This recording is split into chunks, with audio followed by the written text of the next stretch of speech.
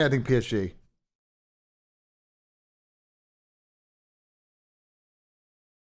Guys, we're gonna do a tier list today with Dylan attached at sometime later this morning. The podcast will be on Friday.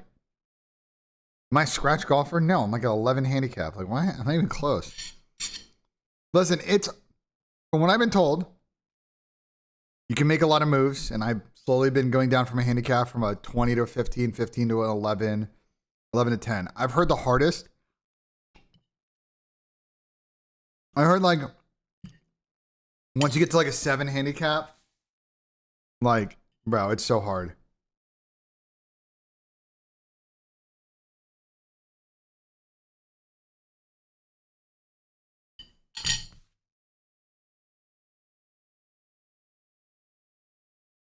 No, because it's just like what you have to do to decrease your handicap from like a 7 to a 5, 5 to like a 3. Shit like that. Like it's difficult, you know? I lied? What did I lie about?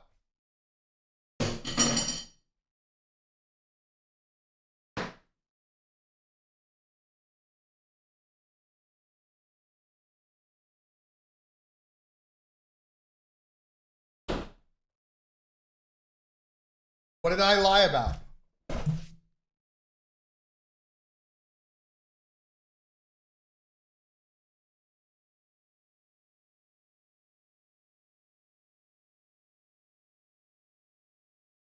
What's good, Wario? Yeah, I mean, it's just, I've heard it's hard. That's what Ray told me. I mean, Ray's a plus, but like, you know, Ray also is like a body cheat code, bro. Ray's also like 6 foot tall, fucking like, is it like, you know what I'm saying? Like he's built to just be able to get hella fucking torque. I'm fucking 5'9", like. I'm just working now on like getting more in the slot and like trying to generate more fucking power. Like, you lied. You weren't live when you said you'd be. Yeah, because Eric fucking Anderson called me, and like Eric and I had a long call. That's what fucking happens. Like, it was a good business call. You guys know how it goes.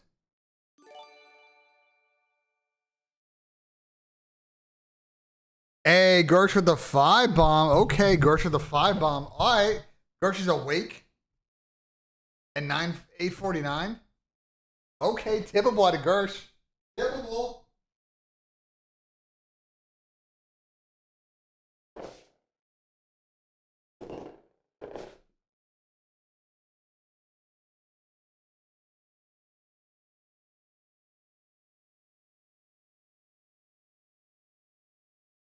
Let's get this.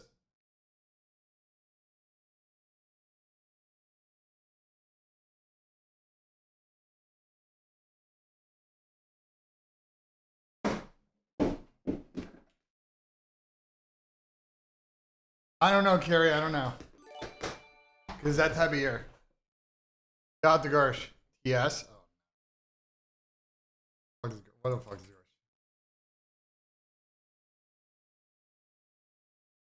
Oh, wait, Gersh is in fucking. Wait, no. I know why Gersh is awake because he's not even in the fucking US.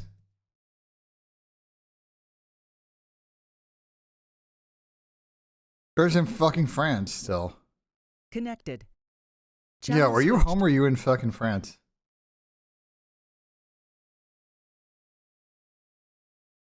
There's no shot you told me to come to TS and your mic isn't working.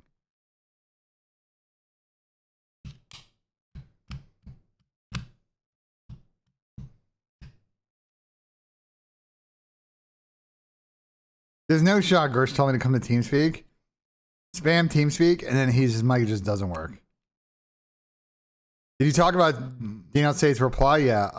No, I saw it last night. It was during the show where he roasted Jay, so it was pretty funny. Yeah, my bad. Yeah. It's the classic shit where like your mixer like resets your inputs. Are you home or are you in France? Yeah, I flew back yesterday. I got back at like 1:30-ish. Dude, instantly after like the 10 whatever plus hour flight, went to like Maloney's house to do, you know, uncle duties, and then came home and crashed, which is why there was no now live tweet, I fear. But you know, good episode from what I heard. Didn't catch it myself, but I will be going back through it. Yeah, it was a good episode. Some of my co-hosts said some absolutely stupid shit, but like, you know. Oh yeah, I skimmed through it. I heard the whole drop Shotzi for Paco, which is definitely a take. What'd you talk to Eric about? I'll tell you off stream. He had an inbound. He wanted my ID on. Or I'll plug you. Interesting. I don't know, Ben. Rostermania's heating up. You know, no self promo, no gas, but I did see a Gersh tweet yesterday that was scheduled for mid flight. You know, had me interested. I'm wondering where Gersh is going, man. You know, Where's Gersh going? Are you trying to pump your own fucking Rostermania tweet? no, I mean, you know, I'm just pointing out, you know, the newest developments in Rostermania. It wasn't exactly like a 20 subs. FA. I know where Gersh is going. 20 subs. I leak. Chill, 20 subs. I leak, bro. One thing I will say, you know, for all the 50 e-girls in the chat that just, you know, took a gasp, don't worry, I'm staying with the flank. Staying with the flank, but you know, it's not in my box because I have to bait well. Ben, do you think FaZe gets scrapped? Maybe, but first I need to play fucking Time Guesser to wake up. So you want to play a Time Guesser with me real quick? Yeah, sure. A real quick Time Guesser. We need to just get the brain flowing, you know what I'm saying? Before I start yapping about this shit. Also, I'm doing the usual Gersh, like hop in for like a good, you know, 40 minutes just to yap, keep you company, because I'm only up right now because I'm like grinding out some work stuff. But well, this might be France, bro. France? Yeah, that's France. French communist fucking is going on here. I don't know ball like this. I don't either, but we're just gonna pick France. Pick France. We're gonna go here. We're gonna say, Yo, what's that building? I don't know what that building is. Romania? Ooh, this could be wait, you're right. This could be the Romanian flag. Wait, hold on. You guys could be correct, because the Romanian flag is also like 3-panel. Good comm chat. Could be Romania. These do be looking a little like Bucharesti. The blue on the Romania flag would be towards the flagpole. Do you think that would have like a darker? Well, maybe. Zoom on the text. It says Ultimatium.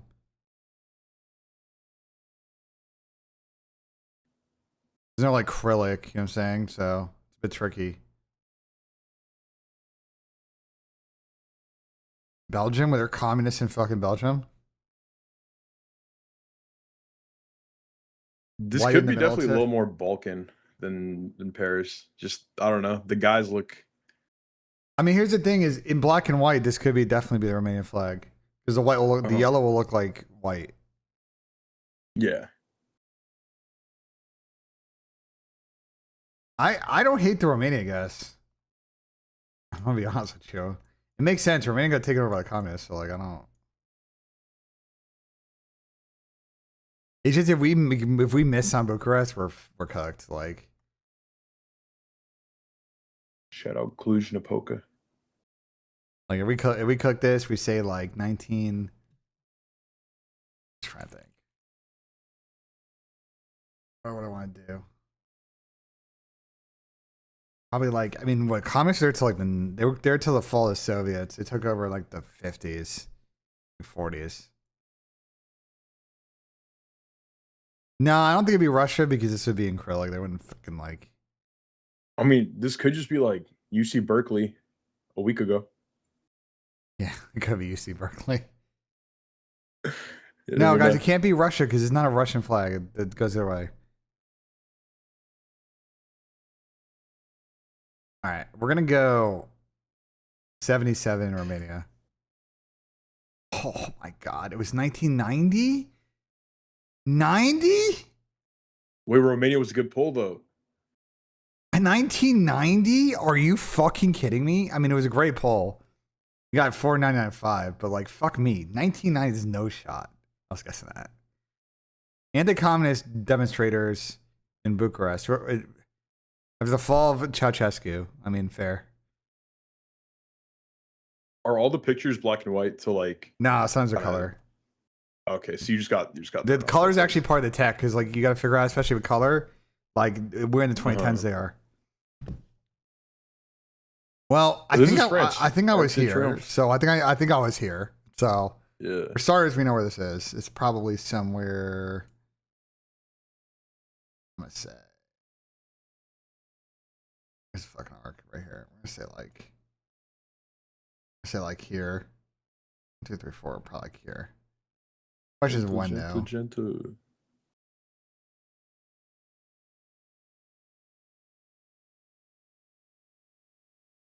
Oh, you got the street name too. Yeah.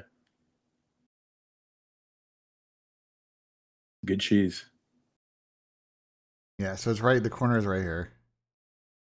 But it's by the Lafayette. It's Galleries Lafayette, which we've been to. We've been to small. Looking at dresses and the cars. I think this is 40s or 50s. Mm-hmm. I would say late 40s. 48. Bang. Oh, it's 58? Oh, fuck off. 58? No shot. Ben bought his 5th Louis bag. Yeah, okay, bro.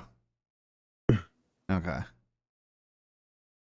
All right, but we fucking 5,000 location now. Let's go work at us. What was the Uruguay flags? Oh, no. The Uruguay flag. Is wheeling an airplane down a fucking street? I mean, fair play, I guess. No shot that building's still up, right? Like Montevideo? I don't know.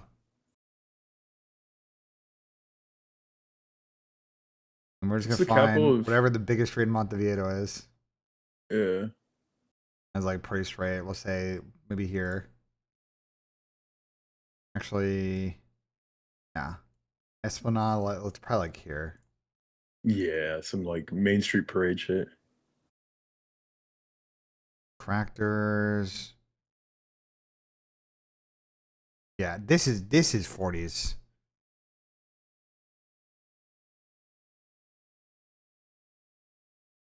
Okay. Same street. Damn, 1 year off. Yeah.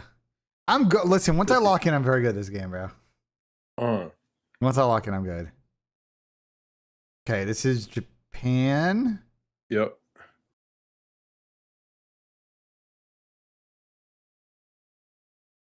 Question is where in Japan, though? This could be like 70s. Yeah, these are 70s, late 80s cars for sure. Yeah. Is that attached? Bro, you guys fucking racist? Holy shit. Could be. Time traveler.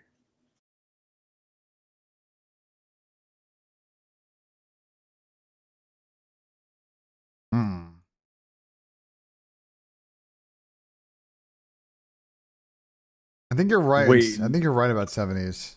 No, it could be later. It could be later. But look at like the guy on the left of the bag. Like the lady in the dress is throwing me off, but sleeves rolled up, like that's a little more 80s, you know? On some greaser shit, like. No, this could be early 80s for sure. When you see a lot of these like Honda Accord, like box Honda Accords, like it's usually like 80s. Yeah. Because we get the same thing in New York. We get that a lot in this game. Question where in Japan? Like, is this Tokyo? It doesn't seem like me to be like Hokkaido. It doesn't look like Kyoto because like Kyoto's got like a lot of alleys. This looks like a very open, like big street, which makes you think Tokyo. Bro, that's the hard part. So much of it is like industrialized. Like it could be like Osaka, you know? It's probably it's impossible unless you like live in Japan. It's impossible, I guess. We can do Shinjuku. I'm fucking down, honestly, to shoot it. Okay. To 82. In Kyoto. See, like, it's impossible. Like, how do I tell the difference between Kyoto and fucking, like, Tokyo? You just fucking can't. You just fucking can't. Like, I don't know the tech. If someone knows the tech on how to tell the difference between Kyoto and Tokyo, please let me know. Because, like, I fuck it up in this game all the time. Just read the signs. Union 76. BC, something Express. Campbell's Movies. We don't got a lot here to help us. Somewhere in the US.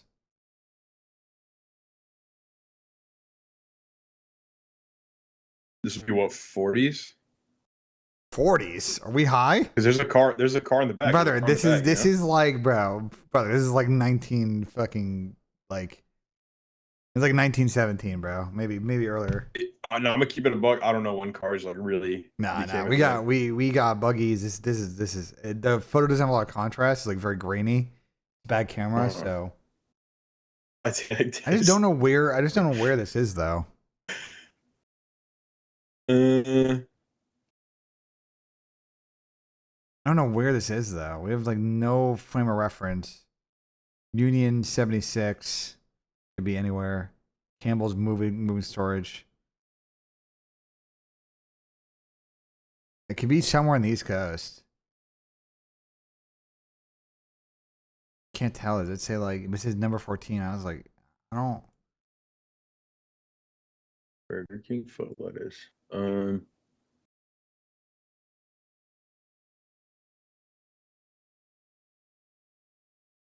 There's nothing in here that like helps me figure out what this is.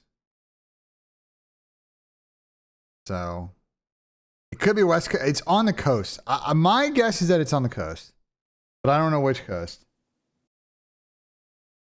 Moving storage. Yeah, this building does look a little. You're right. It does look a little southwest. It also looks like a church, kind of. I don't know. I agree, because East Coast like would be a little more European influence, architecture wise. It's like I don't even know. Then like, what do we just shoot like fucking somewhere in Texas? Like we're just cooked.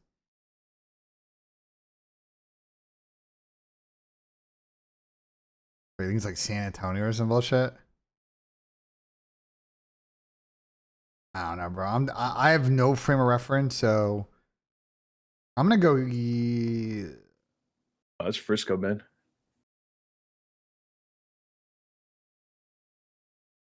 I think was Houston built up in like 1912. I don't think so.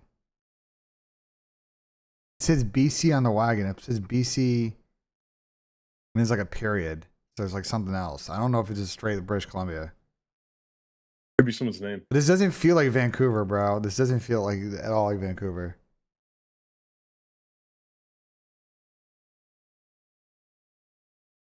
Maybe Baltimore. Maybe it's Baltimore. That'll be like.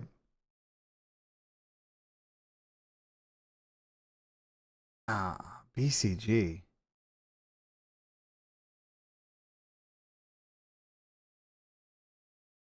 BC.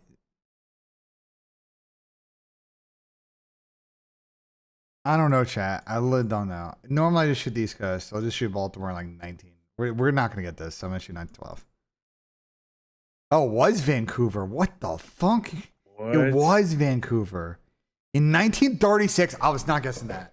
I was not guessing 36 in Vancouver. Vancouver we could have gotten.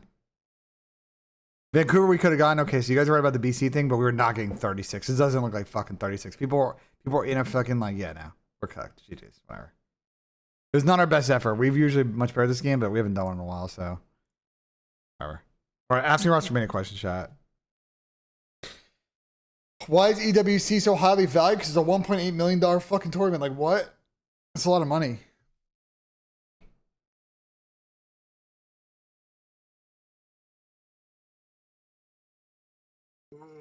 Yo, a friend of mine, by the way, chat, is going to Brisbane. Do we have anybody from Brisbane, Australia in the fucking chat? I have a friend of mine that's going to Brisbane next week, and he's like, yo, can you ask your chat if there's any quick things I can do in Brisbane?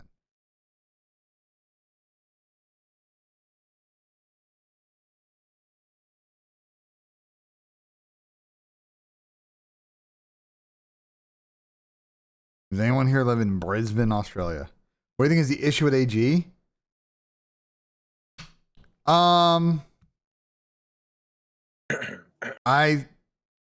think the AG thing is this. One is his playstyle is one that is not a plug and play playstyle. And I'm gonna keep it a buck with you. Like people who team with him don't, they don't say it's an S tier experience afterwards. So I think we can kind of connect the dots on that one as to why, when you look at the rest of SMG options that are in the league, he's not at the top of the list. Speaking of non-S tier teammates, is Neptune still under Gentlemates? Yes, he has been allowed to explore options, but he's still contracted because they think they can get a buyout for him. He's on the gold course. It's not shit to do. Like, let me know. He needs quick things. Quick things. Go ahead, good Gersh. I mean, I don't really have anything to say. I just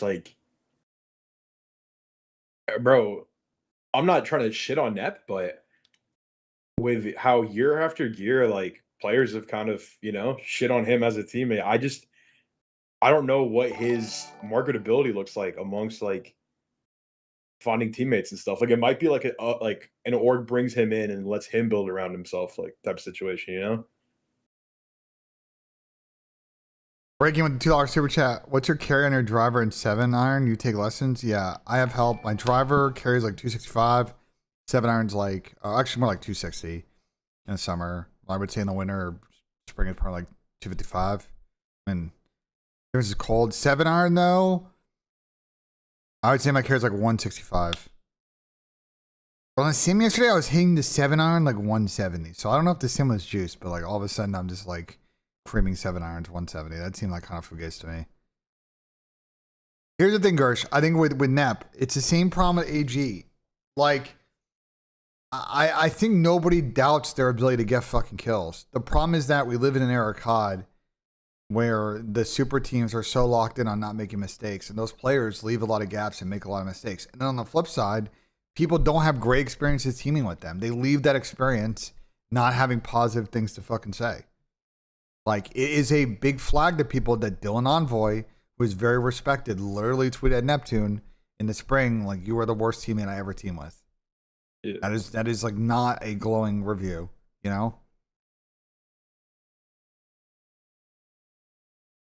I mean, Krim also had his meltdown on the flank about the team nades and shit. I mean, yeah, I just, again, it's just like those two players are very talented, and if they can realize their potential, are all-star level players.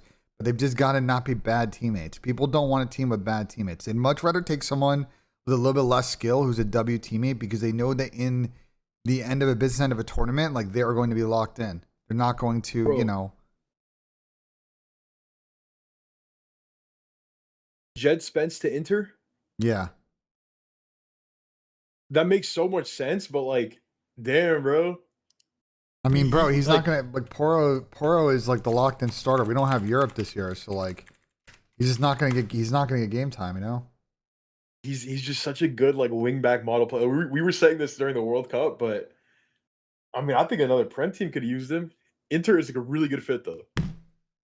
I mean, yeah, we're not getting as much money as I thought for him, but I mean, it seems like Jen wants to leave and go play, so like, it is what it is, Yeah. Is it? Oh, he sold. Oh, fuck. Do I expect anything to break today, guys? The issue is that Rostermania is waiting on Scrap and Paco, and I do not know how fast they are going to move. What is happening in the background is that a lot of players are being told, hey, you are number 2 on our list if Scrap or Paco doesn't come. Like, you are plan B. And the problem is that's a plan B, not plan A. So, like, they're waiting for the result of plan A,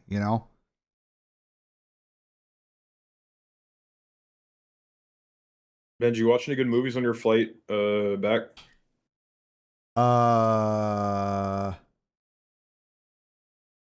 No. The Lakers got sold again. Josh Kushner and Bob Iger are purchasing the Lakers for $12 billion.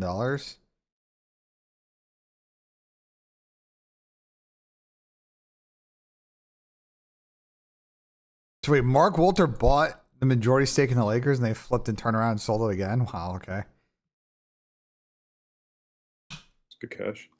But it's so funny to me. I guarantee This is because no. What's so funny is that this might be a direct result of the FIFA thing, because Josh Kushner and maybe Iger were part of that whole FIFA, like new FIFA like commercial thing, and once they got cushed, like they then had all this money and they're like, fuck it, let's go buy the Lakers, and now 12 million is literally the most a sports franchise has ever sold for.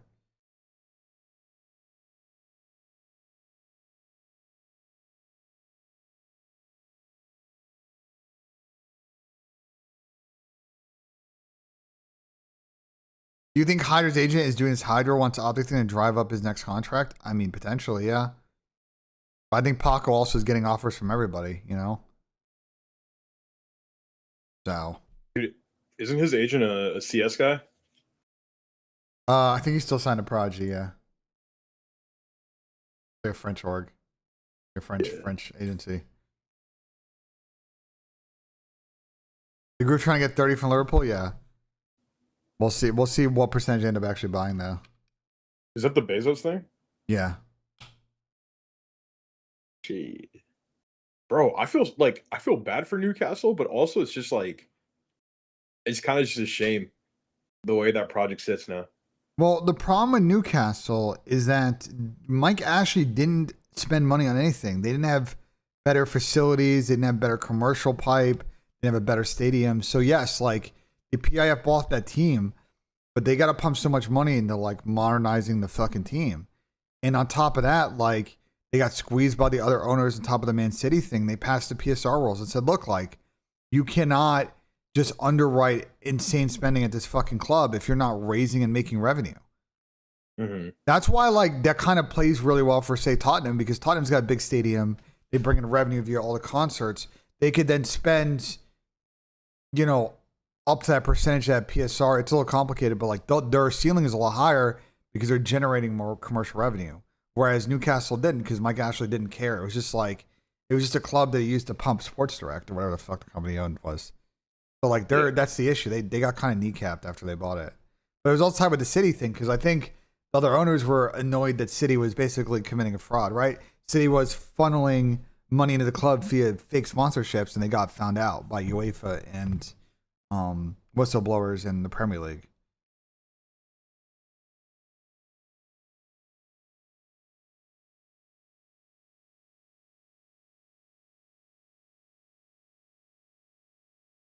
So, you expect Optic? When do I expect Optic and Face to make a decision? Whenever they fucking want to. So it could be this week. It could be early next week. I don't know.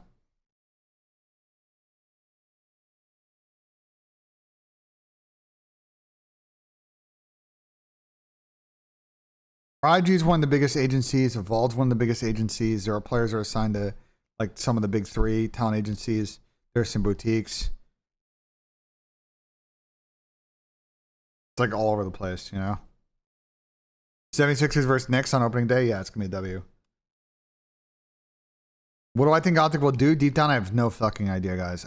I think they have a very complicated decision here. I don't think it is. I don't think it's easy. Chick-fil-A is bringing chicken and waffles sandwiches on August 24th. Okay. What do you do as a bottom tier player? Fucking pray that you'll get cooked in Rostermania and politic and try to fucking find a team or two or three, you know? That's literally all you can do.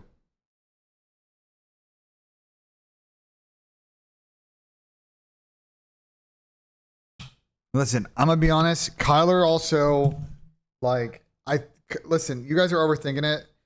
My guess is that it's eventually gonna get the Paco situation is probably this, and Scrap situation is this. They're probably talking to everybody.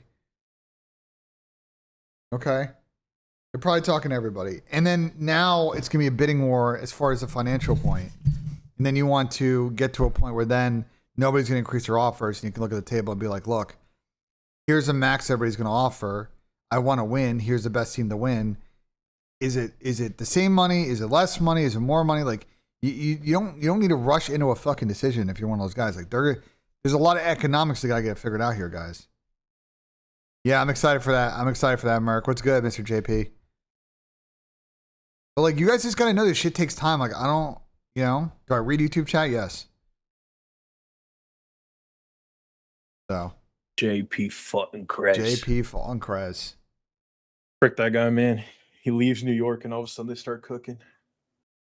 Or he starts I cooking. mean, he was getting held back in New York, but you know, it's all good. It's that's what I was gonna. That's where I was going with that. It's almost like He was New getting York held was back in New holding York. everyone Like, back. like, you know. They were holding a lot of us back, Benji. Also, I hold JP back because anytime him and I go to a Devils game, they get fucking stomped. So I'm bad luck. Going to Devils games with JP, he just get cooked every time I go. Well, we're like 0 for 2. We're like 0 for 2 on like Devils games we've gone to.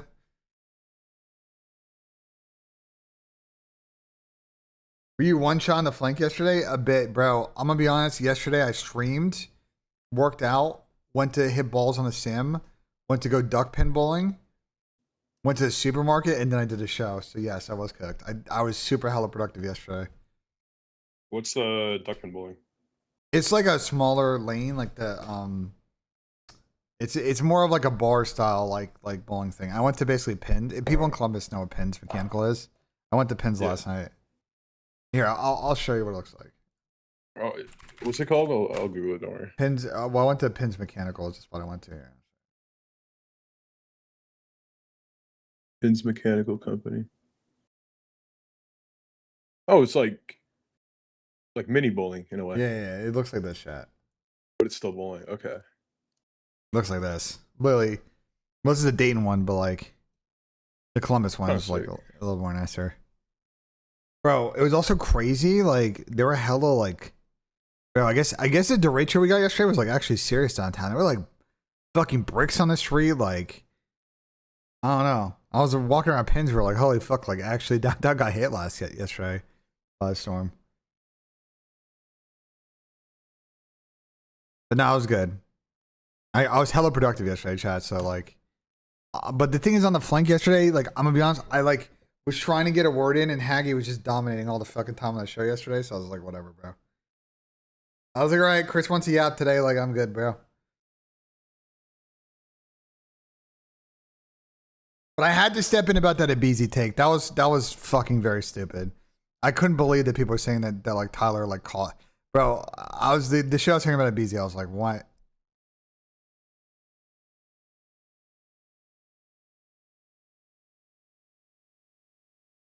Went bowling, hella productive, yeah, but I also went to the supermarket and like, you know, like got a workout in. Like I was streamed yesterday. BENJ working out now? Yes, pimp. I'm trying to, you know, get a little more in shape, you know? I might have to get on Reddit here soon. I might need to look like fucking Nikki D, you know? Don't I hate Abizi? Okay, yeah, here we go. Pimp, why don't you get on the workout grind? Pimp, why don't you get on the workout grind, bro?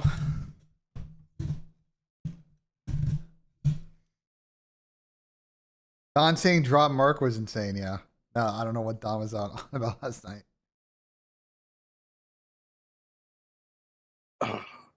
Maybe I'll pop out looking like Jack Reacher. Okay, bro. All right, bro. He's trying to match the Gershor, bro. Me and him, we're gonna be bumping bellies next season.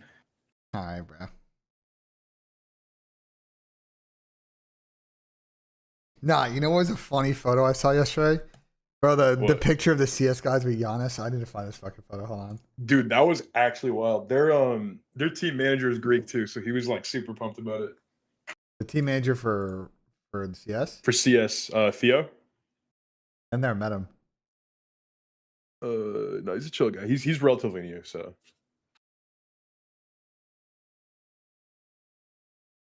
Let me find this photo. It's so funny, bro. Bro, this photo. It just goes to show you how tall Giannis is, bro, though. My brother worked at Stories on High and is opening a pickleball and golf sim in Astor Park called Pickle Park and Pub. OW. In Astor Park. Astor Park.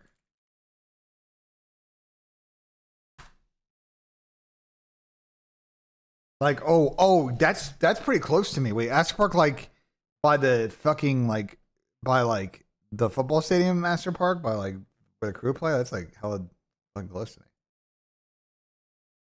I walk to that. W. I don't think 04 is gonna get dropped. No, I think the pimp's on the team. But yeah, no, this is an aura photo right here, bro.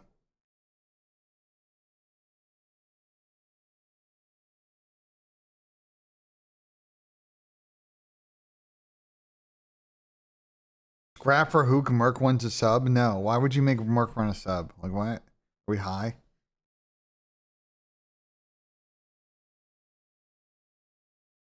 He's literally a godlike AR like flex player. Like why would you change the role?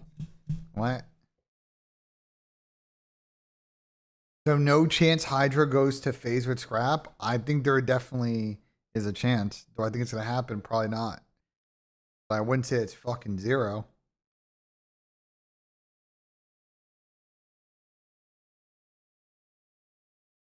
Under 30 mil for Spence Ben? Yeah, I'm not happy about it, but it is what it is, bro. What do you want me to fucking do?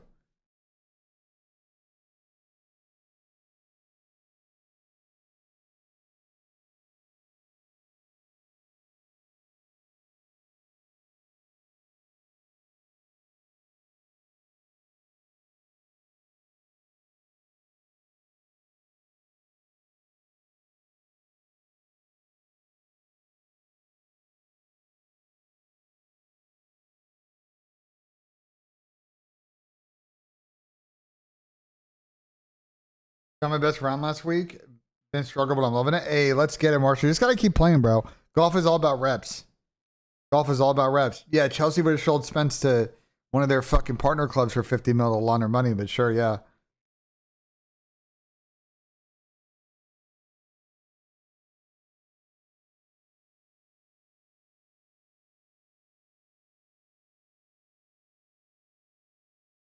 You get lessons or fitted for clubs? Lessons first, what? You're just starting out.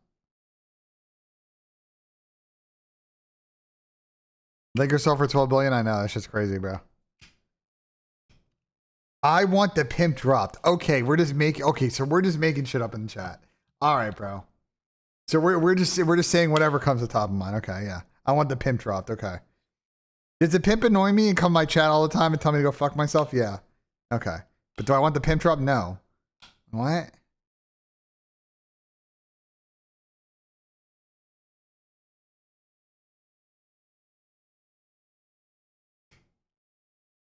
Well, Jake, I fear that's not going to happen anytime soon.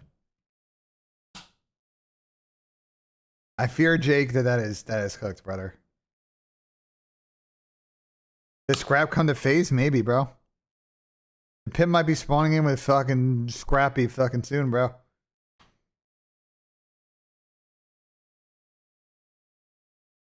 Intel? I mean, bro. It's not Intel. I just think, if you think about it for phase, like, I think Jordan, listen, we talked about it. I think Abu's had a great season. The numbers here don't lie. He had a great season, you know? But, Hey, wake up. It is, Grish. Okay. But, I think for phase, like, I think if Scrap's available, you got to think about it. That's how it goes. No way. Nikki D saying to drop the pimp. No shot, Nikki D. We're doing our friends like that. I'm so surprised. Rob at the Classic, guy that was wait, I already hating on did. FaZe all season once the World Champs dropped. No way, Chris. No way. You dropped Nick, man, back in the day. You dropped N Classic Dash when he was your fucking sub.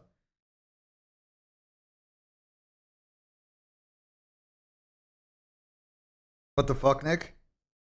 I'm trying to backdoor twin. Yeah, here we go.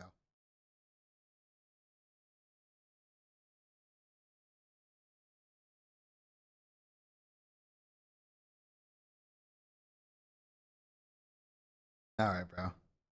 Guys, it's not even, guys, look, at the end of the day, it's not even about marketing, bro. I think Jordan is good. Obviously, he played great pretty much the whole season. He definitely was one of the top ARs in the game.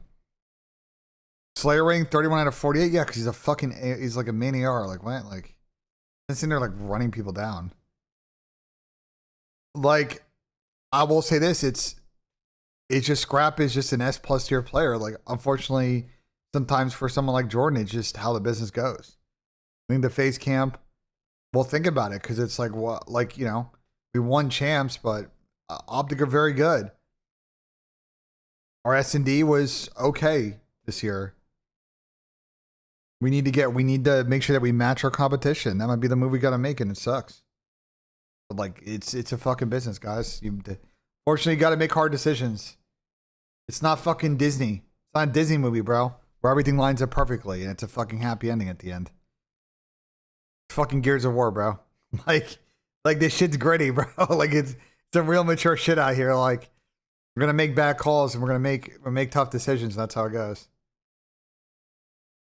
You make the same logic for Optic, absolutely you can. And that's the point I've been trying to make. With Optic, it's like, I think Kyler is great. I think Kyler does a lot in the communication. But like, Paco is also an S plus tier player, so you think about it, you know? Yeah, but Thieves took the approach of building a fucking super team, and what did it really yield them besides like a major and 2 minors? Sometimes, yeah, like you don't have, you know, the craziest names on paper. I mean, Abusa doesn't have like the legacy sheet that, you know, someone like fucking, let's say, Dashi has. But if you have a verified part of a winning formula, why take it out? You talking about with Jordan? I'm talking about with either of these teams. Like, if you know you can win with what you have on paper, like, why does it matter about bringing in a bigger player? That's not necessarily giving you the reinforcement in game.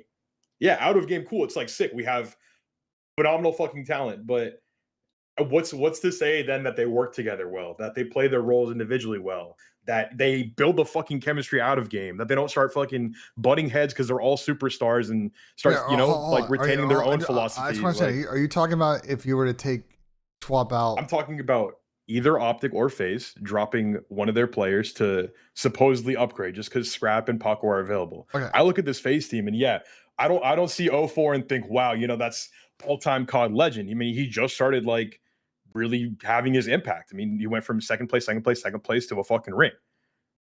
Does that mean that all of a sudden I'm like, hey, fuck 04 type shit? Paco, what's good? No, because 04, end of the day, just won a ring with FaZe. This FaZe team is proven with 04. Are they proven with Paco? Shit, I don't know. Listen, I'm gonna spit some. I think that's fair, but what I'm gonna say is that Spit on me, Ben. I don't think that winning champs, then is like an auto we should stick, because that's not how the business works. Like, let's talk about the individual team systems, how they approach the game, and why I can understand if they're making a change. In the case of FaZe, if you watch them play this season, their respawn was very good all season. They were a great hardpoint team, especially at the end of the year, and their overload was very consistent all season. Their S&D was very good at the beginning of the year, was kind of iffy in the middle of the year. They really iced up and played great S&D at champs, and then they did not play that great search at EWC. So S&D was a big miss for them all season. If you watch them play search, I think there are 2 issues in their S&D. One is one that 04 talked about with me and Nameless on the podcast after the season, which is that he felt like he did not communicate effectively enough to Chris mid-round so that they can do shit together on the map. That they were just like kind of both not really on the same page, and it would kind of cost him a lot. And they weren't finding a lot of first bloods, weren't like playing mid-rounds effectively because those 2 weren't playing off each other well. The other problem in S&D is that I think that Draws is not really the type of player in search where he's like a island, like hold the pinch kind of guy. Like, Zach wants to make plays, find picks. And I think that puts Jordan in that like kind of ISO role, and I don't think that that's his strong suit either. He doesn't really take risks or play aggressive in that role. He's very passive, and he lets people take space on him on the map, and he puts himself into bad positions holding the pinch because he doesn't move. And I think it really hurt FaZe on maps like Fringe because they just were very like one note on those maps. And I think that if you want to match the prowess that Optic was consistently good at S&D other than when they were breaking finals, like, I think unfortunately you see that Scrap's like a better S&D player than Abusa is. So that's why I kind of understand that move. As for Optic, look, like, I think the communication thing is a fair point that we've all made. Like, Kyler does a lot for their comms, calls out spawns, like shot calls, like all this other shit across all the modes. He's a UAV. He's a human UAV, but I do think that Paco is going to perform better on Sundays. Kyler, outside of the EWC weekend, like, you know, his Sunday record is very poor as a player. So, like, if they think that that's the issue they got to overcome, like, I kind of understand it from a system perspective. And they'll kind of figure it out. So I think it's a bit more nuanced than like, oh, like, you don't know how chemistry, blah, blah, blah. Like, I understand that. But, like, if you actually look at, like, the technical way those teams play, like, I understand why they're thinking about it, you know? I mean, yeah, like I'm not ruling out like because obviously like what you're saying is just the other way of looking at the situation, right? Like in a way, I'm just advocating for the other side. Like from that same coin, like I'm sure you can see my side of things because I think as soon as Rostermania starts, everyone gets a hard on and wants to play FIFA Ultimate Team where they just like rip open packs and put together fucking multiple 90 rated players, regardless of like, you know, whatever else about the team. Like even FIFA doesn't work that way. You can't put fucking a Russian league like striker next to someone who like has never fucking touched the Russian league and get zero chem, right? I like. There's no way you're trying to hit me with was some Ultimate Team cheese. Like, bro, wait. From what I was watching on the flank last night, and it might have been you that brought it up. I think it was Haggy though, because Haggy was talking for a majority of that episode. He brought up how Paco in the past has played the best with Kiz because when he plays with Kiz goes, and this was a direct quote, it was done. Kiz goes fucking 99 overall on OBJ, right? If I'm bringing in a superstar who's used to being a fucking absolute demon with the slang, like what is my guarantee that he's all of a sudden then going to be fucking number one teammate, do the dirty work, or be like Kyler, be the fucking human UAV, and like facilitate what that team needs? Okay, Because if the numbers aren't pretty, who cares when they're fucking winning? I wanted to say this on a show last night, and I couldn't because there's too many people talking. Paco's been on 2 teams in the CDL. He's been in New York Subliners and for a while, and there were a couple versions of Subliners that he was on. A couple of versions had issues happening in the background. A couple were very same page. And then he's been on Thieves, and I'm gonna be honest to you, the Thieves Camp has talked about this. I don't think that Thieves Camp was the world's most buttoned down professional fucking camp of all time the last 2 years. I mean, you and I know. Yeah. Yes. So like, I don't think that they were like, you know what I'm saying? I didn't really like that take from Don because it's like I do think that you could put Paco in an optic situation, he would thrive and they would figure it out. But there's like other shit happening in the background. So I didn't like that take. And I think Paco can play ball. Remember I talked about Paco, especially in the last 3 years.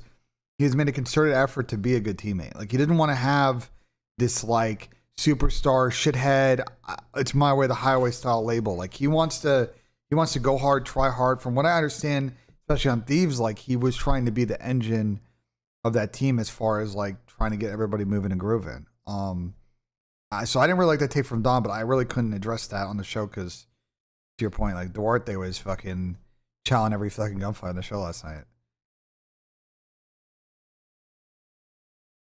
Jotzi's playstyle is selfish, but it's not though. See, that's the thing. It's not selfish though. You just don't understand what they're fucking trying to do. Like what? Bro, Ant's playstyle is, listen, like the thing with Ant and the way Ant plays is that it forces you at all times to consider where he may or may not be on the map. If his teammates are dying, then yes, it comes off as selfish because teams can read the map then and know that he's last alive and that he's probably trying to make a play. But if you watch, say, how EWC played out, like when his 3 teammates are staying alive in a 4v4 or 4-3 or 3-3 retake on Den, and he's sitting there bottom lobby, and he can make a late play because his teammates are staying alive and there's 25 seconds left on the clock for them to hold on for a fucking post-play explosion, like the play's going to work because nobody's watching the fucking pinch then. So like, I don't think Ant's playstyle is fucking selfish.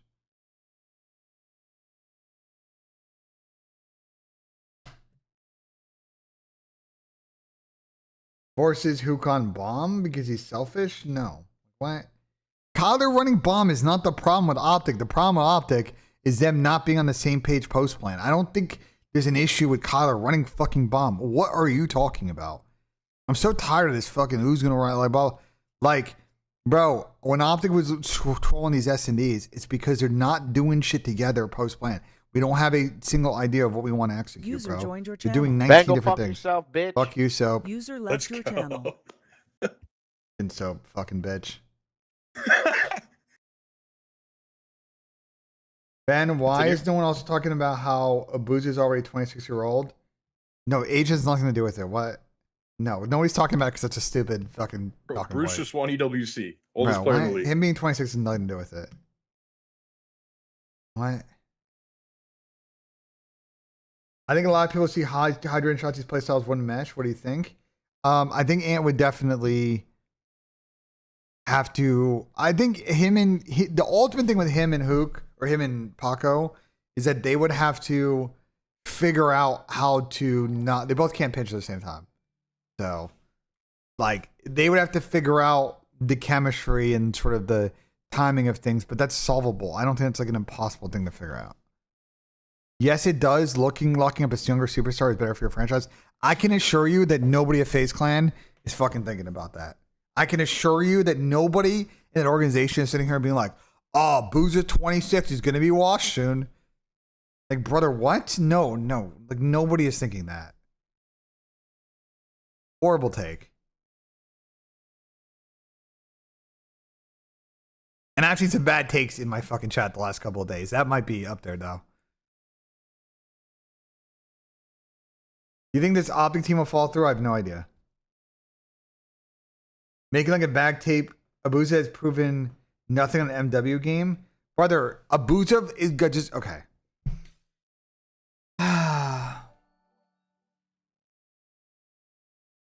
Listen, I'm trying not to rage about this, but like Abuza has been in one org before this, pro org, and it was Vancouver Surge, and they were under resourced.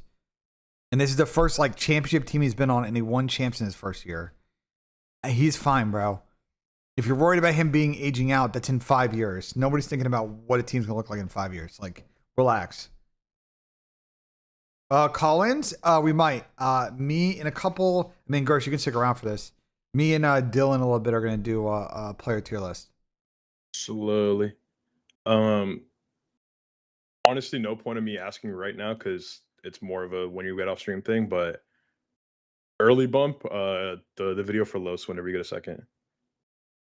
Oh, I gotta do that? Yeah, I texted you, no? No, I don't think he did. Did you? I know what you're talking about, but I think you're talking to Tom about that. I meant to text you. I'm the one like facilitating, you know. Just text me what I need to do, and I'll do it. Yeah. For sure. I thought Yeah, because when you brought it up at EWC, I was just asking Tom to do it. No, I'm asking everyone. Yeah, you know, I'm fine. He fucks with this stuff. All right, bet. Thoughts on the league name of their top challengers orgs is a W. I think this is always a time of the year that the league should continue to do fact finding and listening sessions and talk to people and say what works, what didn't work. I'll give you an example. Me and Tommy are sending a document over by end of week to both EFG and to Activision, saying what we liked about the co-stream situation this year, what we didn't like, what we like the EWC that we'd like to see the league do, and send it over. It's a perfect time to have that conversation because everybody's going to be on vacation by pretty much the middle of next week, and you can get a top of mind for people when they get back on September 1st about shit that they want to work on before the season starts next year. So yes, W combo. Those people don't listen to y'all. That's cap. They do. But okay. I think you don't know ball. Coaches on stage, but that's not up to us though. Like that's on the teams and the players, bro. They gotta force that issue with the league if they want it.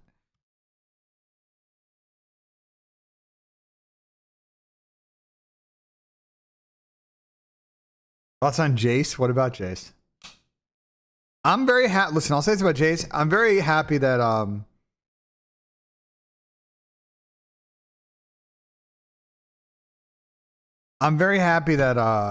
Jace is things are panning out with him in the bush. You know what I'm saying? Because like I was talking to him a year ago when the bush thing was spinning up. He's like, "Oh, should I like reach out?" I was like, "Yeah, fucking do it, bro." Like, I'm glad that he's like fitting well with like Connor and Jerry and them.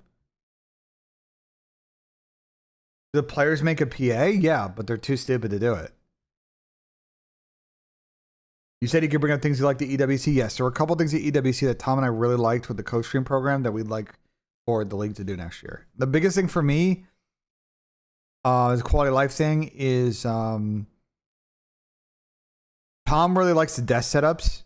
We want to see if we can do the desk setup more than the couch setup at events. And the second thing is we'd like to get the world feed and without casters, then casters on a separate audio track so that we can mix the audio ourselves.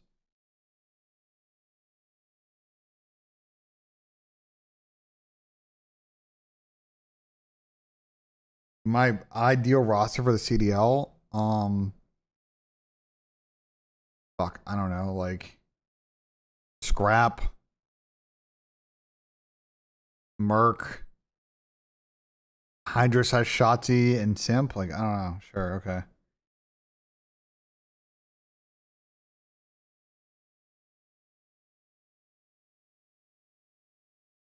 I just think if you're Optic, you're letting Hydra and Scrap walk on a phase is fucking insane. I mean, sure, but like, they're gonna do what's best for their team and not really worry about the competition. Like, what? And Optic's gonna do what helps them win more. They're not gonna sit there and be like, oh, we have to pick up a player because he's just gonna go to phase. Like, that's not how that works.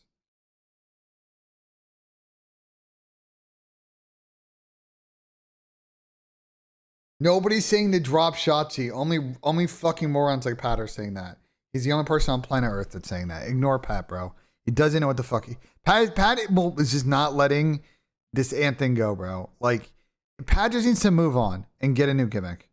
I love Pat, but like, bro, just admit that you were wrong about Shotzi and just pick a new fucking enemy, bro. Like, just save us all the trouble.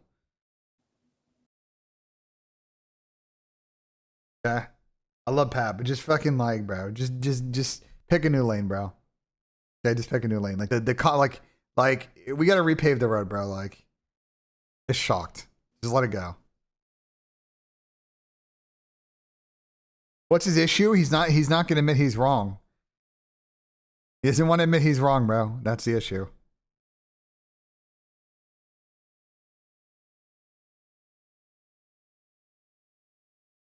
Pot calling kettle. I admit plenty of times that I'm wrong, so I don't know what you're talking about.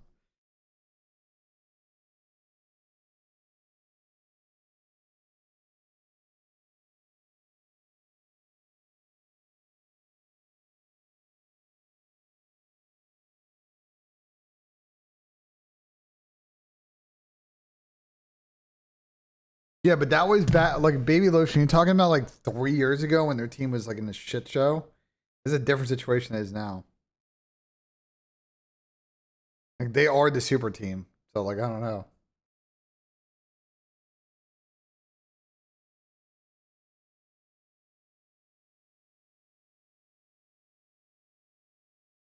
No, Pat definitely is just like, Pat knows, bro. He won't let it go.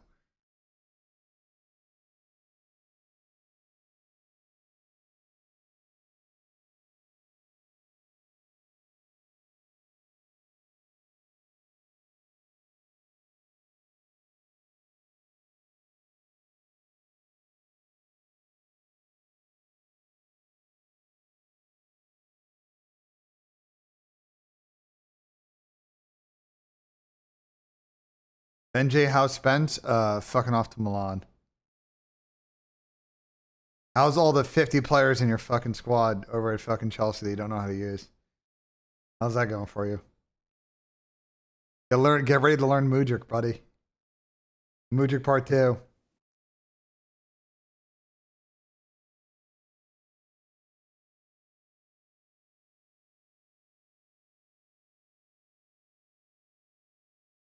Mudrik going to Coventry. Huh. Ant is asked for that hook is terrible take. Terrible take. Although I know he's only won like 3 majors without Kyler. Like, I don't think that's Ant's fault, bro. I think there's a lot. That's the team game. You guys gonna coach stream again? Kill coach stream what?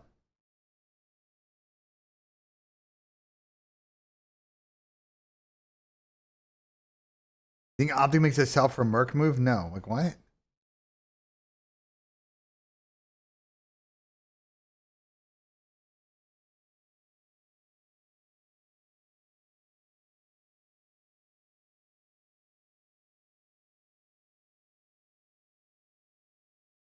Are we on Tar Hero? There's a lot of people that might be on Tar Heroin in here. They may be smoking that good shit right now.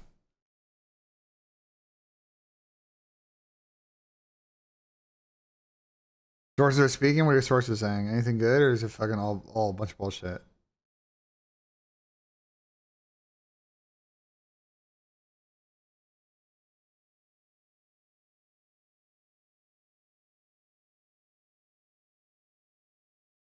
Because he Tottenham lifting the Prem, bro. It's going to be years before we're in that position. We got to overturn the squad quite a bit. Relax.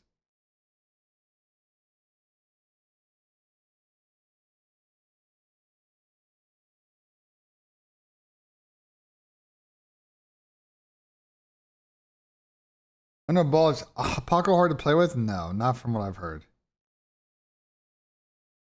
Maybe there's a time and a place where that was the case. But now, like in the past couple years, I don't think so.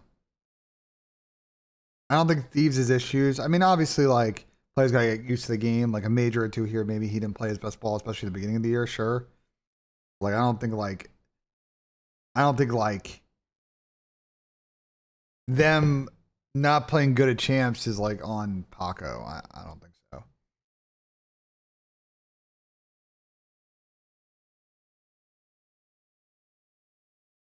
Paco going to Paris solo, scrap the phase, and who the bro? Here's the problem with gentlemates. Okay, so then like what? Your team is in this. So what? Scrap goes to phase.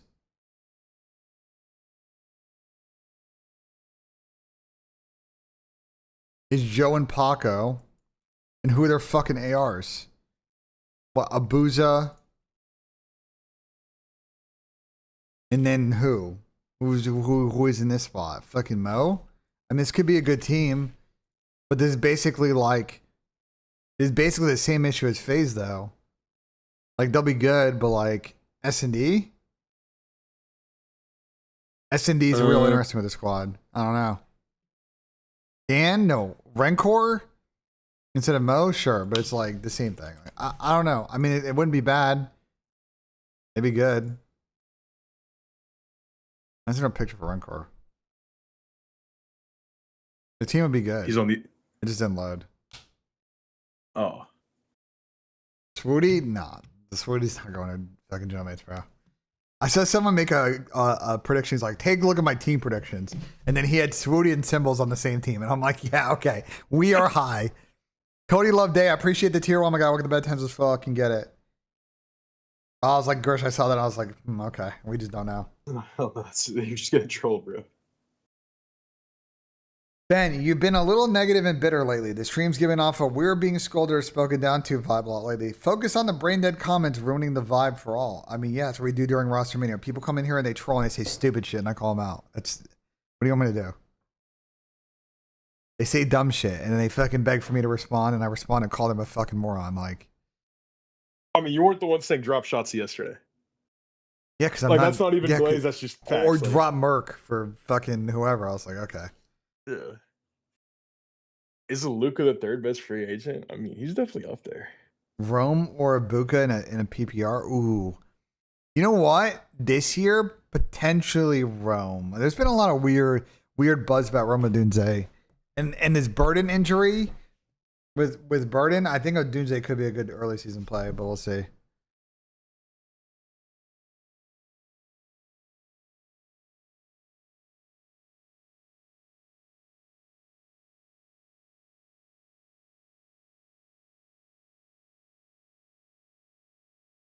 How good of an AR duo with Scrap and Merc be? Pretty good. It's not Rome. Caleb is not him. Listen, I would love to shit on Caleb Williams, but like, we can't sit here and not say that Caleb played good at the end of last season. I don't know. I want to sit here and like roast Caleb, but like honestly, from the second half of the season to the playoffs, Caleb played good. So like, I don't know. I think Caleb's pretty good now. Gersh is gonna get another raise before Kulisevsky plays in our game. Yeah. Depends where I go. Depends where I go. You assume Hydra goes to Optic that Scrap its phase is almost guaranteed? I mean, I think there's a good chance. I don't know about almost guaranteed though. Did Exnid get dropped for Paco? I don't think Falcons are going to drop Exnid. I think my prediction about the Exnid thing is I think Falcons is gonna hold on to dear life with Exnid until it becomes clear in the middle of the season that like if they want to win, they gotta make the move. I gotta be honest, it's a bit of a weird situation over there with Exnid. I've explained it really the best way I can.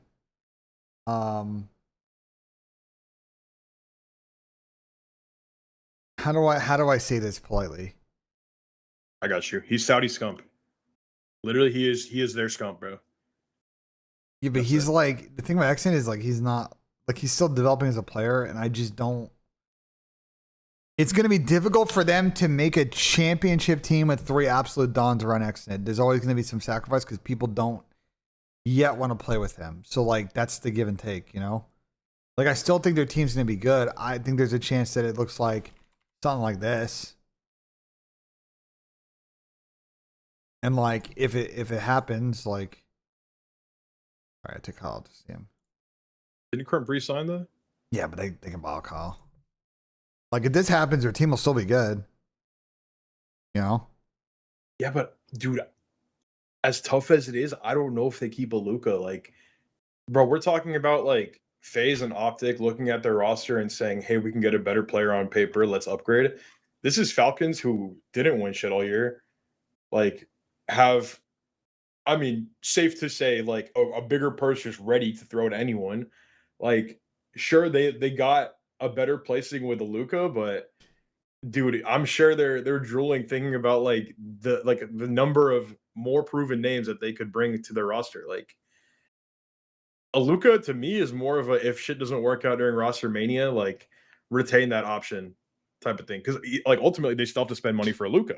Wait, but what? I'm confused. Like, why would, bro? Like, the only better situations for Mo, realistic situations. FaZe is not going to drop Zach for him. Optic's not dropping anybody for him. So it's Gentleman's or Falcons for Thieves. That's it. I'm not talking about for Mo. I'm talking about for Falcons. Like Falcons can pick up anyone, right? Theoretically, they can approach yeah, anyone. Yeah, but I'd pick up Mo though. That would be the smart decision. I agree, but they're looking at, who they can spend on. I mean, yeah, but like Mo Like there are Mo. bigger names that Falcons are going to try and approach first. Aluka's good. Aluka definitely elevated their team heavily. But this is Falcons. This is, they want to sit there and continue to cook. I gotta be honest, Gersh. If I look at the AR market, if I'm choosing between like Dan Ghosty, considering the situation with MC, bro, I just think like I think Dan and Xnid is not a good combination. I think that's going to be.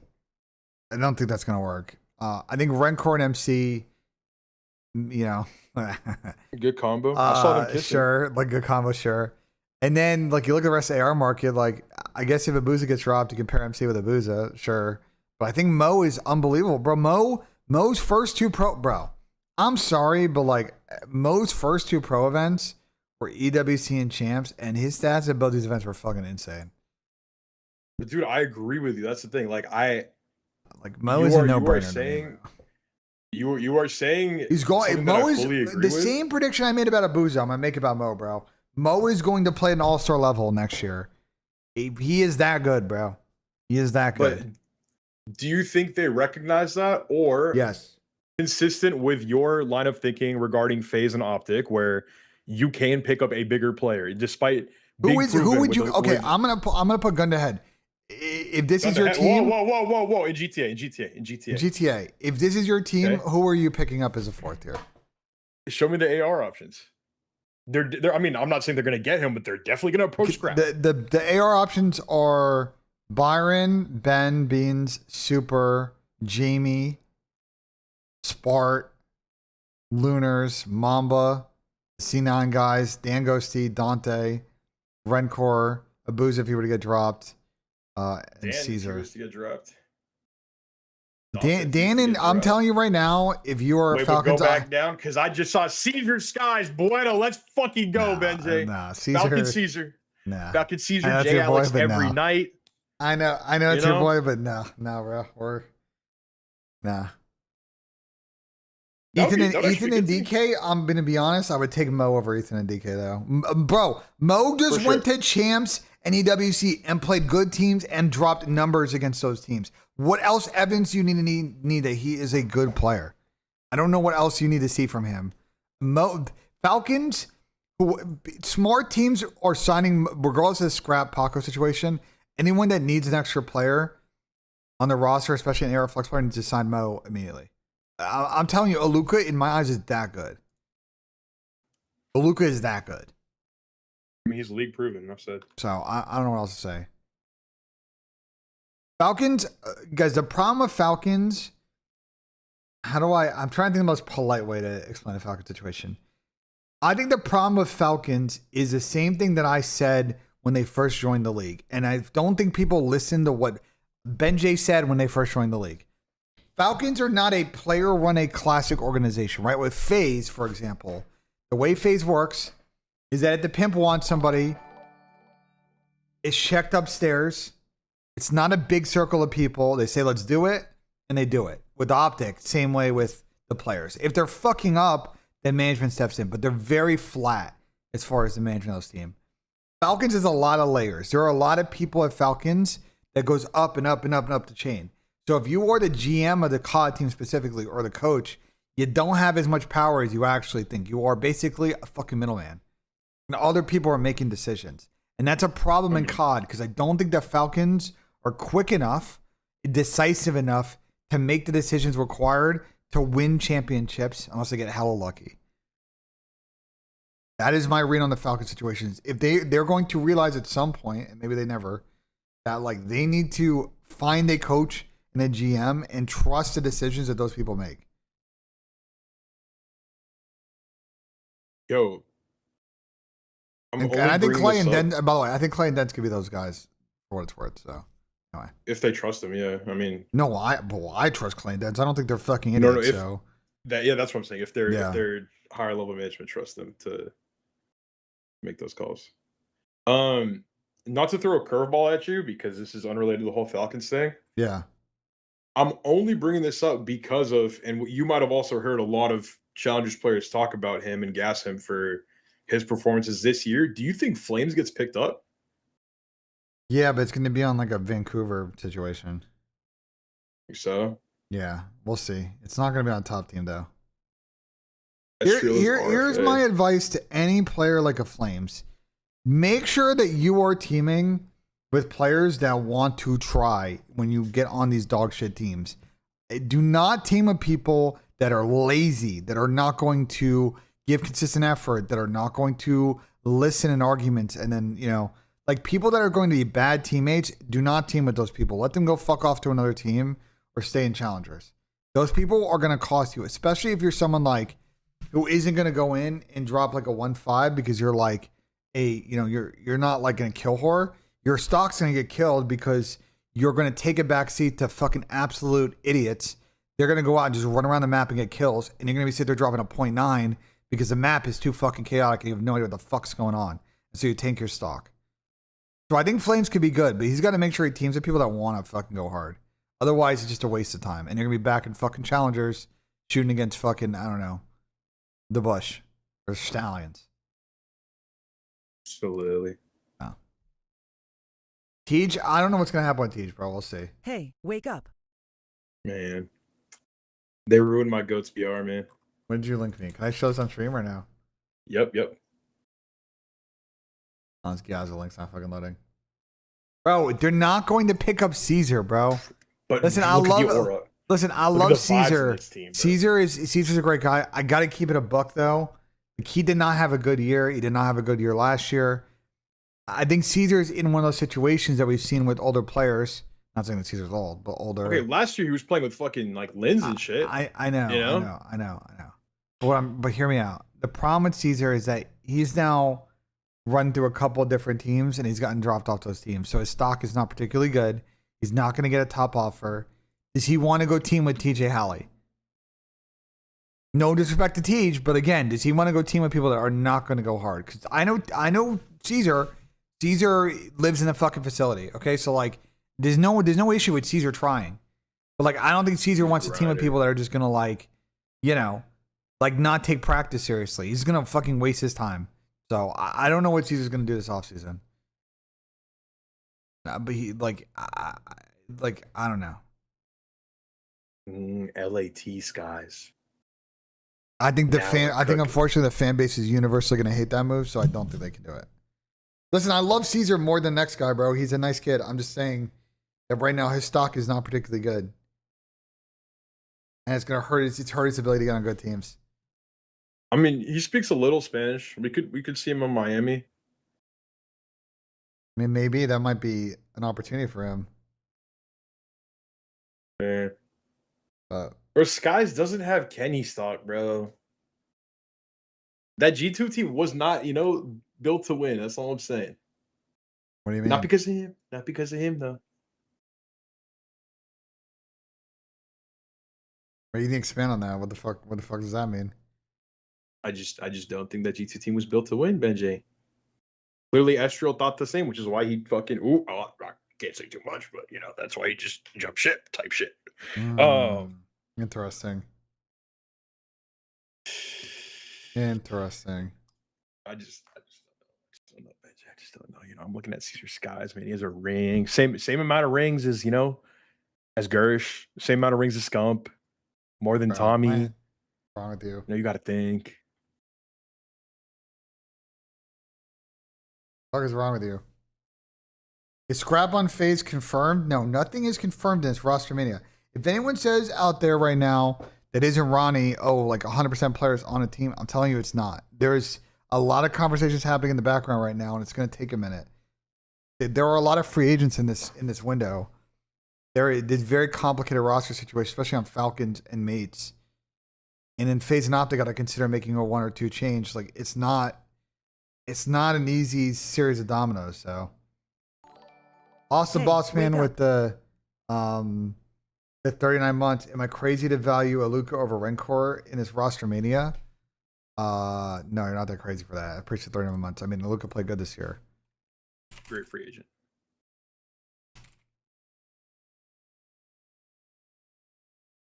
Bro, Gersh, were you like poked me? Like I just responded to you, bro. Yeah, I mean, I know it's common sense, but Like I don't tell you. there's a certain timing thing. There's no timing thing. It's just like, bro. Some of these moves are just like, and it just some of the links are just obvious links. Like I don't know what to say. Like Yeah.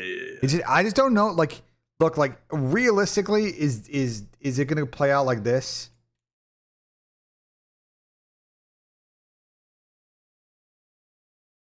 I don't know, because I think that there's a world where it like plays out like this, and then this Gentlemates Falcons battle for like the next two players will be like and Thieves will be really interesting. Yeah, dude, if Optic are to make a change, I just don't see why Paco doesn't go there. Like, I know everyone has this fucking Disney movie cut out in their head of him, going to France and all them going, he da.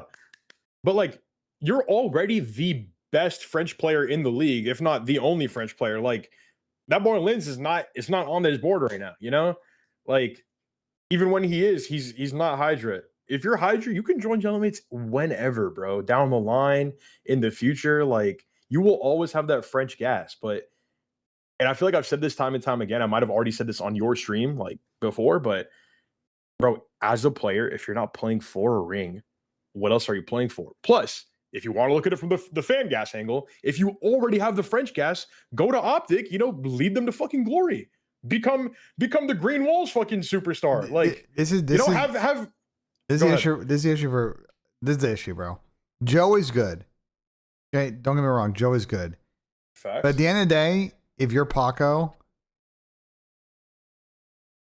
Optic and FaZe are better teams on paper right now than teaming with Joe, who still hasn't won like a championship in the CDL. That just is it. Like to your point, like I agree with you, Gersh. Like Paco is someone that wants to win. Like the marketing thing is interesting, but like he can always do that 2 years from now. Like I don't. Bro, Optic is just the destination to go. Even if they're paying me less than Gentlemates, who gives a fuck, bro? I'm going to Optic. I'm getting sweaty with 3 fucking superstars, and I'm winning fucking everything. I'm running worlds, bro. Like besides just getting free croissants off the corner because I get the Gentlemates discount. Like who cares, bro?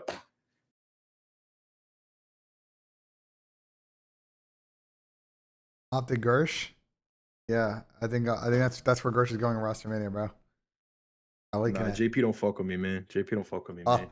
Optic Gersh. He's making the move from FaZe to Optic. It's crazy, bro.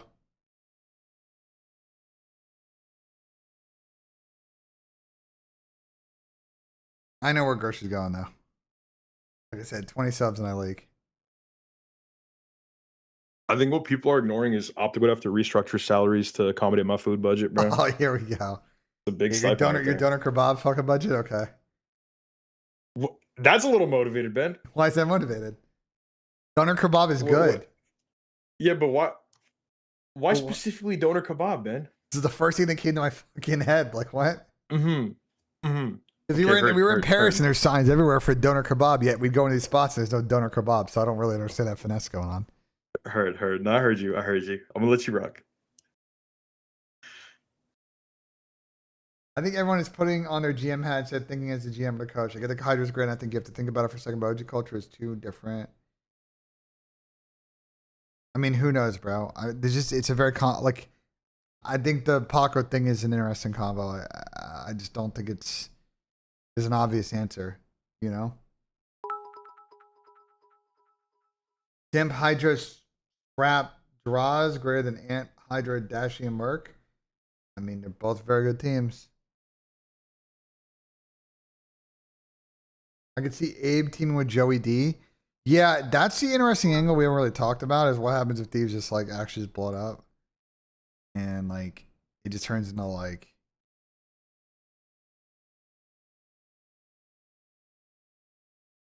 I don't know.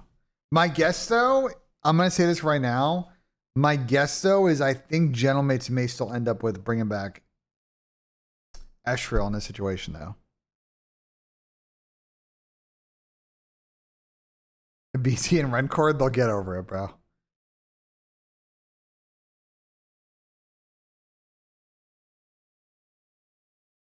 They'll fucking get over it.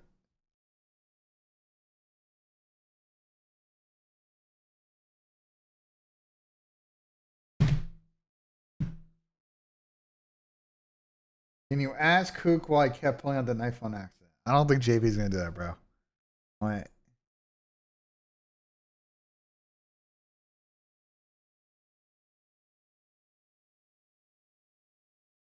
You know what?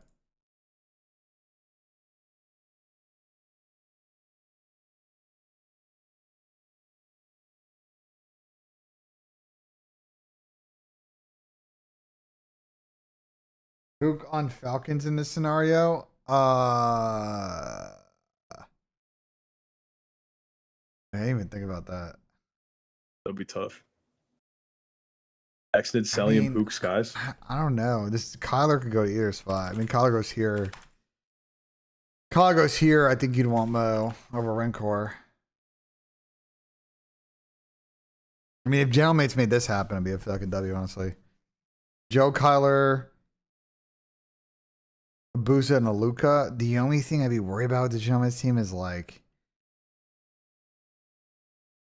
Collar's not historically been a good Sunday player on Optic. Abusa plays good on Sundays. Joe's never won a CDL tournament in his life, and Mo has also never gotten that far. Like you're literally praying on. You're really hoping that like Jordan and Kyler really carry the like. You know what I'm saying on this team. It's not impossible. Tinkville with the 100 bits, realistic 100 Thieves roster. What do you think we should do with realistic 100 Thieves roster? What do you think they should do? Pick up Caesar Scotch Bueno. Sorry, okay, but sorry, like, come on, bro. Yeah, I'm sorry. I mean, are you? This is just a BENJ question. Are you into thinking that they like definitely want to keep Nissim? Whatever you think they should do. Let me pull up this thing so I can look at the free agents too. Shit, I mean, Gersh is available. You know, maybe bring him in, do some good content. Oh my god, Jacob is so good at pistols, bro. He is, bro. Okay, so excluding Paco and Scrap, I mean,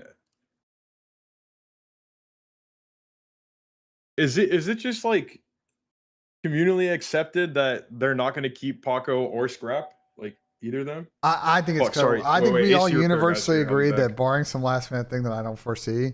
Yeah, I think they'll lose both. For someone on back. You gonna be right back? Or he just left mid combo like that? Oh, hell no, Gersh. And no way Gersh has pulled that shit on me. No shot. He was like mid-sentence. He just said, I gotta go. What?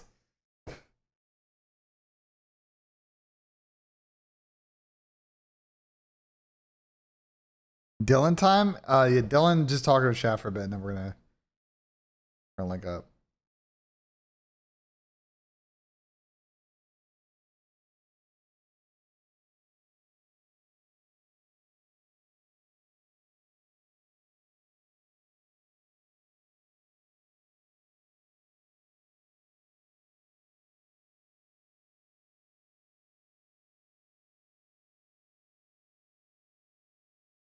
Fuck some right now. He don't fuck with you. Hit up Dill. Bro, Dill and I talked about this. We're gonna do, guys. Dill and I are gonna do content today. Just relax. We'll get to there. Relax. If AG and Sib rumor is true, what do you like a Kismet? Bro, no. Like, please stop running back the same teams. No, they should not do Kismet, Skies, AG, and Dante. That team is terrible. Do not do that, bro. Please, I'm begging you. Once you run a team and it's run its course, it's not going to get any better 3 years later, bro. Okay, just let shit die. I'm begging people to not do dumb shit like that. It is. The team was not terrible. Listen, here's a problem. Okay, hypothetical, right? Let's do it, right? Let me explain to you why this fucking team sucks. Okay, AG, Kiz, fucking, what do we say? AG, Kiz, Dante, and fucking Caesar. Okay, couple of problems. Okay, one, Caesar and Kiz were not consistent slayers this year. Okay, two, Dante was great this season and hard fell off. Same problem last year. Okay, Dante needs to have a big year because I'm not entirely convinced that Dante's in the elite tier of fucking errors anymore. Okay, and AG candidly did not play great at LAN tournaments this year. So there's a lot of questions about the consistency of this entire fucking team. And candidly, I'd be a bit worried that this team would be really good for the first 2 months of the season and then all want to kill each other by fucking February. Then you're ultimately gonna have to drop fucking Kiz or Caesar anyway, and it's gonna be a bunch of bullshit. So I hate it. I just hate the idea of it. I think it's a very risky play with literally like no upside. I just don't think that team is like beating Phaser Optic. You're maximum getting like 4th at the first event because it like clicks, you know?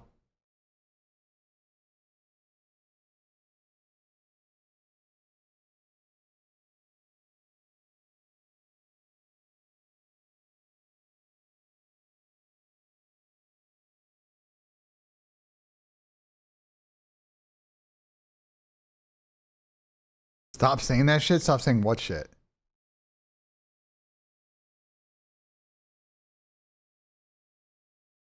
AG's good on MW games. The problem with AG, and I will say it again, is 2 issues.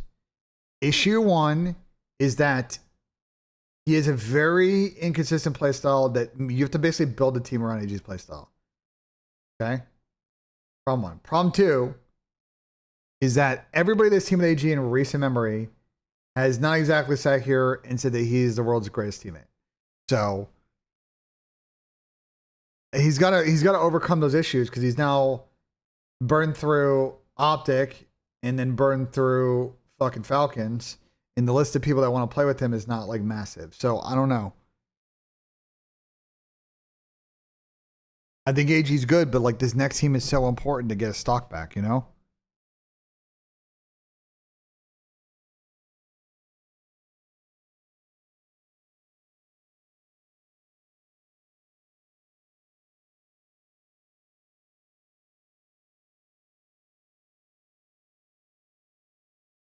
Dotsie and Bruce didn't say a word of him as a player all outside the game. I mean, look, I'm gonna keep it a buck with you. Like, I know this for a fact, bro. Like, I think AG's got some things to work at in the teammate department. Okay, we'll just leave it at that. But I think he can get better at it. I think he's a very talented player, bro. I think AG's good. You just gotta want, like, we're in an era of COD, guys. We are in an era of COD where team chemistry and being dynamic together is important. You can't just like stack talent and you're just gonna bull your way through like fucking series. It's just not how it works. So I just, I think AG's next team and who he play teams with is so fucking important, bro. Well, Nep's got the same problem. Dylan Envoy tweeted that he was the worst teammate that he ever played with. That is not. It's not the kind of tweet that you want on your fucking rep on the timeline, bro. And people respect Dill's opinion, by the way.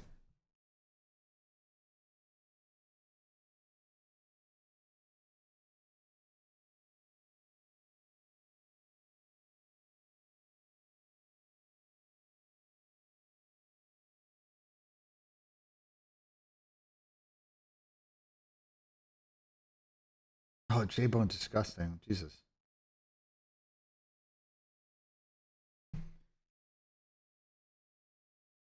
Yeah, but here's the thing: is then Dill played very good at the end of the season, and I think now Dill, there's a chance that Dill ends up on another good team again because once again, Dylan Envoy locks the fuck in and plays good at LAN events. Same with fucking someone like Zach, bro. Like I don't know. Nep and AG lost so much aura and took a big hit in their stock at the end of this year. Both of them made decisions here down the stretch that did not help other situations. Now it may work out because people get desperate in the middle of Rostermania and they may get lucky, but like they're not in the beginning of these combos right now. They are sitting here with their hands on their sitting on their fucking hands, like hoping and praying it lines up for them. I could see Dill for sure. I could see Dylan Envoy for sure back on Thieves. My God.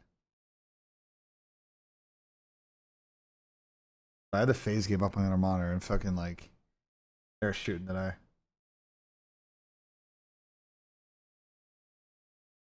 What about Kleenex? What about Kleenex? Envoy. Kleenex and Envoy and DK for Koi? I don't hate that. I think Toronto could definitely do some good business, either bringing Dill back, bringing in it's in DK. I think Toronto can make like a decent team.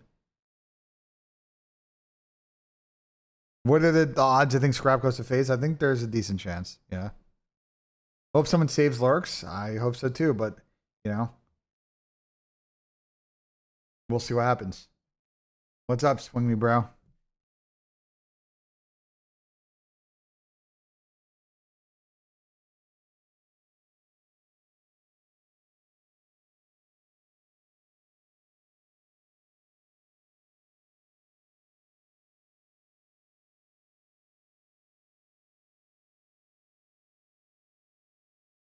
Wasn't this gonna be the Falcons God Squad offseason? It could be, but the well, listen, I'm gonna explain the Falcons thing, bro. Falcons will not get a God Squad unless they move on from XNID. I think XNID is very talented.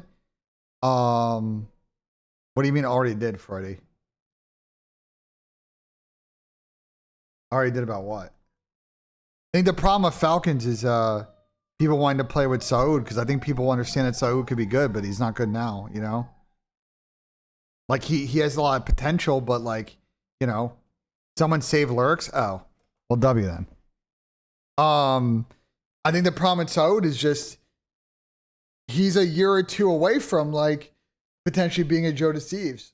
And or how patient are people going to be in that? I think, you know, when I talk to like Clay and MC, like they all think Saud's good, but he is underexperienced relative to everybody else in the scene. I think for Saud specifically, his search was very poor this year. His S&D was candidly below average. It is an area of improvement that he needs to work hard in being a better S&D player next season. Because his respawn got better over the course of the year. He was an impact player, especially on more of the bang out maps in respawn against good teams. We saw it at the end of the season at LAN too. The problem is in S&D, like he really struggled in the game mode this season. But that can be improved. That can be learned. He could start playing chows, find partners, like start getting better at it. The thing is, Exit is 23, but he's like basically got the same experience as like some of these 18-year-olds coming into COD because there was no respawn. There was no like 4v4 S&D scene in MENA until like 2 years ago. They don't have like the building blocks there. So he is probably like a two to maybe 3 years away from being there. And that's okay. It's just patience. And I don't know though if superstars have that patience now. And that's the issue with Falcons. I still think their team could be good. I just don't know if that's where Paco and Ernie want to go and just like have to deal with, you know, X's development being basically what determines their ceiling. Because the other guys can guarantee the floor, but their ceiling will be determined by fucking accent. You understand what I'm saying? I feel like this is the best way to explain it.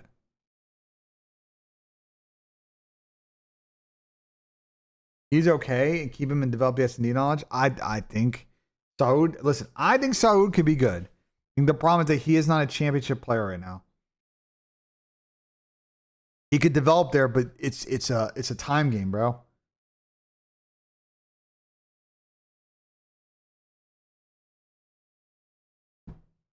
Let Dan be the vet. I don't think Dan and Exton is a good combo. I'm gonna keep it a buck. I don't like the personality fit with both those guys.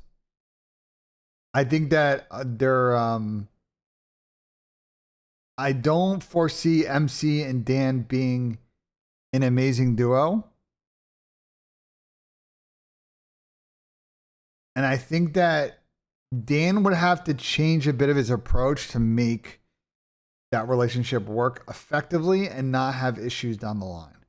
I could be wrong, but I kind of yellow flagged that to like I kind of see the personality fits being a little bit awkward.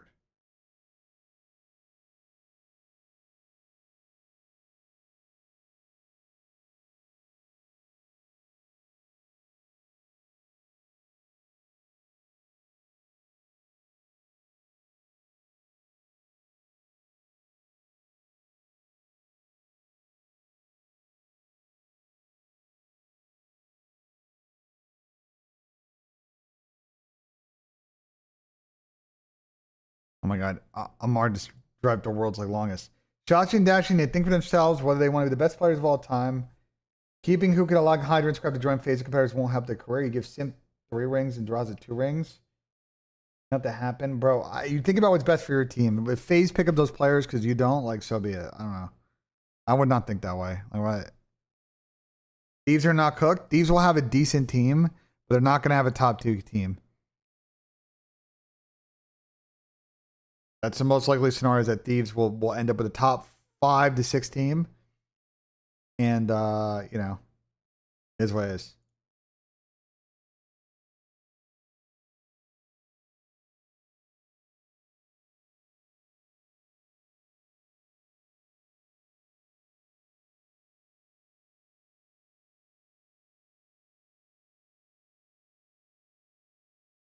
DK, Ghosty, Lurks, and Abizi, yeah, it's a solid team for sure. Afro should still be in the league, I agree. I want to see Marcus get on a better team, you know what I'm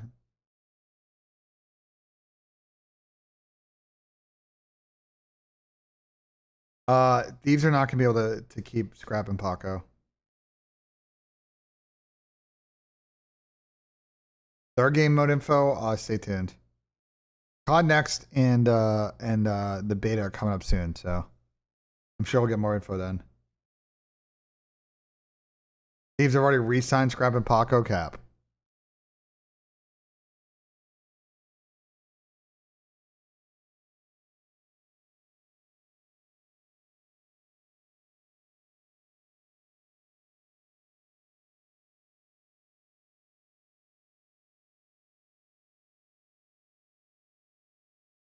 Kleenex, Cramp, Kips, and DK top 4 team. I mean, it's a solid team. I agree.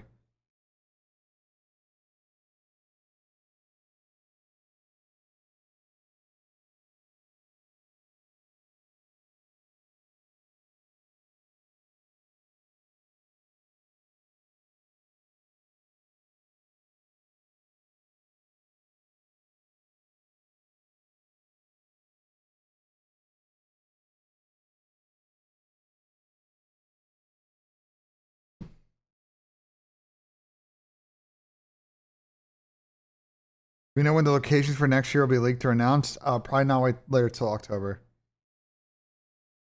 How's my morning? Pretty good. Sitting here, you know. How much of a larger budget did the Coin G2 have than Heretics? Significantly. I think Heretics is. I'm going to be honest with you guys. If you're a Miami Heretics fan, it's not looking good at the moment in Rostermania. I think they may end up. I'm going to say this prediction right now. There's a very good chance that the Heretic situation is a bottom 4 situation in the league this year, and they really struggle to put something together. Nate has more money than every other FaZe owner combined. I'm telling you right now, Matt is rich. I'm pretty sure Paul Hamilton's got more money than him though. But Matt's got money. I don't think FaZe Vegas is broke, bro. Let's say that. I think Paul's pretty fucking rich. I'm not gonna lie. I think the problem for Thieves though is it's less not about the money, guys. The Thieves problem is not a money problem. Okay? The problem with Thieves is that they had that team together for 2 years and vastly underperformed. And I don't think that Paco and Scrap want to theoretically stay there if the situation's not changing because they just got back-to-back dog shit at Champs and EWC. Okay? It's more, I think, about the thing that the team just underperformed and they probably want to move on and go to other situations with players that fucking won more during those years. Bro, it's gone in soccer too. What, Jotan? It's also gone in soccer too. What? The days of Daniela De Rossi staying at Roma his whole fucking career like that. It's not how it works out in European football either now. So it's just dead.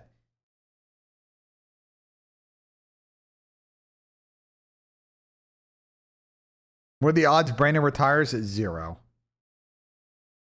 Like that. Fucking 0. Why not keep Scrap and Abizi and buy out 2 other players? Because there are better. Because at the end of the day, for Ernie, there are better teams you can go to.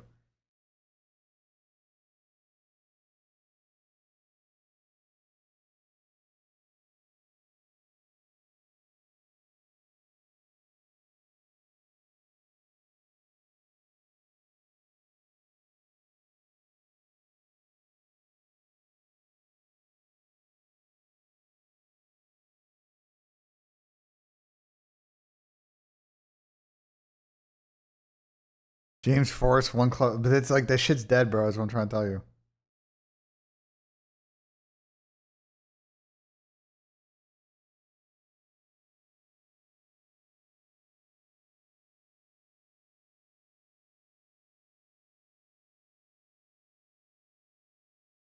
I'm telling you, like that shit's dead, bro.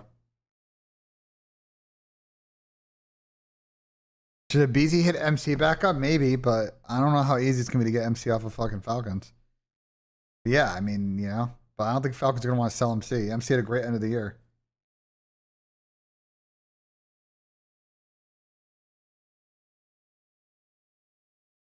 You just call my club Celtic dead? No, what? Did someone else in chat say that? Because I sure as fuck then.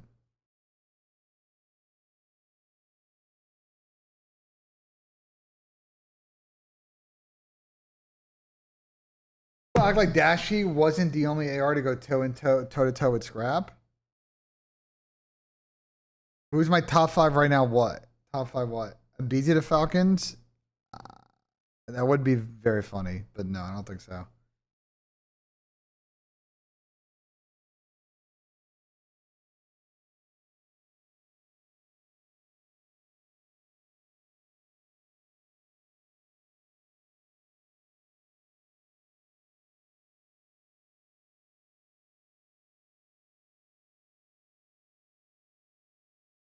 Top 5 offseason dominoes. Where does Scrap and Paco go? Where does Aluka go? And where does Rencor go? That's 4. If Lurks is free, that's an interesting one. Lurks, Ethan, like the promising subs would be the 5th domino.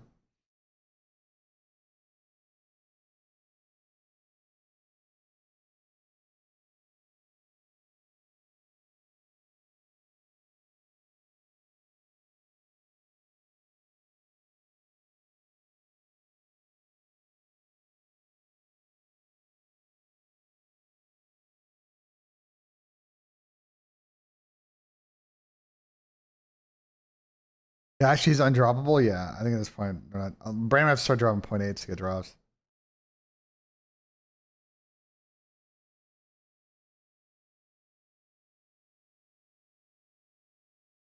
I don't see it.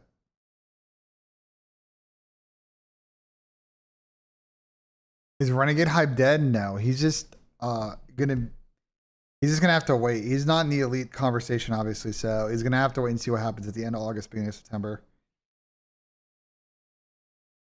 But I think people said we're in my chat yesterday saying that he's not even sure if he wants to play COD next year. So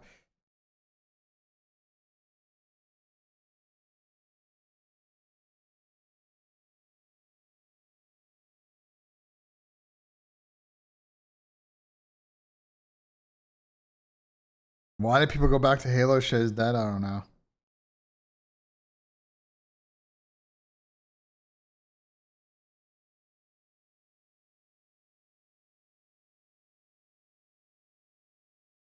Halo is cooked until the new game's out. I think it's clear that Microsoft doesn't want to put any money up the competitive scene. So I'm gonna give a harsh truth about Halo. The smartest thing that Microsoft can do at a couple of events once a new Halo is out is pairing Halo and COD and putting them in the same building. It's the scheduling's gonna be really tough to figure out, but Halo kind of needs COD audiences, like a big fucking overlap with the two. So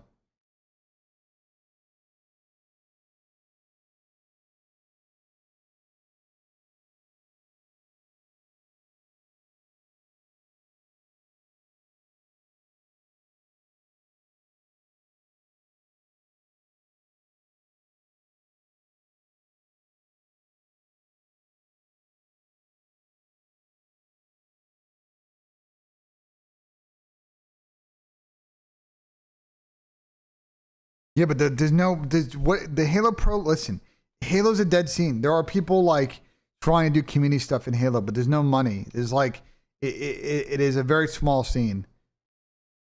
And I got to be candid with you about the Halo Pro scene. Like, it is very much driven by the crossover of other console esports. This is not like self-sustaining as an esport. It needs other scenes to help kind of grow it with a new game. But even then, I'm not confident on that. Like, you know, I think AG is talented. Yeah. Do I think he's got other things to work on? Yeah.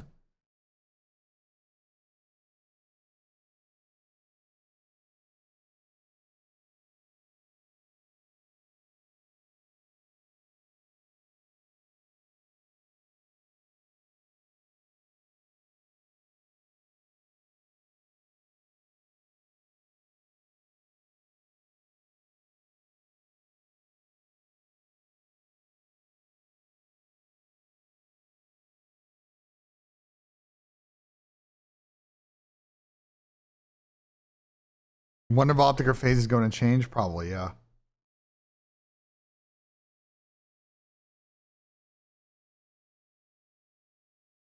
Do I think Gears will have events? Who knows, bro? Is Gears going to have a pro scene?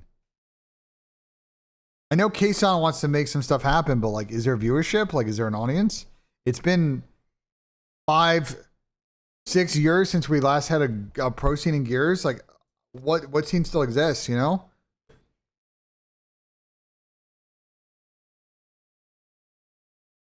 So.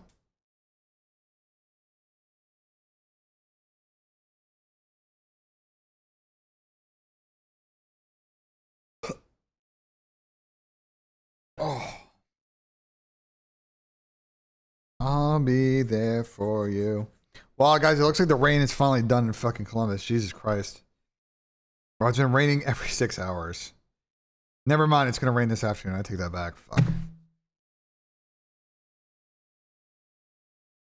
We need a Shotzi stream and he will leak? Yeah, we do need Ant to get streaming so I can leak everything. I agree. I live in Columbus, yes. Why did people not like Dante? Dante did not have a good season. I'm sorry, but like, there's a lot of people in the flank group that defend Dante, which fair, but like Dante, this is average, bro. Dante had an average season. This is not superstar numbers. It's not all-star numbers. This is now 2 seasons in a row where Dante has just been He is unfortunately, and we're going to do a player tier list here a little bit. Like Dante is just mid tier AR. Like he's not bad, but he's not elite. He used to be elite, but he's taken a step back. And that's the big thing for his next squad. He's trying to get back to that form. Because we have not seen it on C9 and we did not see it very much by the end of the season on Gentlemates. AG stock, he is in the 4th or 5th tier of submachine gun players. So unfortunately, he is not getting on an elite team at the moment.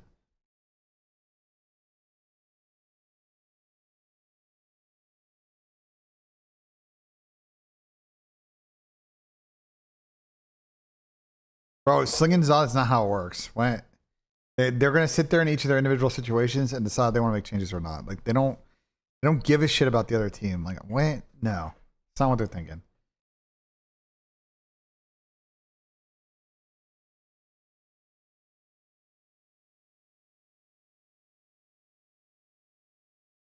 AG was better than Exton most of the year.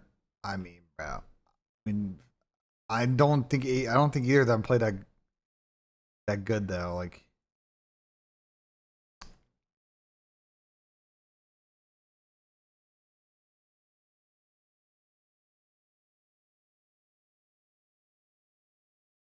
on the surface, these numbers look really good, and then you start to look at like Atlanta events.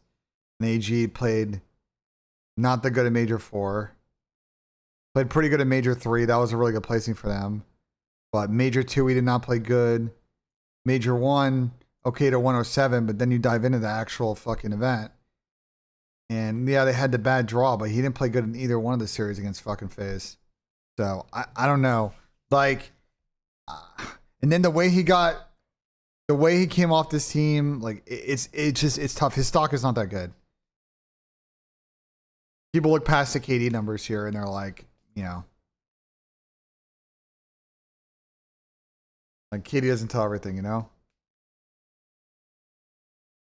AG's next team is super important. AG's got a team with some people that can be very motivated and work hard, and he's got to stick with them, and they can super overperform. I honestly believe AG still has it in him, but he's got to make sure he teams with the right people. He needs to not go team with Dante and fucking Neptune and just be a circle of Fugazi. He needs to go team with people that are going to help him have a second renaissance in his fucking career. He needs to go team with somewhere where he can like build it back up,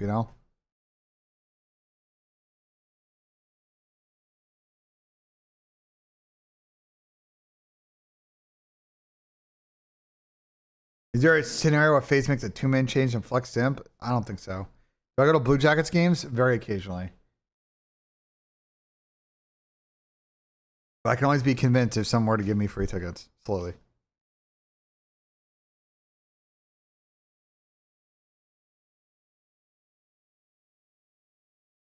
AG, Envoy, Ghosty, and Neptune. There's not, or Nasty, there's not enough kills on that team.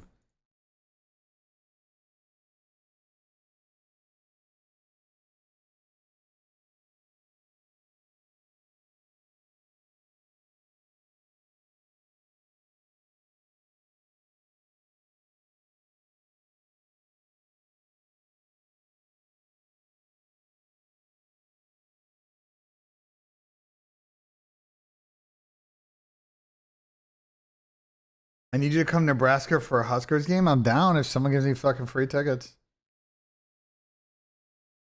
They're good tickets. I can be convinced.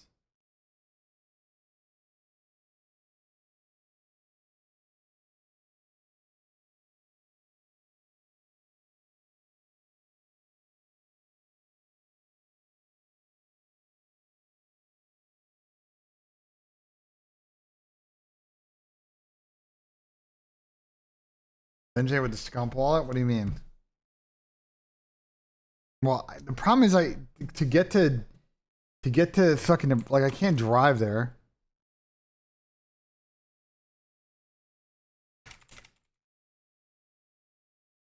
It's a really long drive.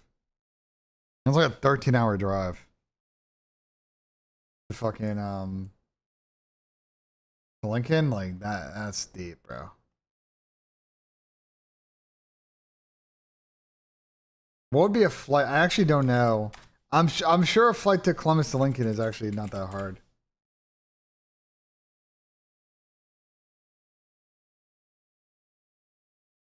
I just got connected to Detroit, probably, right?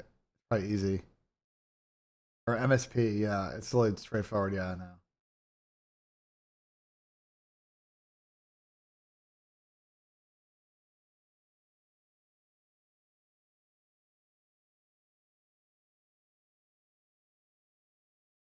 To Epley Airfield? What the fuck is Epley Airfield? In Omaha? So then I have to drive from Omaha to Lincoln. Oh, it's so chalked, bro. How far is Omaha from Lincoln? Oh, it doesn't look too far.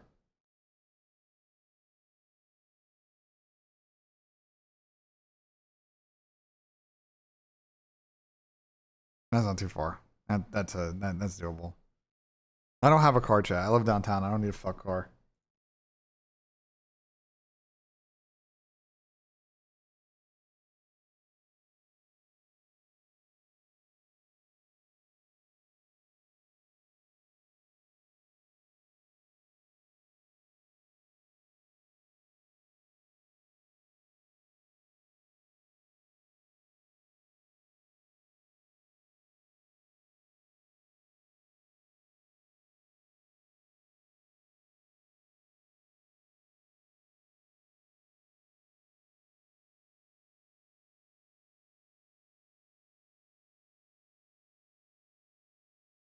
What's the plan? Plan for what?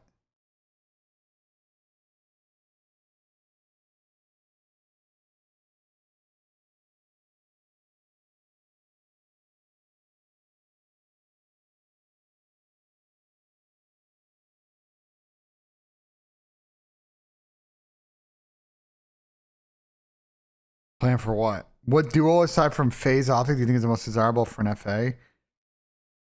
Right now, none. And that's the problem with this Rostermania. It's none. Yeah, I'm waiting for Dylan, bro. We're gonna do a tier list with Dylan, I think, in like literally 15 minutes. So User was moved out of your channel.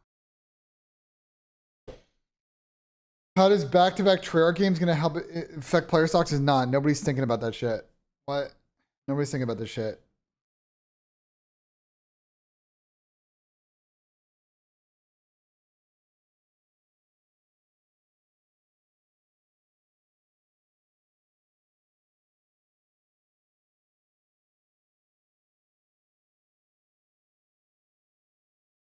Clubs later? Yeah, I'm down, Dave.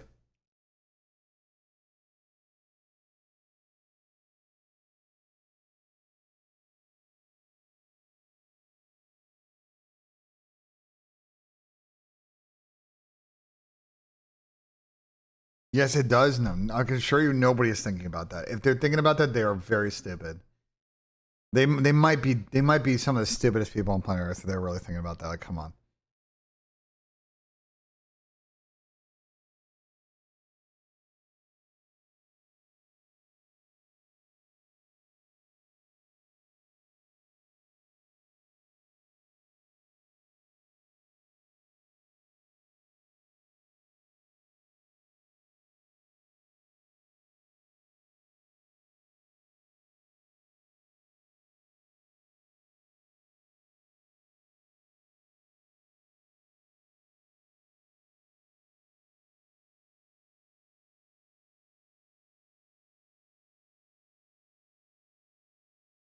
If phases scrap Hydra Sim draws, they could potentially be COL Optic Dynasty status. Yeah, man, the team would be pretty good. It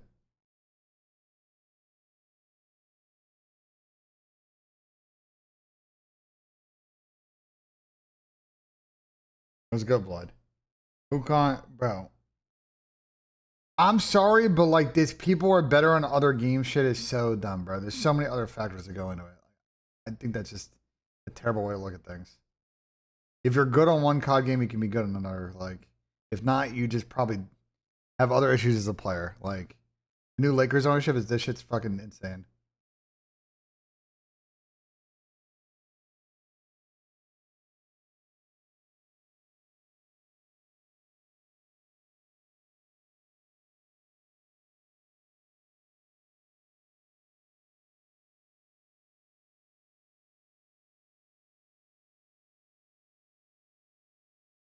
What does Hydra do better than Cramp? A lot. I think Kyle's good. Like, what? ACS might be breaking. Yeah, they have not won a round. They were up 9-0 and then have won a round, so not great. What do you think was the thing that Hook changed from his old MW2 self to Black Ops 6 Hook? Fitting a role on the squad of being a human UAV turret instead of just running shit down. Like, I think he's providing more value now. So yeah,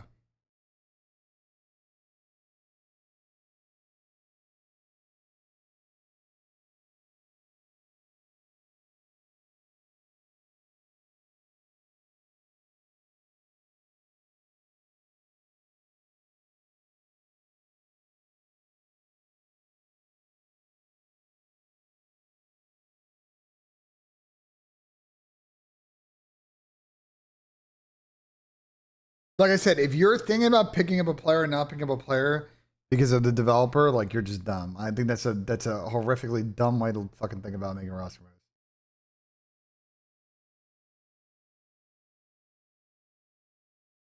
Personally.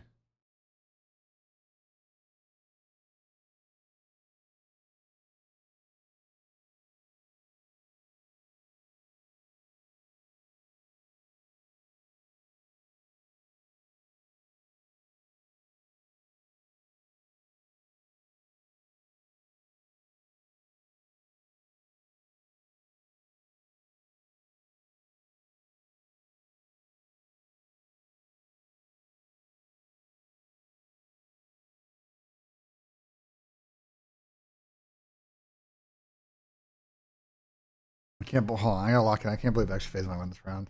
Why not though? When are we hopping on Madden? I don't know. When Rostermania is done.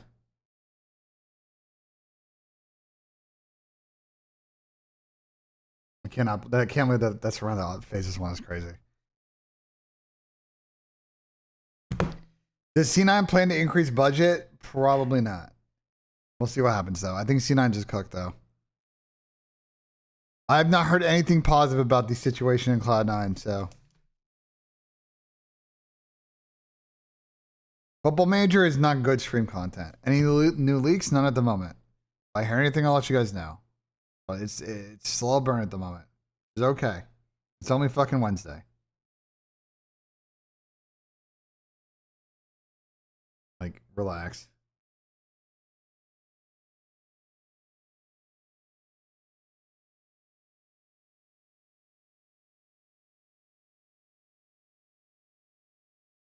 Do I think M80 will rank in league spending? Probably somewhere between like the Toronto G2 range.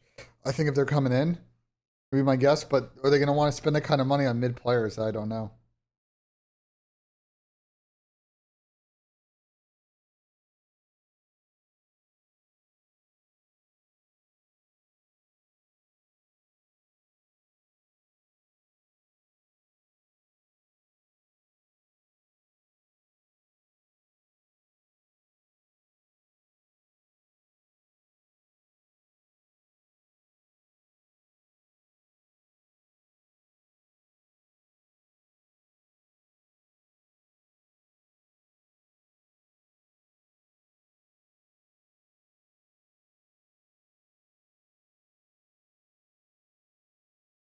Dashy's almost gone. Gone to what?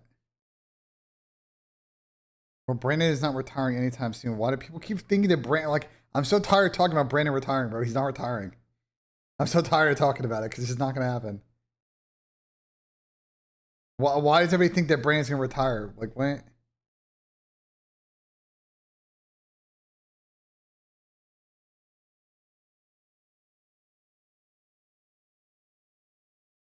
Oh, they almost just lined up. That was almost insane.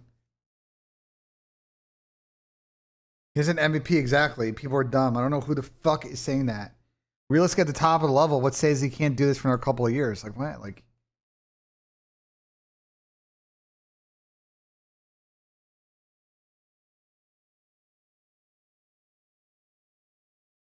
JP, I don't know what people are talking about, bro. They people accuse me of yapping, but anyone that ever comes to my chat and says Brandon's retiring soon, bro, like I don't know.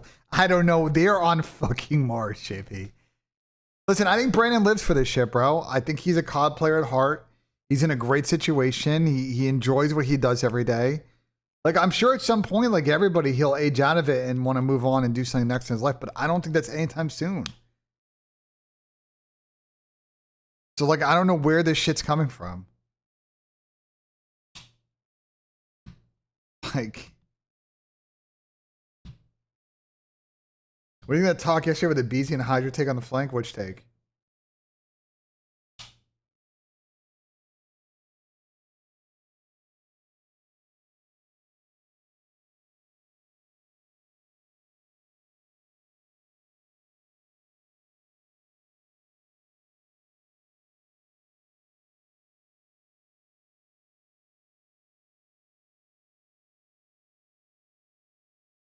You damn well know a BZ played it. hated playing with Paco. Did he? That's news to me.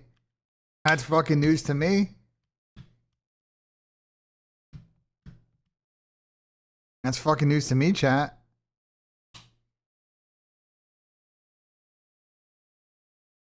Everyone's got PTSD from Sam, but Sam, like, Sam's situation is like a bit unique. Like, Sam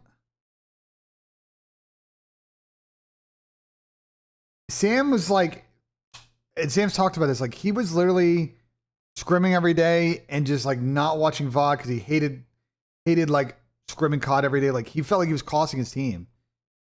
Like, he was not having fun. Like, to decide to like call it. Like, I think that is like, you know what I'm saying? I think it's a bit of a different situation. I think Brandon enjoys what he does. It seems like every time I watch him or I see him at an event or I talk to him, like, it seems like he's enjoying this situation. I think Sam definitely did not at the end, and you know, he decided to step back, even though he could have fucking kept playing. He didn't want to phone it in and cost his fucking teams just to collect a check. He wanted to move on to what's next. He's fucking streaming. He's having a fucking family. Like,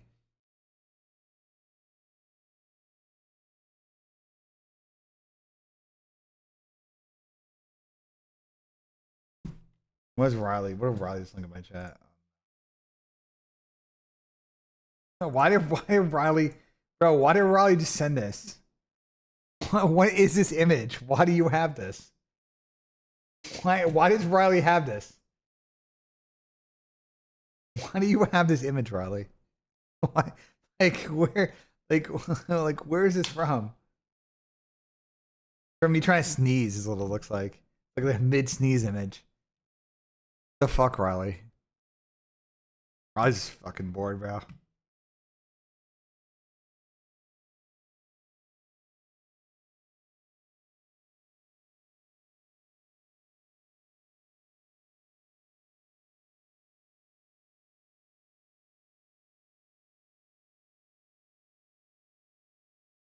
Don't worry about it.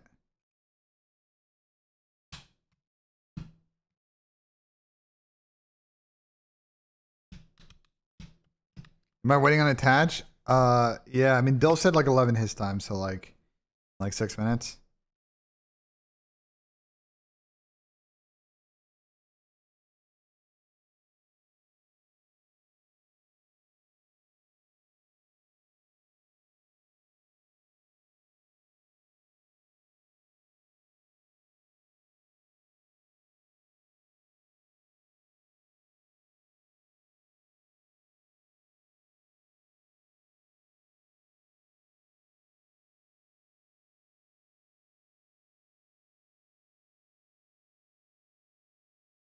NJ targeted BZ all last year. No, you guys just invented that out of your fucking brains. And then all of a sudden, yesterday, I was defending Tyler, and you guys were mind blown. Like, whatever, bro.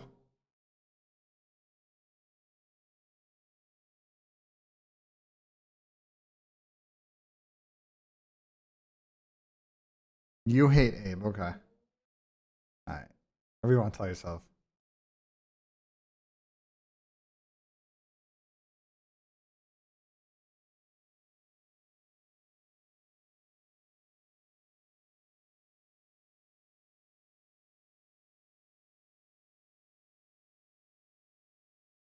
What's the tier list for? We're doing a player tier list.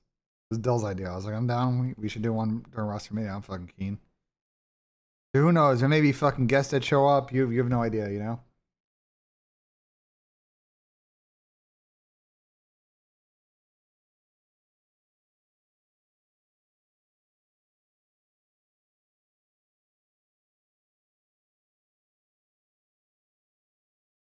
Oh my god.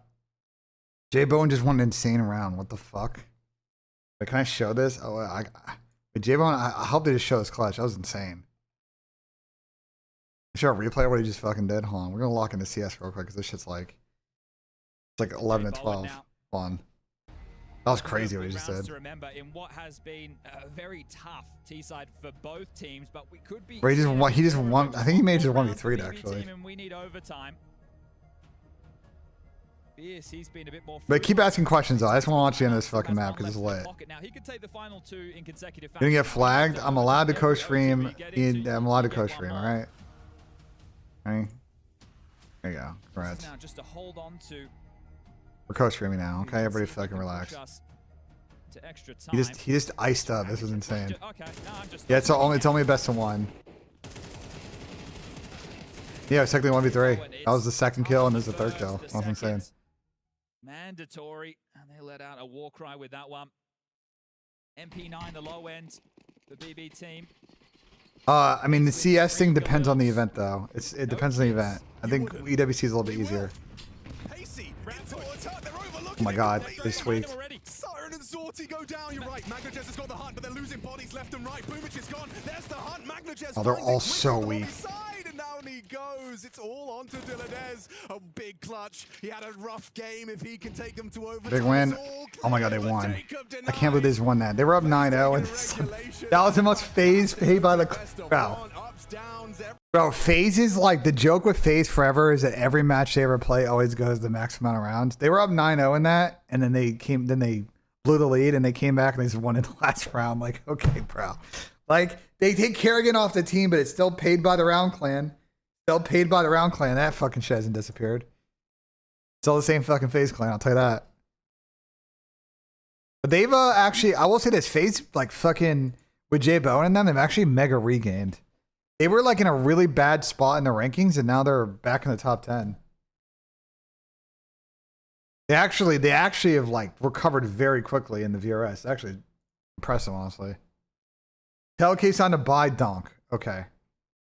I'll get right on that, bro. I'm sure Kason can buy Donk. Yeah. Okay. Alright. I'll get right on that, bro.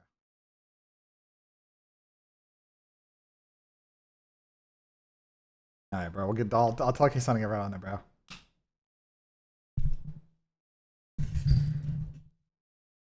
What do you think about Kremp, Pred, Sib, and DK? Ooh, Kremp, Pred, Sib, and DK. I would Kremp, AG, Sib, and DK. You know what? I don't hate that team. I'd love to know who would coach that team. If they had a good coach, I could be down for that team. There's a lot of talent on that squad. I mean, the leadership's a bit of a question mark because it's kind of on AG and Dante. So they kind of have to be leaders. I don't know if Ray... Listen, I know Ray very well. I don't know if that's a Ray... I don't know if that's a Rambo Ray team, bro. I don't think AG and Dante with Ray coaching them is... I don't know about that combo.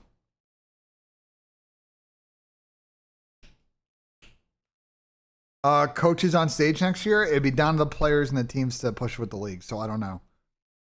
Knowing the players and the teams, though, they're going to give the league zero feedback. So I'm going to say probably not. But as I said before, like, all it takes is one of the top teams to start that convo. And, like, you know, maybe it could happen. It's just people got to actually be willing to, like, bring it up with the league and say, we really liked it. We want to bring it back, you know?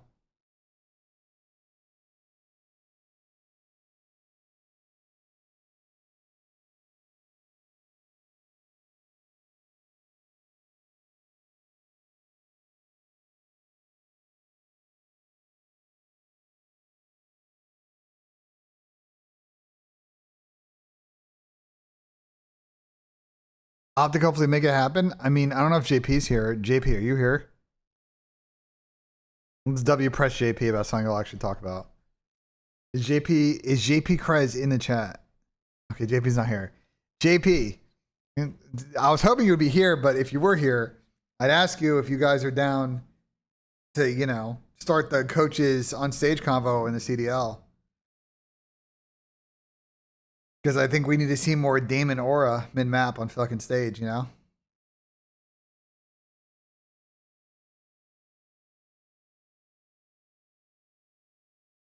I get the arguments for and against. I think it's worth the combo, though. Hydra to Falcons? Maybe. I'd be surprised that happens, though, this year. Land SNE to prevent the crowd from cheesing. There's really nothing you can do. I'm going to be honest. You just got to know how to play the crowd now. People got to know who they're playing, how loud the crowd's going to be, and whether or not they need to play the crowd. It's just going to create a skill gap now for teams. They just got to know how to manage it. I don't know how else to put it. You just got, I mean, for example, I saw Optic this event baiting the fucking crowd. They knew what they were doing. JP and them were not slick, but like, you know, because it happened to them at Champs, and they were like, fuck it now, you know? Now we got to play it. What's good, Mr. Yusuf?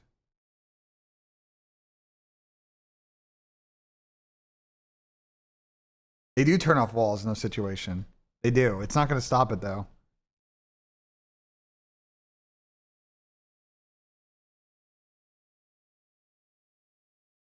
Guys, at the end of the day, it's just going to happen. You can't stop the crowd from doing it. You can fucking beg, beg, beg. Like, it's only going to take it so far.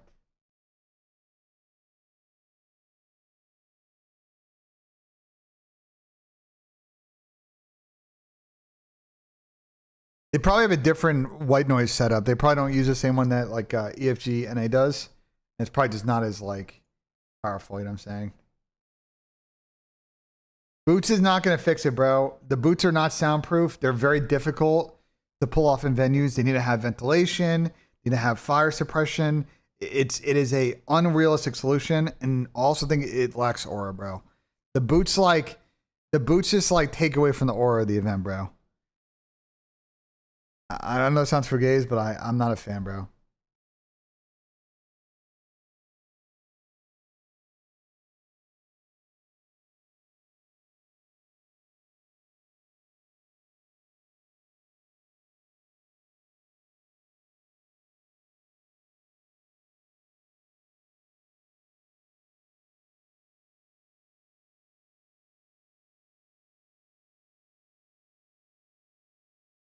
When's a tier list? Whenever fucking Dylan wants to do it, bro.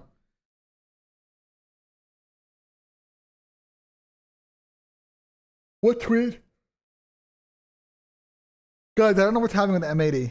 So you're telling me League Worlds and the International lacked aura boots? Yeah, I don't like boots, bro. I don't think boots are a good solution to the problem.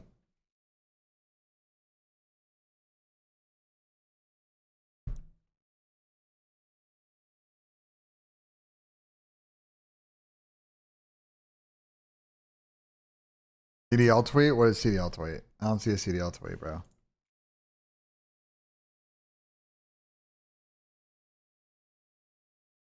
Biggest lesson from the 2026 season? Let's watch the video. This year, to just stay confident in myself, to be honest. The biggest lesson that I learned this year, to just stay confident in myself, to be honest. Just make sure I'm going hard every day in practice. Probably just, I hate land. Go harder. And... Bro, Zach is an idiot, bro. Zach is a fucking idiot, bro. This motherfucker. Dead. Every day in practice. Probably just, I hate land. This guy Zach, man, I swear. To go harder and help people around me be better. It took me a while to get used to like the different environment, and I feel like that was my biggest lesson this year. Even if you're getting second, acknowledge you for what, Riley? just keep on pushing. Yeah, it really does. It starts from the bottom, not at the top. It starts at the bottom of the camp. That's what I've heard. I mean, I think that one's pretty self-explanatory. Stuff can change quick. That's a good lesson. I would say that there is a big difference playing online than playing online, to be honest. Something about patience. Just be more patient. Things are coming your way. Just keep going on. I guess enduring the tough times because, you know, our time was coming. So just basically just stick with it. I mean, I'm pretty old What's your S&D fix? I don't know what your S is. in the league now, so I feel like I didn't really learn much this year from the past years that I've experienced, if that makes sense. Nothing is actually as it looks. Like, there is a lot of things behind it. The biggest lesson. Okay, here's the thing, Riley. If you turn off the HUD completely, then people aren't going to know what the fuck's going on. So, like, that doesn't really, that you fix the problem, but you create another problem, which is then the crowd doesn't know how to react to information or really feel what's going on in the game. Like, the environment, you're like overcorrecting for the problem. Bro, I'm just going to keep it a buck. Okay, if I were BENJ Chief Product Officer of the CDL, here's what I'm saying. Bro, the crowd, we encourage the crowd not to spoil an S&D, okay? But they're going to do it, and the team just got to adapt, bro. I'm going to keep it a buck. The team just got to adapt. You got to learn to fake it, bro.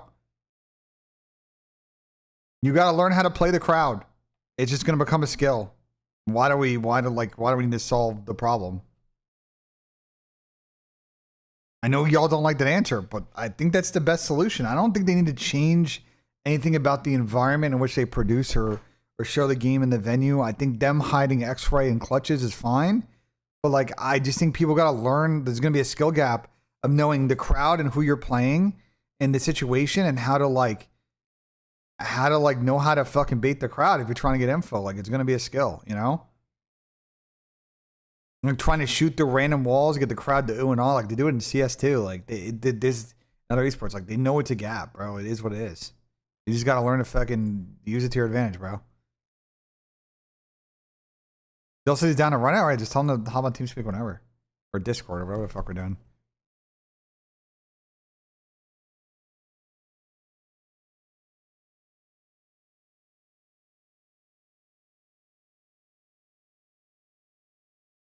Guys, the problem is not pumping argon gas so you don't fucking see in front of you. The problem is like, even with the white noise, you hear and you feel the fucking, like, you know what I'm saying? But like the crowd, even if you change the spectator view, they're still going to know when people are on the fucking bomb. They're still going to be able to tell. So you're just not going to be able to fix the problem. I just think that the solution is for people to just adapt, bro. Not fucking baby the fuck at everybody at all times, bro. There's things they can continue to do to try and prevent the obvious spoils, but like teams just got to adapt, bro. Do I think that's a possibility, Ibras? I don't think so. Not this season. The Discord thing was bugged. It's a weird issue with Discord. I'm not really sure to fix it. You tip crowd cheese? I tip teams using the crowd to their advantage, yeah. I do. So what Optic was doing at EWC, what FaZe did at Champs, I tip it. Now, I will say this. The one thing, though, that 1,000% should be fucking banned, you get kicked out for, is you cannot call they're going A or B in the crowd. Okay? That is, that we get very close to the line on cheating. If you're in the crowd and we're yelling they're going A, they're going B, that's when you start getting Bobby Boots and Ray and kicking people the fuck out of the venue. You know what I'm saying? Then that's the line and you're over it and that's a one and done and you're out of here. You know what I'm saying? But if we're just like ooh and on because someone's on the bomb, like, or shooting through walls, like, I don't know. I don't think you kick people out for that.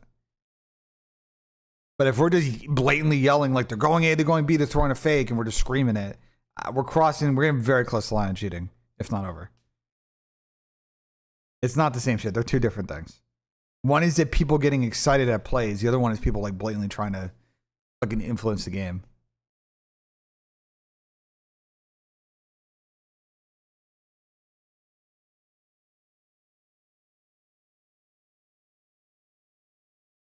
Both are influence, but I think one to me is more like a direct way of helping your team. The other one is like, you know, we're just like getting excited about this thing that's about to happen.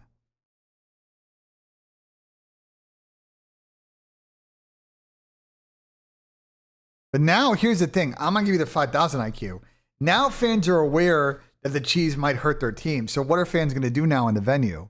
Because if you're ooh and ahhing, you might fuck over your team now. So, like, we'll see what happens. Is that fucking Benjamin Beans in my fucking chat? Is that the Benjamin Beans? Your takes on this are so bad. Here goes. A classic European player fucking crybaby cheesing in my fucking chat. Here we go.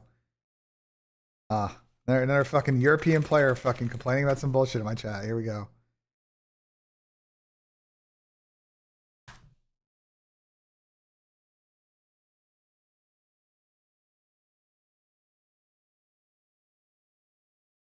Racial undertone? No. What? JP doesn't like my take? Sure, I don't care. Shouting about which bomb site is cheating, but shouting while defusing isn't. I need to get checked out. Okay. Jacob, appreciate the tier 1, my guy. Thank you so much. The yelling AB thing you can easily stop. That is, I think, as clear-cut cheating as it gets. I just think you're never going to be able to get the crowd to like not react to like people trying to retake like post plants. I just think that's an impossible thing to stop. I think you are fighting a battle that you will never win.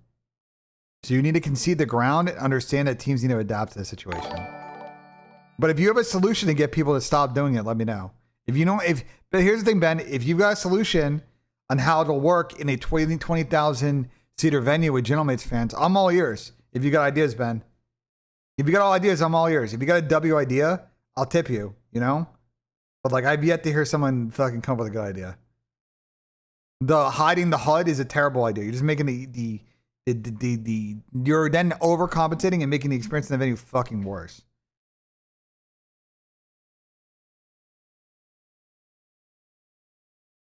In jail sentence? Here we go. Straight to jail. Soundproof boots. Again, the problem with boots is that there are going to be places where we cannot do boots. Boots are considered a room and need to have, per local fire code, ventilation, fire suppression. It makes build harder.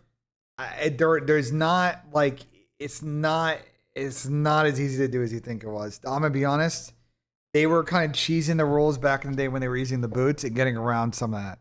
But now you really can't do it. I think, you know, like what UMG was doing with the boots, like that would not work now.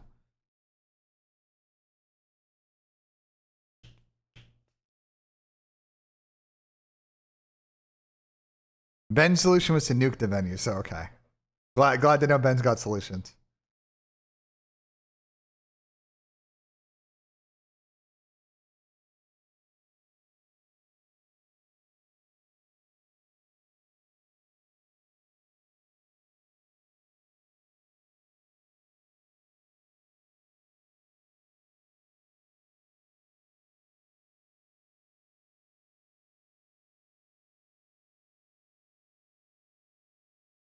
User joined your channel. Mr. Dylan Attach. What's good, baby? Not much. I've been sitting here having a good stream for 3 hours. I'm currently arguing with people about how to fix a crowd cheese in COD, but nobody's given me a solution that works yet.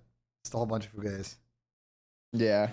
Were you calling Shotzi a selfish player? No, I was not calling. No, Okay. people in my chat were calling him a selfish player, and I was roasting him for it. Because people were coming into my chat saying Ben called Shotzi a selfish player. No, they're just and making shit up. Some people were saying you didn't call him, so I was confused. But I was like, yeah, Shotzi's definitely not selfish. Yeah, and I had to explain to my chat why he's not fucking selfish, because they're just dumb. It's fine though. W BENJ. I think people sometimes lose about 30 IQ points during Rostermania. Yeah. One thing I will say that I looked at today, that people are worried about. One thing I will say that I think Hydra did improve on this past season. Okay. Is his objective work. Yep, he averaged 57 seconds in hardpoint, which is good. That's 10 more seconds than Hook. He had like 50 bomb plants, which is pretty good. He wasn't the primary bomb carrier on the team, but Hydra has started working on his objective work a little bit, which is impressive. I think he's going to become more well-rounded as a player in these coming years and games. So it's not just like Hydra's a dirty, selfish kill whore like before people were talking about it, and as he once was, because everyone's saying he's just a kill whore. I mean, yeah, but that's why I'm fine with Paco maybe going to Optic or not. Like, I think. Why do you want to blow Optic up? I want to blow Optic up. Yeah, okay. Making a one-player change is blowing it up. Sure.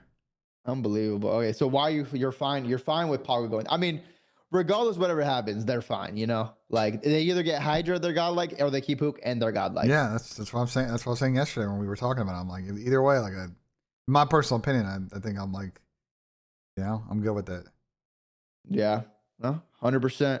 All right, BENJ, the people are waiting. Okay, how do you want to do They're this? waiting for our tier list. I think you could join my Discord. You want to just pull it up and then we could just let you control it and we just share like the thing in your Discord, like your screen. Yeah, I can do that. And then we could just talk it through there, but I'll watch like the Discord stream. Let me see. Do I have the updated? Didn't you send it in the Oh, Gersh did. I gotta go back and find it. Hold on, let me find it. Rose did it, but Gersh sent it. Scroll back up like super far in that fucking thing. Oh, here it is. I didn't actually scroll up that far.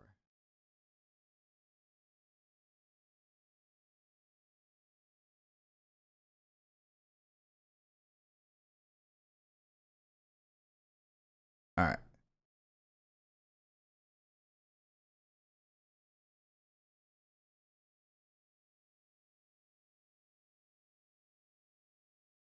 Let me join. Which Discord do you want to join? Yours? Yeah, just join my Discord. We could just use the one we did yesterday. Go to the live.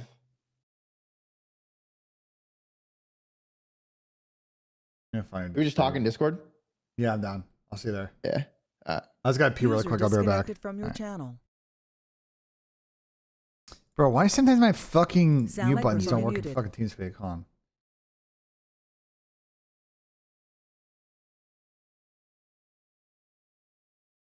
Should tier list of the worst player? Well, I mean, there's gonna be some great players and some bad players in this tier list, unfortunately, man. Some people are gonna have to be in the D tier.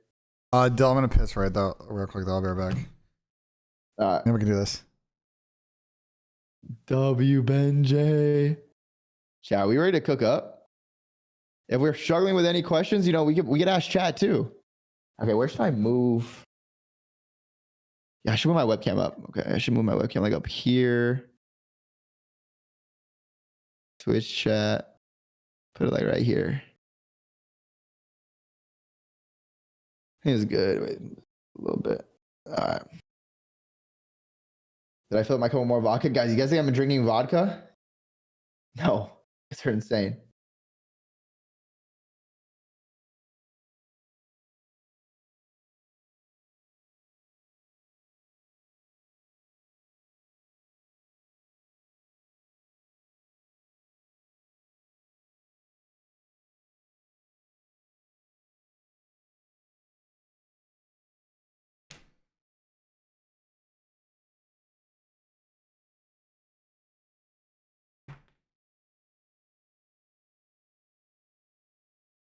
Okay, so Dylan, what do we want to make as the criteria for this list?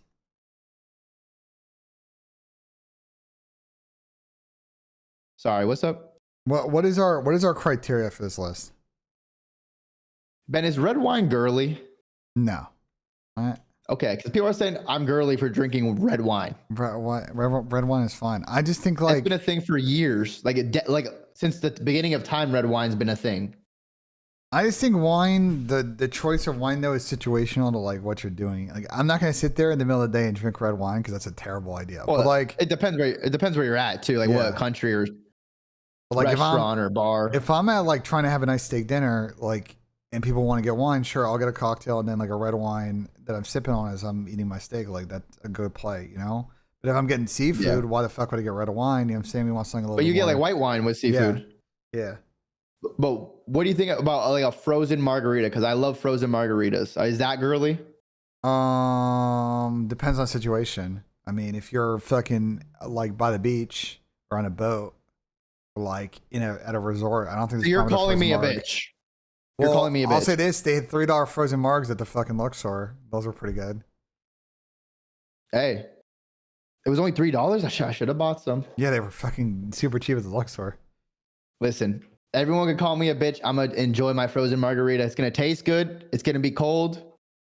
Whatever. Nah, you know what's good is it's a girly drink, but I tip is like you ever had like frosé?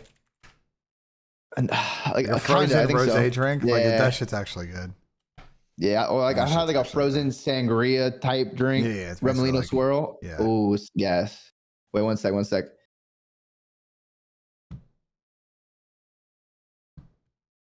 Moscato? I mean, but it just depends on what you're getting though.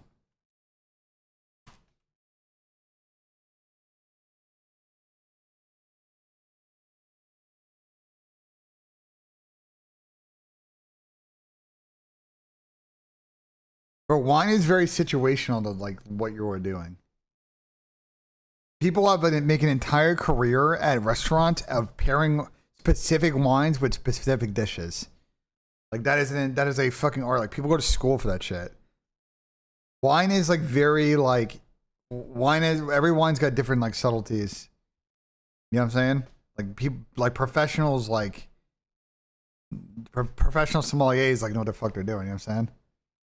If you go to, it's time to cook. If you go to like a very nice steakhouse, the sommelier, you say, hey, like we don't know what wine to order. They bring the sommelier around. You take a look at what you're ordering, and they'll be like, yeah, you should go with this, this, and this. And here's what, like you ask them questions, and they'll recommend it. You know what I'm saying? Like people literally get paid to, you know. All right, so Dylan, we need the Lakers just sold. Wait, is this real? The Lakers sold? Yeah. So the guy that bought the like 80% share of the Lakers just sold it to Bob Iger and Josh Kushner. For $12 billion? I think there's a my $12 billion God. valuation. So I think I think the majority, from what I read, the majority share got sold for like 9 something. But they got sold with the valuation of the rest of the team for like 12 bill. Damn, that's insane. All right. Oh, that's crazy. So what is our criteria here, Don? Is the player good in Black Ops 7 or are they shit at Black Ops 7? So we're purely just doing Black Ops 7 season, right? Oh, yeah. Well, yeah, it's not like an all-time list. This is just a Black Ops 7 list specifically. Like, were they good? I mean, everything goes into it a little. Like, how good were they on an individual level? Did they help their team get better? Were they a negative to their team? Were they only good online? Were they really good on LAN? Like, if you're better on LAN, of course, you get a little bit of boost. You might get a little bit more bias or gas, but so say like that. So it's like 80% Black Ops 7 season, like 20% like historical. You know what I'm saying? Yeah, it's majority Black Ops 7 season. Yeah, is what we're basing it on. This is Black Ops 7 tier list, so see if they're nice at this title. There you go. What's at the top? We're not doing that. Luke, thank you for the $2 super chat. We're not putting Exceed, Jamie, Per, Joke is high, TJ, and Legend S tier. Okay, we're not doing that. Love those guys, but right now I have A, S, A, B, C, D. Do we like that? Do we want to add more tiers? I think this is good. I don't know if we'll need an F. I mean, maybe to like the burgers. Like, we'll see. I think this is fine for now. Okay. Do we want to start? We'll see the D tier and then we can make an F tier. Actually, go ahead, make an F tier. Make an F tier. Fuck it. Why not? Why not? Make it F tier. Just in case we need it, just for backup. D tier might get a little populated if we keep it. Like, there's some probably D tier players, but there's definitely some players that are like top of D, and there's some players that are definitely F tier. Okay. And the chat all wants some F tier too. They're hyped up about F tier. So where do you want to start? Like, you just pick random people, random players. Like, it doesn't have to be a team or in a row. It's just like whoever you're feeling, pick them, and we'll talk about them. We'll place them and go from there. Because this is sorted alphabetically. So, well, there's probably a few players that only played a little bit. So like we should make a thing. Like, the players, if you played less than like two, like a major or like a stage, or even one stage, if you only played one stage, like, I don't really think there's a point to like put them on the list. You know? Okay, so let me make like a challengers tier. Not like challengers, but like what would it be? Because like for the people that didn't play, like Slasher, for example, level below pro. He put Standy played what, like 5 league matches, and that's it. So it's like we can't even place them.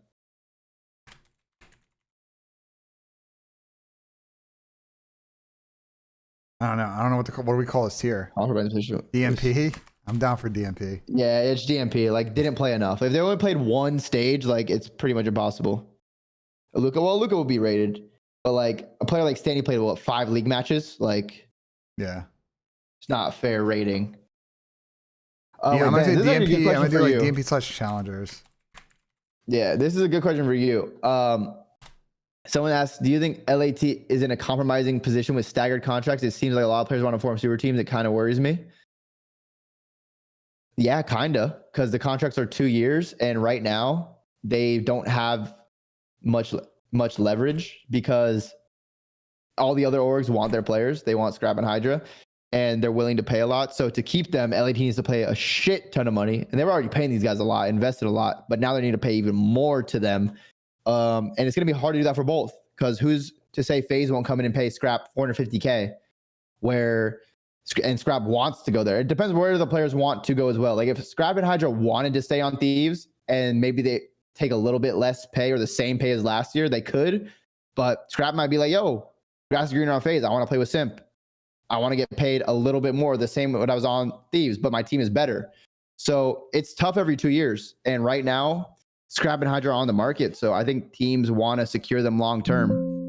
At least one of them. If you can secure both, great.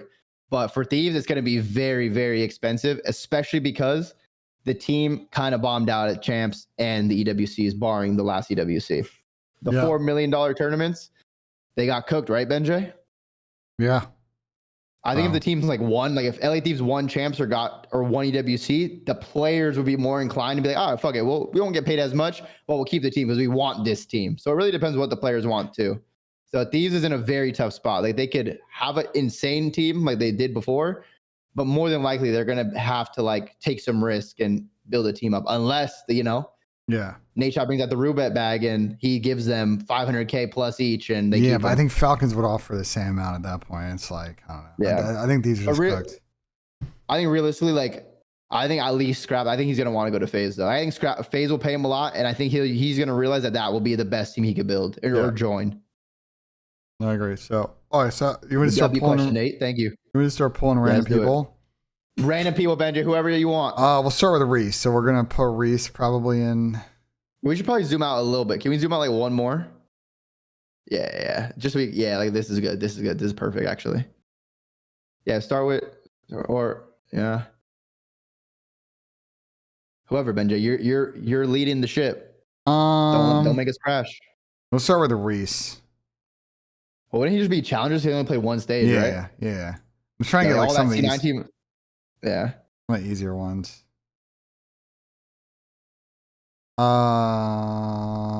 Brandon. S. Yeah. I mean, Brandon. People that argue with that, I mean, Brandon Curry are like. Yeah, I mean, Dashy, I don't really think is an argument. I don't know. Anymore. I mean, he got top 2 every event. Hill time was insane. Probably the straightest shooter in the league. 1-2 chips. What more could you ask for, you know? I mean, his event stats were insane. I mean, champs, obviously. Yeah. Whatever, but like he just had an insane last couple of tournaments. Like, yeah, having a 0.96 as your lowest KD is pretty good. Yeah, that's insane. Especially because like Optic plays the top teams. They don't just they don't go to LAN and then play like 2 burger teams and then run them and then lose to a top team. Like they made it to the finals of every tournament. So they played the best team and the best players of every tournament, the most COD. So when you do that, your numbers are still high. That's very impressive. So 100%. I got Dashy and S. I think most people would agree. Let's do another mini AR, Abuza. Where would you put Abuza? Ooh. He's definitely A or B, I think. I don't know if I'd put him in S. No, I don't think so. B, but like that's what I'm saying. B. I was thinking bottom S or A, but I would probably say A is a good place to start. You can't put everybody in S, bro. S is gonna be like. Well, I mean, yeah, I agree, but I think Abuza has a chance at A or S, but we could put him in A for now and then look back on it. Yeah, he's like A+. I don't want to make like an A+. We did this the last time we did this for like he would be like going like an A+ situation. I don't want to like. I just think I want to leave S to like probably like 6 people, but like it's possible to end up being like 8 and just be all all-stars. Yeah. Yeah. 5, 6. I think he may end up in S though. But we could definitely we could like line them up too in the order, so it's like top of A means something compared to bottom of A, you know? Yeah. Yeah, I like Abuza A just to start. What about Abuza's teammate Zach draws? I don't know. I don't know. It's weird. The thing that kind of hurts draws is like online performance a little bit. I don't give a fuck about online though. I think he clutched up on LAN, like he played well online or on LAN, and in the big moments he obviously won champs in an event. I'd probably say A. I think A is a safe space for draws. I think A is good. Some people are saying B as well. I mean, maybe high B, but I would say A for now. I'm liking A for draws. I'm specifying this LAN versus online shit because I'm not gonna sit here and overthink fucking online, bro. Sorry. You're gonna argue with me the fucking wall about that. I'm not gonna sit here and fucking tweak about an online COD, bro. Yeah. I think we put Zach for now in A, but he may. This is like a good benchmark because there's gonna be space in between these two. Yeah. I don't think Zach's S, but like, I think he definitely could be like a low A situation. Yeah, no, that's fine. That's fine. That's good for now. I think Charles is definitely A. Probably more towards like bottom of A, but he's A. You good over there, BenJ? I'm trying to think who we want to do next. Anyone, just click. Literally, just drag your mouse and drag a person. You don't have to think about it. Encourage. Oh, come on, man. Not the Stallion. Well, I mean, where do you think we would put C9 players, BenJ, unfortunately? I think they go on the F tier, bro. Yeah, I mean, come on. It's all C9 players probably going there pretty much. It's tough, but they 1-0 in 20. They lost like 20 pro teams. They beat General Mates and Toronto at one point in the year, which was crazy. But yeah, I mean, they didn't win a fucking match the whole year. Other than that, well, we may slide people up to D. I don't know, but like for now, before we start. Yeah. I mean, Tyler or BZ? Because I was arguing about this one on the show yesterday. I don't think Tyler's an S. Nah, definitely not S. This is either a low A, high B. I think we could just put him in A for now and just like see how that fills out. I think because BZ he struggled to start the year. Once NBC came in, like he was playing well. He was playing well. I mean, he did his thing. The only thing that dropped off was his search. His search a little bit dropped off on land towards the end of the year. But overall, I feel like he played pretty good.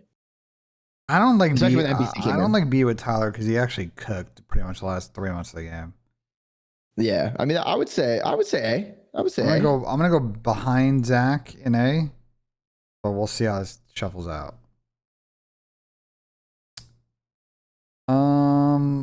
Aluka. Let's tackle that one early. Where the fuck do we put Mo with 2 events? Thank you for the super chat. What's up? Who are we talking about now? Aluka. Oh, bro. Honestly, I'm going A instantly. I'll put him in A. Where do we put him in A? Do we put him in front of Tyler? I would put him like lowest A. Nah. Because like you can't put him over the champions, but to me, he completely turned the team around and he unlocked Celium. And Aluka didn't really have a bad series. Like his worst series were like a high 0.9. I mean, maybe B. We'll see. We'll see how it plays out. Yeah, we're gonna move people between A and B. It's low A or high B for Aluka, but he changed his team around, which is impressive. I can't lie. Because he came in and got 3rd and 4th as a rookie, BENJ, and he was cooking good players too. I think Mo. Yeah, Mo is not in C or D. He could end up top definitely of B, not. But like he definitely, I think we'll probably end up in A. Like, I think we put him. I think we put him bottom A for now. Maybe top of B. Most stock's very good. So I think he is gonna be. Yeah, this is all land shit too. Not his online fucking fugazi. He was running these numbers. Literally, it's all land. So. That's I think what might keep him in A is everything he did was on land. He's DMP, didn't play enough, brother. Why? Like he played the last 2 events it cooked. He played 2 events. That's plenty for me, bro. Let's fill out some DMP challengers. We're gonna put Capsule in DMP challengers.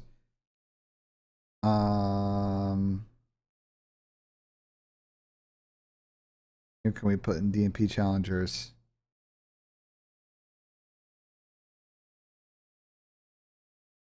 Easy on this list. Mac, do we put Mac in like DMP challengers? Yeah.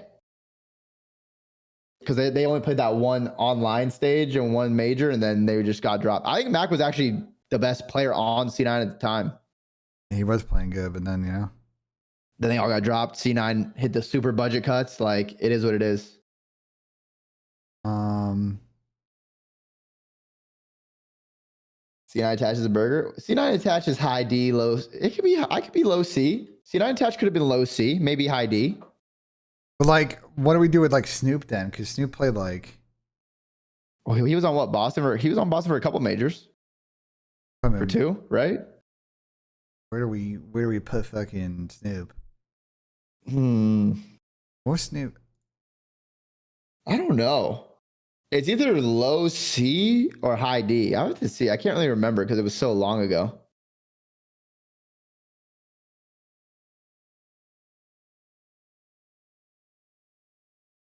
It was just a long time that Snoopy played. Like I don't even remember his last match. This is Black Ops 6, isn't it? Snoopy played Major 1 qualifier, the Major 1 tournament, the Major 2 qualifier. It was not great at hardpoint. Had some pop-offs in S&D, but I think that was like really on scars. Yeah, probably D, to be honest. I don't think F, but I'd say D. He definitely turned it up in challengers at the after he got dropped down. So maybe he gets back in the league. I think he'll probably get back in the league. I think next D's season fair too. for sure. I think D's fair. I put Ken in DMP challengers. Well, Ken play what? 2 events? He played 2 events. Yeah, he played Major 1, and then he played Major 2, right? Or was it just Major 1? No, I'm pretty sure he played both, right? Yeah. Ken definitely. Wait, no, he didn't. No, he didn't. Ken only played Major 1. He only played 1 because I remember their VOD, their like the Thieves vlog, and they were talking with Nissim in Birmingham.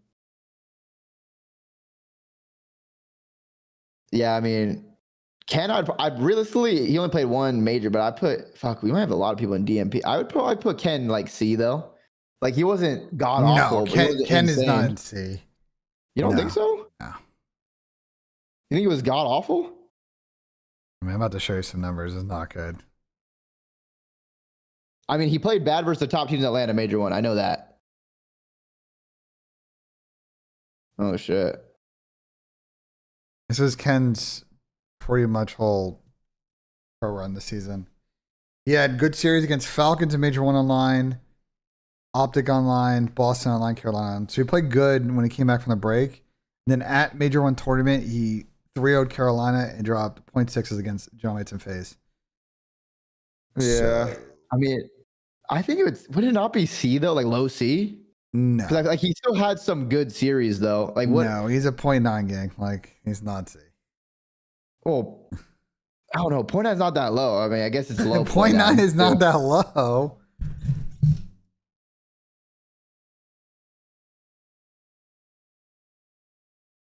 I don't know. I mean, yeah, I put him in DMP then. What do I do? He only played like that one major, one stage, one split. Damn, bro. Hella players only played 1 stage. We're putting Ken in D. Like, I guess we're also counting like 20 historical. Like Ken's actually got a career. You know what I'm saying? Like, I would put him in. Personally, I would put him in C and Black Ops 7. No, I'm putting him in D, bro. Putting him in D. Fuck. Yeah. I said 20% historical. Like, I'm trying to. Basically, this is a tier list on like people's stock. But F is just such a weird. Like, here's the problem now. It's like we're gonna put people in F. They're like, no, we're putting people in F that just got shit on all year. That literally didn't have a positive series. Kenny at least had some positive series. Man, what are you changing, BENJ? What are you changing? I got this guy's tweet. I think this is much better. I think it's a much better way to look at it. It would go S2D and then back to challengers. And then people that just like didn't play enough pro stuff and they were like in challengers.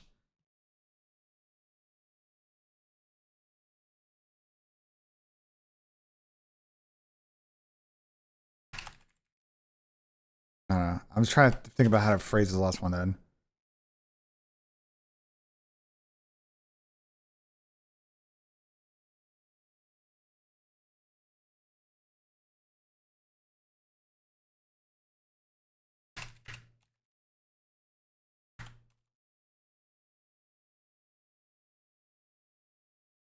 Sam, fucking Gersh put it in the flank group chat. What about that, though? Yeah, that's fine. That's fine. I like that.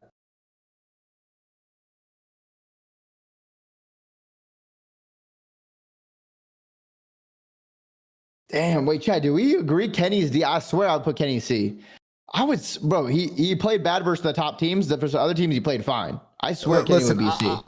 I would love to put Ken in C, but it's like he did not play good enough to be like, oh, he can get, like, I think Ken's just done playing. So, you know what I'm saying? Like,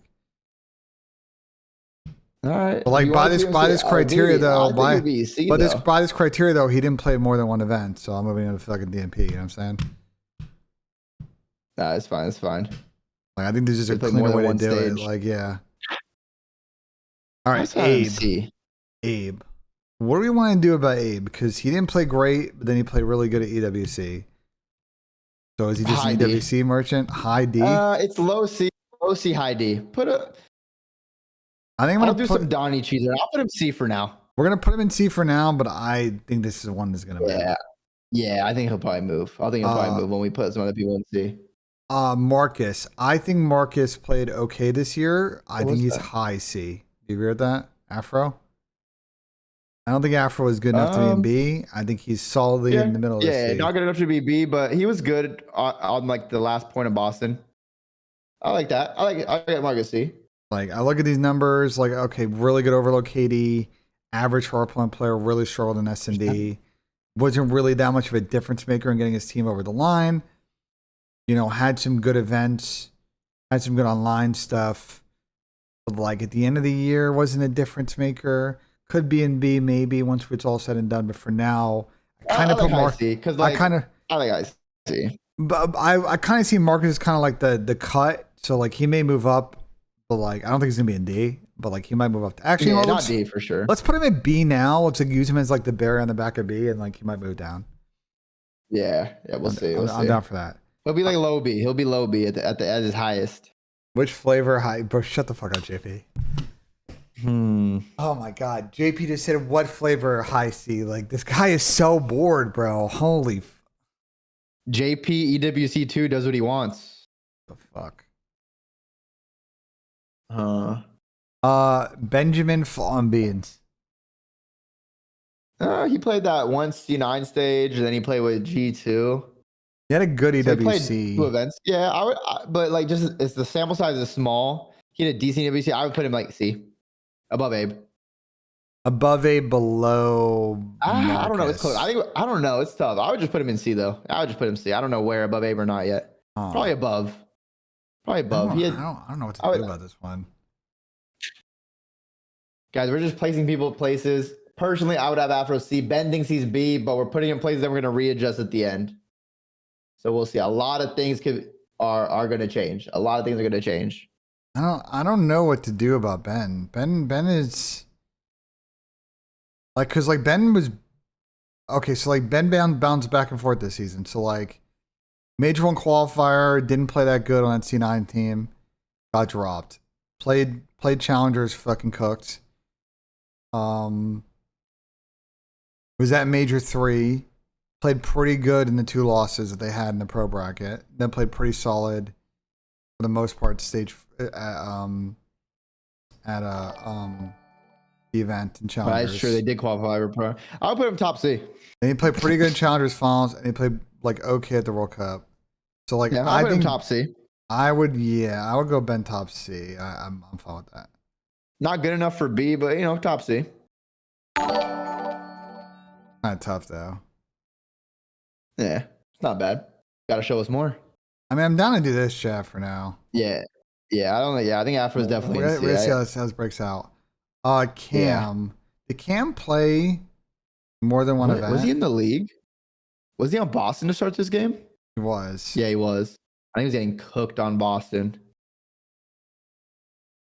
Well, they were all getting cooked, I think.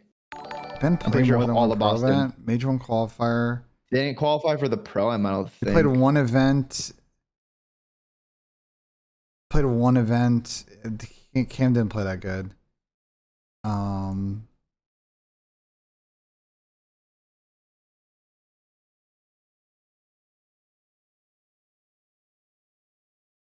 He played EWC in Major 1. You put him at D, I think, probably. Yeah, I mean, his Boston teammates right there. They both won the Challengers, found some success, had an okay EWC. Played one event, probably D. He played EWC in Major 1, so like I can't put him in the DMP. Yeah, that's fine right now. All right, MC. This is a weird one. Where do we put MC this season? Thinking? I know where I want to put him. Where do you want to put him? Straight into B tier. He was good the last 2 events, but you got to be better than just the last 2 events. So I put him straight into B. Before that, he wasn't very impactful. I mean, the whole Falcons team was pretty ass before that. I cannot lie. Yeah, and I don't want to overweight the online shit. You know what I'm saying? With our criteria. That's going to be interesting. We put MCMB. I'm down, but this one will be interesting as we start adding people to this list because we're gonna be like, fuck, what do we do? Like right here, like Toby. I would also put B. Would you put him above MC or below MC? I think him and MC had a similar season in a way, to be honest. I think there was moments where Toby was like, this isn't the Kleenex we know. But he had some moments where he'd pop off. MC was the same way. We're like, okay, the first 4 majors were like, MC's not very good. Granted, it probably was a team thing. MC looked godlike at champs in EWC. And then, but I would probably put him below MC because I think MC's impact at champs in EWC was greater than what I saw from Toby. But Toby still turned up from what he was playing at when Toby got the NPC, he was playing better. But I think he's below. I would put him below Celium. I agree with that. Below Celium. Let's pick off some DMPs. I saw Austin here. Austin's in fucking DMP. Yeah, Austin. And he's also retired. Big Flash retired this year, man. What was he the oldest COD player of all time? Like I think he was older than Clay when Clay retired. I think it was close though. Shout out Big Slash, man. We went pro together. Now we're both retired. Fire beat Optic at UMG Philly back in the day. Fire, aka Fear. I think unfortunately he is.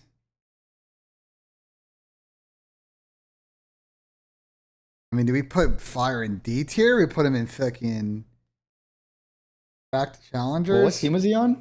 He's on fucking Carolina. He joined Carolina the worst time. He joined Carolina right when the fucking meta changed. And that did not work out. Wait, do you remember when Don and Parasite were like roasting when I brought up in the flame? I was like, bro, I really don't like Fire and XT teaming together. And they're like, nah, bro, Gridlock just came in. They're going to be camping a lot more. It's going to work out. I'm like, bro, I think this team's going to be ass. And Carolina literally just was ass. Yeah. They had that one good online stint during Major 2 when they first dropped Slasher. They didn't win a series on LAN, and they just got slammed on the rest of the year online. So wait, what tournaments did he even play? Did he play Major 4 and Major? Did he play Major 3 or no? He played Major 3 and he played Major 4. So he played 2 events. I'm going to be honest with you. What do you think, BENJ?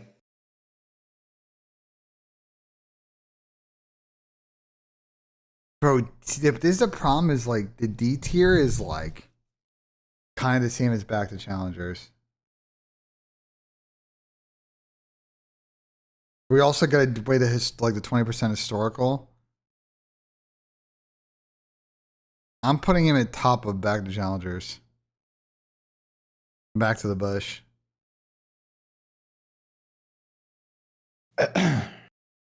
Yeah. He's definitely going back to challenge. I don't think he's gonna get picked up.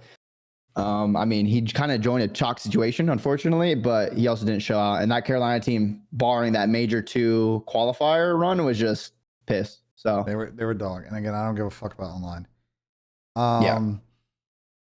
Praise. For Slash, they did series on LAN for Slash. Praise.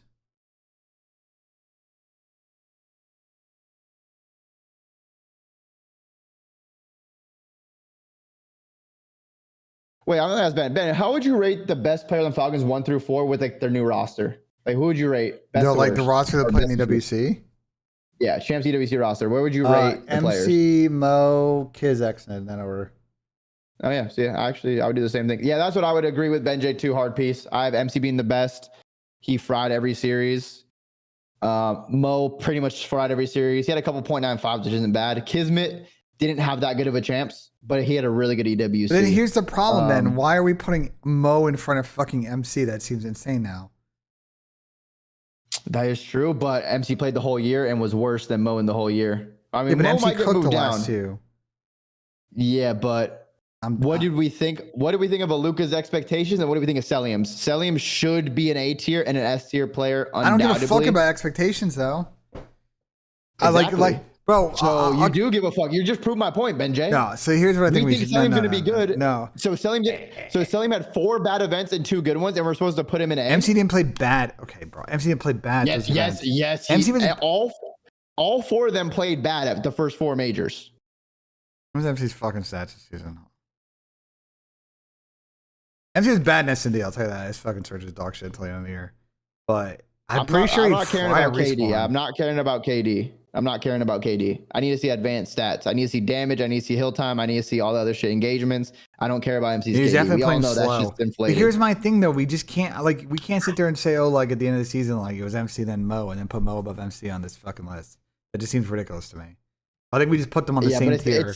We could put them on the same tier, but it's the average, though, BenJ. We saw MC at 6 events. He was good at 2. We saw Mo at 2 events. He was good at 2. I mean, yeah, but they also then changed. They also, you have to remember the context is Mo got brought in to this team to drop an AG and then change the whole dynamic of their team. Like, what happened if Mo and MC were teaming together from the beginning of the year? And a hypothetical we can't fucking answer, which is what's. They probably would have been good. So I would do it this way. Like, I would put them both in B. I'm fine with this. I'm fine with this. That's better. It just seemed weird. Craze. Back to challengers. D or back to challengers, yeah. I put him above fucking fire.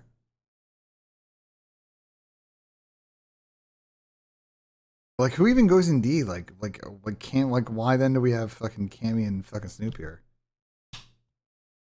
Yeah, I don't know. Back to challengers. What's the difference between D and back to challengers right now? None. So why don't we just fucking. If Aluka was S tier at Champs and A tier at EWC, how can he be B? That's a good question, BenJ. What's up? How can Aluka be S tier at Champs and A tier and be B tier? Are you just going based off the lack of games or events he's played? I don't understand. I said that Aluka was S tier at Champs. Well, what would you rate Aluka at Champs and EWC, his performances on individual events? I think it's a really good. I think it's a really good start in a small sample size. I think he played good against good teams, but I would say that, like, I'm not putting him in like all-star level conversation in A until I see like how he starts the year on a pro team, you know? But like, I think we're going to be very selective in who we put in S and A, and I think he's just in B with MC. Like, I think we're going to see how A and B scratches out here, you know? But I want to put it, I still kind of want to put him ahead of Celium, though. No, I would have MC over Mo. The reason I would put him over Celium is because at the end of the year, when Falcons got Aluka, who actually changed the team?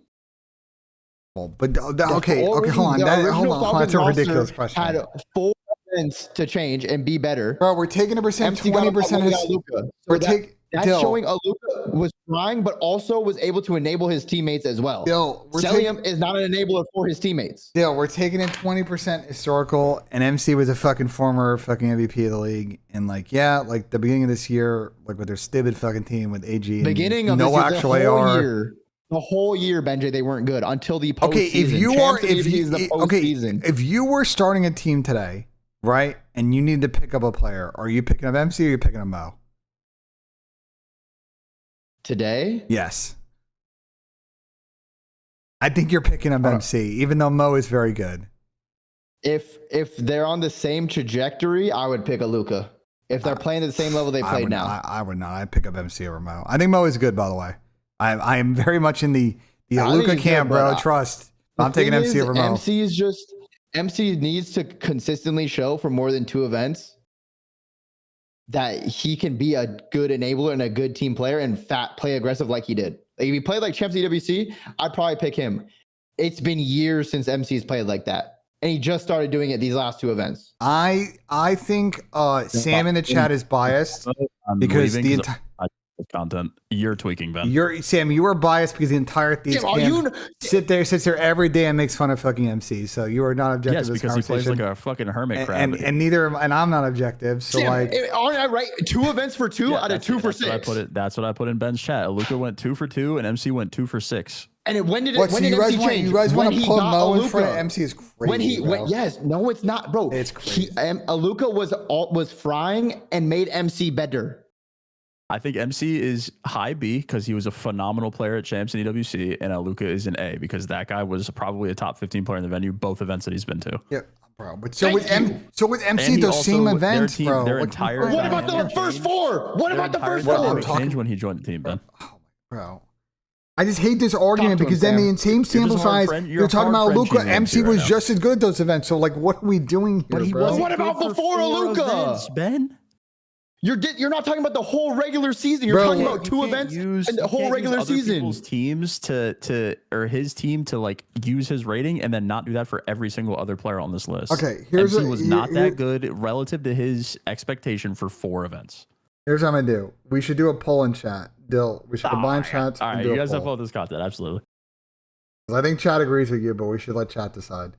Let chat decide, bro. Okay, I'm gonna knock. Are you putting a poll in your chat? I mean, do you want to just knock and just show the chat? Yeah, just do that. And then we'll just run a poll. We'll let chat decide this. Sorry for everybody on YouTube. Who had a better year, MC or Aluka? I was knocked on. Hello? I was knocked on. Yeah, I can hear you. I said, who had a better year, MC or Aluka?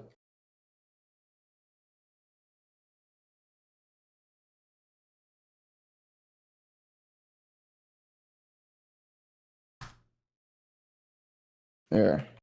Put a poll. Just put a That's poll? not how you do. Oh, poll's already active? Oh, so you already doing? Oh, I couldn't see it. No, if I did, somebody Everyone's else did. picking Aluka, bro. Because BENJ, it's like a baseball batting average. Right. What did So, MC bat? Yeah, but I'm not 2 for 6. But do we want to What did put Aluka bat? 2 for 2. Do we want to put Aluka then in A, or are we just like leaving him in B?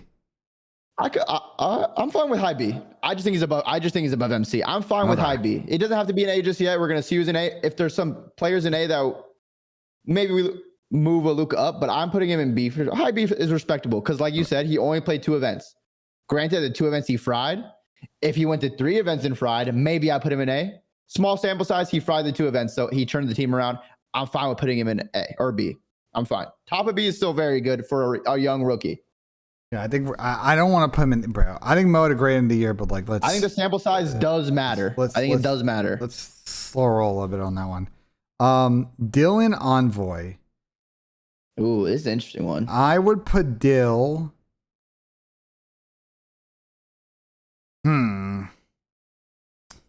Dill did not play good for a middle of this year and then play good at the event. He is basically back at B, top of C, depending on how this list fucking does. And I think the fair spot to put Dill is the top of C, and he will be a very good barrier into who goes into C, and we can decide at the end if he moves up or not. Because I would take Dill over Marcus, I would take Dill over Ben, I would take Dill over Abe.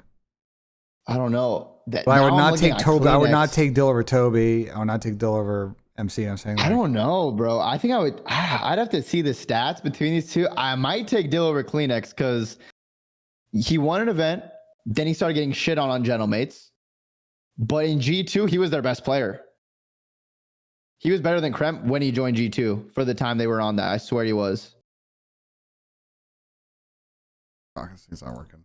I would probably have him over Kleenex. I'm going to be honest. Toby had a few moments of popping off. I think Dill, since he joined G2, what would that be? Major 4, Champs, EWC. He played well. And he played well at Major 1. He had a bad Major. Stage 2, Stage 3 was bad. But I think he had a better year than Toby. But yeah, you could try to pull up their stats. I'm trying to do the comparison thing, but it's like not. They got rid of it. I'm waiting to see guys. We're working on it. Okay, yeah, we're working on it. I'm gonna pull up this sheet. Let me pull up the. People are gonna move. It's not official until we finish. Until we say it's done. It's not official yet. Yeah, we're gonna move people around, so just like everybody fucking relax. But I am interested to see Kleenex versus Envoy on like an individual. All right, I gotta pull it up. Overall stuff is all the Toby. Dill was like bottom 10%, like NTK, just pure, just like when getting kills. Hardpoint, it's kind of a mixed bag. To be honest, they both play just as quick. Kleenex does a better job of staying alive, but they basically do about the same damage. And there's a lot more engagements, so actually. maybe like slightly in towards Toby on that one. Not a lot more, but he's in the top percentile. S&D is a little bit of a lean towards Dill. Dill in more clutches, better KD, less duels, but less duels. Like He was staying alive a bit better. He's more impactful in rounds. I don't know. Go back to the tier list, bro. Go back to the tier list. I think I might move them both. Move them both where? Well, first we need to move Abe. We're moving Abe down to D. Okay.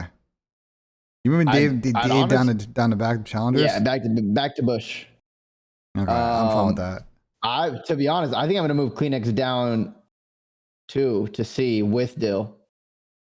Okay, I'm not if we want to be picky about the top end of this in the bell curve, I'm not totally opposed to that. Nah, I mean, yeah, I don't know if we're belling it and it's like, you know what I'm saying, C ends up being a lot of people, it is what it is, you know what I'm saying? Yeah. I don't Dill is faded. How they're both B? Let's for now put them both in B. We'll put them both in B for now. For now. Maybe we're being mean. All right, we can move on. I'm down. I'm down for that. Estriel. Where the fuck do we put Estriel? Probably in B though. Definitely not C. He played pretty good at the last. Yeah, I would probably, if you pull up his stats, I'm pretty sure I'd put him above Kleenex. I would maybe put him above MC. No, I'm not putting him above MC. I think I would. Ben, pull it up. I'm telling you. Because the thing is, MC was not impactful for 4 events. Yeah, but I'm going to be honest, Justice did not play good against a fucking top team this season. And yeah, but Justice plays what? He had like 2 top 4s. Justice Noob slayed through a lot of series this year. I'm just going to keep it a buck on that one. Their numbers are very identical, even though they play different roles. MC obviously going to have less engagements. We've talked a lot about that. Like the rest of their stats are going to be like pretty similar. Like MC's. I would put him above MC, bro. I think you're. What did MC do versus top? What did MC do I think you're being teams? I think you're being an MC hater, bro. I think you are. How? I think you and Sam. I think you and worse. You're in COD. I think you're too colored by the fact. I think you're too colored by the fact that that team was a fucking shit show this year. I will say it right now that there were. Listen, like I just don't think that Falcons were a great team unit through like a majority of the season, and that definitely did not help. Why do I give a fuck about what their team is? I'm rating the players. Okay, but I'm trying to, I'm trying to give you the context. Like, yeah, I think MC should play quicker, but like, I'm gonna be honest. You had a team of 3 sub players, and like, I can understand that MC's like, I don't know what the fuck's going on. BENJ. That's not. Well, I mean, there's only so much though, and then once they had an actual team of roles, you played good. Fault. They could have done whatever they wanted. They figured it out. I'm sorry, but like, Justice was better. I'm sorry, but I'm not putting Justice above MC. That is insane. That is insane. If you want to put Estriel above Kleenex and Dill, I'm fine with that. Above MC is. I think fucking Justice was insane. a better Black Ops 7 player than MC. MC and them just got top 4 back to back of the last 2 events. Like. So that's the same thing that happened with Gentlemates. They got 3rd at Major 4. And yeah, but MC and them beat fucking Justice and them at champs. And then, that's fair. So listen, I think Justice is there's a chance he's still on Gentlemates, but I will not put him above MC. That is fucking insane. On an individual level, I think he's better than MC. No, we are smoking the finest of Pine Park. 7. No, we are smoking in Black Ops 7. I'm not talking about the old CODs, obviously. I'm talking about Black Ops 7. We are first off, this is very difficult because they both play entirely different roles. But also, like, I think the MC thing is just missing so much context of fucking the team situation. And same with Astro, to be fair, too. Isn't every team missing context? If you give in. You do realize you've been in the scene for a decade. You think every team has a perfect year? Optic has issues behind the scenes. FaZe has issues behind the scenes. Every team has issues behind the scenes. Granted, some teams' issues are far greater than the others. I just feel like contextually, they did that to themselves. I feel like contextually though, like we're forgetting that if you look at Falcons' whole year, they were bad at S&D, and that's why this team didn't fucking do anything, especially at LAN. But like they were like a very good overload team the entire season, which definitely kept them in it, especially at Major 3, for example. When they actually had that good event at Major 3, is because they were good at search. And they were like also world starting people in overload. AG was playing good in that game mode. MC statistically was one of the best overload players in the game this year, especially defensively in the game mode. And he was good at hardpoint, especially at the end of the season. The problem is that like when they were bad, let me finish this point. When they were bad, So the thing we always talk about MC, like, he don't be moving, bro, because he's just too scared to make a play because his teammates are fucking dying. He's a pussy bitch, and he just needed to fucking get it going. And then once he actually had Mo next to him, then he had that confidence and started playing good. I think Justice is good. I think when you compare their seasons and you think about it, I don't know why the fuck you'd put Estriel above MC. That just seems Run the insane to me. poll. Run the poll. Because Estriel, he plays. Wait. Just let me talk. Estriel plays 4th at Major 1. Then he plays 6th. Then they got 8th. But he started turning up when the NPC came in. Estriel started playing really well. He went to Gentleman's, got 3rd. A sub player playing good in an NPC meta. Wow. I mean, when did MC start playing well? It wasn't with the M15. MC started playing good when they actually picked up another fucking AR to run with him. And then he was also using the NPC a lot as well. Yes, too. because they finally had fucking team. Bro, they picked up. Okay, listen. Here was the problem with their team. Realistically, AG should have ran an AR at the beginning of the year, and Kiss should have ran a sub. And the fact they didn't do that fucked up their whole team all year. Well, realistically, they should have just picked up an actual AR player and not had 3 sub players. Like that part was ridiculous to me, and we talked about that all season. Like the roles did not make sense on the fucking team. Yeah, it's Falcon's fault for building that. Yeah, they're fucking dumb. Roster. So, I mean, if you guys want to run a poll, great. I think it's a massive mistake to put fucking Justice over MC in this fucking tier list. I think that's just insane. I think we are heavily like we have way too much recency bias, I think, by doing that. Way too much. Wait, but isn't Celium's only isn't recency bias for Celium? Because Justice had better events. Yeah, but we also got to put in the Celium context that MC historically has been a very fucking solid. I don't care about historical, but I'm talking. This is a Black Ops 7 tier list. Yeah, but the criteria is at the top of my screen. It's 80-20. 85-15. Okay, so now we're changing the numbers. Support your argument. Okay. That's been on the screen the whole time. It's been on the screen the whole time. You guys are acting like it hasn't been there. Well, we break GAs and we tip that, BenJ. In these chats, we break GAs and we tip it. I do, because fucking the pros don't want to. We're breaking the GAs that you made up on us, BenJ. We're tipping it now. We break it. I don't think polls go across chats. I think if you run a poll, it's just in your chat. Oh, does it? Yeah, I mean, I'll do one in my chat right now. That's annoying that you can't do shared polls. Oh, yeah. Yeah, I didn't know if you can or not. I've never tried to do a shared poll. Is this a BO7 tier list? This is a BO... JP, tell us, JP, who's better? I don't care what the poll is. I want JP's answer. So the whole point, JP, is we're trying to... JP. Okay, let me give the context we're trying to do, JP. We're trying to rank Black Ops 7 players with the intense purpose of also, like, where is everybody's stock at? You know what I'm saying? That's why you're adding historical, because people are going to be willing to say, oh, well, you know... 20% is too big for historical. It can 80-20 is a pretty good split, bro. That's a lot. No, 20% is insane. 20% is not insane. 80-20 is... But why? What's the point of historical? What does that do? It's going to help when we talk about people like Dante, who had 2 back-to-back bad seasons. So... We need that. We can't sit here and just ignore Black Ops 6. Like, especially if players have been in the league for 7 years. On this is a Black Ops 7 tier list. I don't care what they did. We can't have too much recency bias. That's insane. That's not that's Ben. Every COD year is a different game. Some people are better at certain games than others. There's players, Standy and Cold War. Where would you put Standy and Cold War? I would put him in S tier. Where would you put Standy in the next game? I would not put okay, that's teammate cheese. You putting Eli in fucking S tier. I watched your team. Standy was a top 3 sub at the end of the year in Cold War. Okay. That's just cap. That's just cap. So the only player to beat Simp and Abizi on LAN, you guys just let Standy run around and do whatever he wanted, bro. Like I watch you guys scrim a lot of teams a lot of time. I thought Eli was good that game.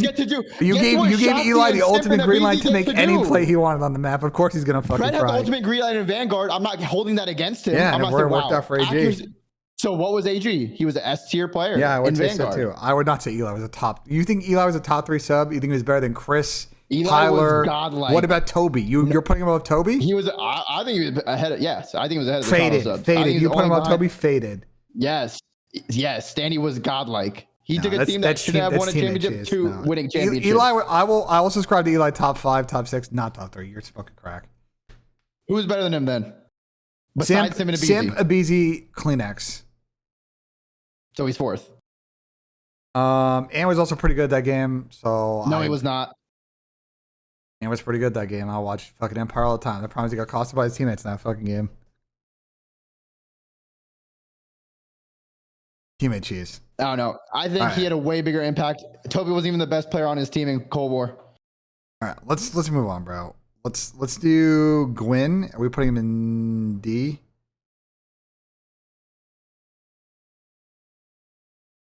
You're putting Gwyn in D. Who won the poll? Escher won the poll, so I moved him above MC. We're moving on. BENJ right, Tachi Chan wrong. I'm never wrong, Perez. Thank you for the $55 super chat. Who? Where are we putting? Oh yeah, Shanghai. Rex appreciate the 3 months ago. We're 3 minutes committed. Absolutely. Shanghai. Where are we putting fucking Gwyn World on this list? Put him somewhere. It don't even matter at that point. Okay. Yeah, maybe above Cammy Snoop. I'd say maybe above Cammy Snoop, actually. That's what I would say. Ben? Snoop, yes. Cammy, no. They're all. We're just ranking pee and poop. Like, I don't know. Like, I mean, yeah, it doesn't really matter. Like, they're all on the toilet bowl. Like, I'm sitting here like, what? I'm not gonna sit here and argue. Like, never think this. Yeah, I don't really care enough to argue that. Exceed. Yeah, probably D. Put him probably D. I mean, this team when they got to LAN, LAN, I mean, they didn't win an event, so or Ben, a it's at the match. top. It's So the criteria's at the top, Ben.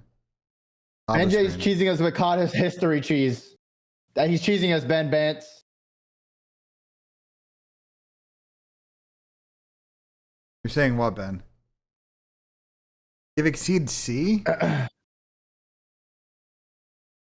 don't know. C wasn't bad. I mean, maybe it was C. I don't know. When I just hear a team hasn't won a series on LAN, like I don't know. I see a lot of 0.8s. I see a lot of 0.8s. He had a decent Major 3 tournament. Major 4 qualifiers. The Major 2 is when they had their best, but I don't know. I don't know. I don't really care for C or D. Like, I think he's in D, bro. I think he's in D. Yeah, I just couldn't. I just can't think of a reason why he should be higher than D. Here's a hard one that's gonna be to rank. Where the fuck do we put Saud, bro? Oh my god, top C. Probably say top C. Yeah, that's gonna be the fairest place to put it. Saud, if you dive into Saud numbers, Respawn, very solid. S&D, one of the worst S&D players in the league this season. Did show up in some big series, but also disappeared in a lot of big series. Definitely not bottom B, I'll tell you that. I think being bad at one game mode I love Saud. I wouldn't put him B. I wouldn't put him B. There's room to grow for Saud. He's got to get better at search, bro. His S&D, bro. If I show you his S&D number chat, they're bad. They're really bad. Even when he started pulling out the sniper, they didn't get that much better. I was MC in 20% historical. I don't know what to tell you, bro. Chat does not want to put MC in B in A. So I can't. I tried to argue, but I lost the fucking battle on this one. So yeah, no, he's C. He's C. Daniel Toasty. I'd say right by like Kleenex Envoy, low B. He started the year really hot. Yeah, he started the year really hot. Since the meta, like,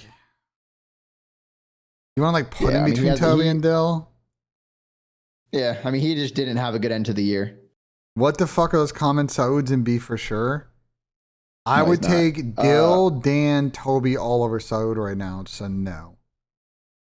Yeah, wait. Even Ben agrees with me that Luke is ahead of MC. No, I moved him there because y'all voted for it. What? I'm not gonna sit there and just derail this spot. Like, you guys did a poll and we put him there. Okay, I don't agree with it. I don't know what to tell you. We might move some of these people, guys. We might move some of these people up to A. Just relax. We're just like trying to get the tiers of people, and then we're gonna tweak it a little bit. Just everybody relax. Okay. Yeah. Kyler. It's either S is going to be like 5 or 6 people. S or let's see. I'd probably say top A. I would say top A. Let's say top A. And I would put him between Zach and Jordan.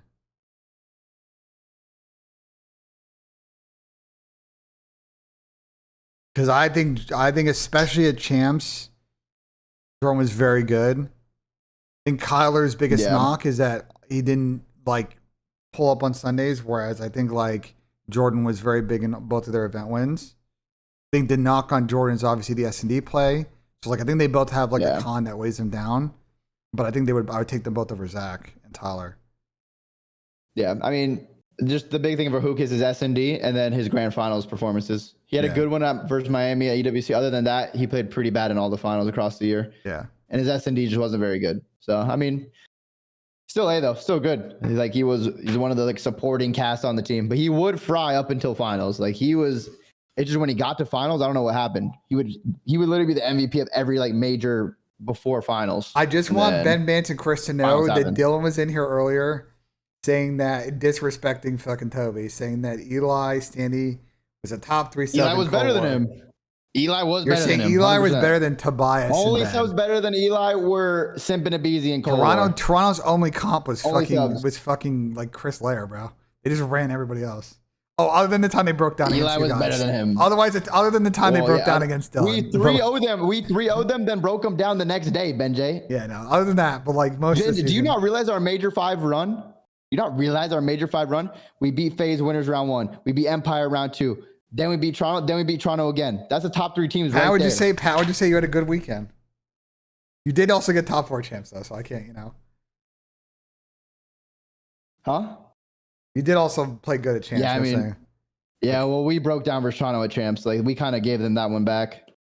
I decided to become brain dead and chow everything when it was a 4v3. You never tipped Toronto. You disrespects Toronto all the time. What do you want me to tip from this year? What can I tip? This year they were mid, and last year they were mid too. Toronto was really good in Cold War. Saying a player is the 4th best sub in the game is not tipping them. I've always tipped Toronto. They're good. All right, let's. When they had Vance, Cammy inside, they were great. Let's rank some players. Let's go. Paco, we're gonna put Ness, right? I put him below Brandon. Ness. Yeah. Is Paco S? I think we should put him Ness now, but like, I want to see how many people end up in S. I think he's kind of. I think he's kind of A. I mean, we can keep him in S for now. I guess, but he may. Even though, like, because he kind of stole Simp's first team, to be honest. Yeah, but that's fucking bull. Okay. First off, where the fuck is Pimp on this list? S. Well, he's obviously S. Okay. I'd probably put Pimp the best. Yeah, like where's Ernesto too? Where the fuck is Ernesto on this list? Where's fucking Ernesto Longneck, bro? I don't see. I'm looking at. Oh, there he is. His neck looks kind of small there. What the fuck? Nah, I put Simp above Ernesto. I'm down. They're both like fucking the end of the postseason matters. Yeah, we're long neck. What? It's just an easy way to. It's just an easy way to find Ernie, bro. I'm just looking for neck length. Okay, like what do you want from me, bro? In front of Brandon. Yeah, we'll order S. Oh, do you want to do it like this way? Yeah, I would put that just because, like, for sure before champs, that's the issue with like these awards because it's the regular season awards of like MVP and All Stars. But then now that we have EWC, the 2 most important events are at the end of the year. So like that's when the actual voting should be like who's going to be the best player of the season. But yeah, I would have Brandon above Scrap. So then let's do, especially the way the year ended. Where would you put Ant? Ooh, I mean, he did get EWC MVP. I don't know. If for me, I think I would put him ahead of Scrap for sure. I don't know if I would put him ahead of Brandon though. It's like that's like the, I don't know. I don't know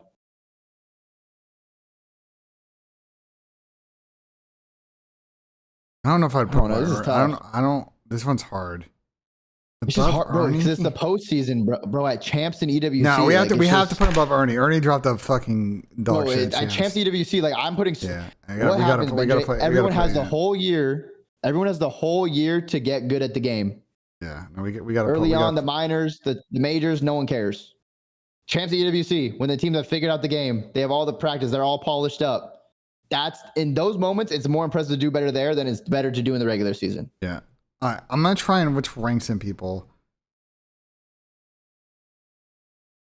Where do we want to put? I'm jumping around because I'm trying to set up a combo. Where do we want to put Twin?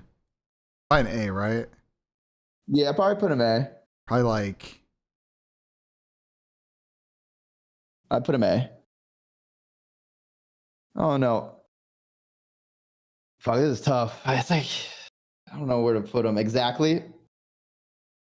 Probably ahead of draws. Hook, I'm not Zach sure. was so good at land I this like year. this. I like this. Zach was like so this. good at land. I feel like I think we're disrespecting the fuck out of Zach though. I don't like Twin was good. I'd have to brush up on his stats to see. I don't. What are we? This one's hard, chat. I don't know where to rank him and Zach, bro. Zach played really good at almost every event this year, other than like Major 3. I think he didn't have a great EWC. I don't know. I think I'd put Zach. I honestly think I'd put Zach over fucking Twin. I definitely put Twin over Tyler because Twin was a big reason that they won both these events. So. He did get MVP though, and Pop take a lot. Yeah, I know. I don't know. It's tough. I think Twin played better versus Optic earlier or at Major 2, but then the ARs really stepped up versus them at Champs. Yeah, when they beat them. Are we? But Chad, Twin went crazy that map 4 in Winners Finals. I don't know. I think I'd probably put 04 over low key. So Chad, just because it gets the sub. Hold on a second.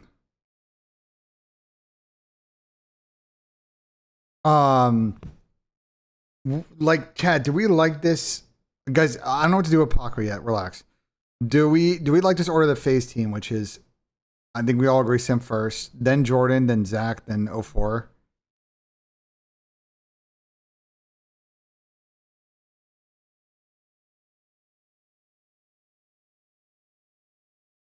We put Twin over Zach. It's so hard. I really don't know what to do. I would put Twin. He got an MVP at Major 2. He dropped a 1.4 versus Optic. He dropped that map 4 versus that map 4. Denny went crazy. I don't know. I probably put 04 just because I'd probably put it over above him.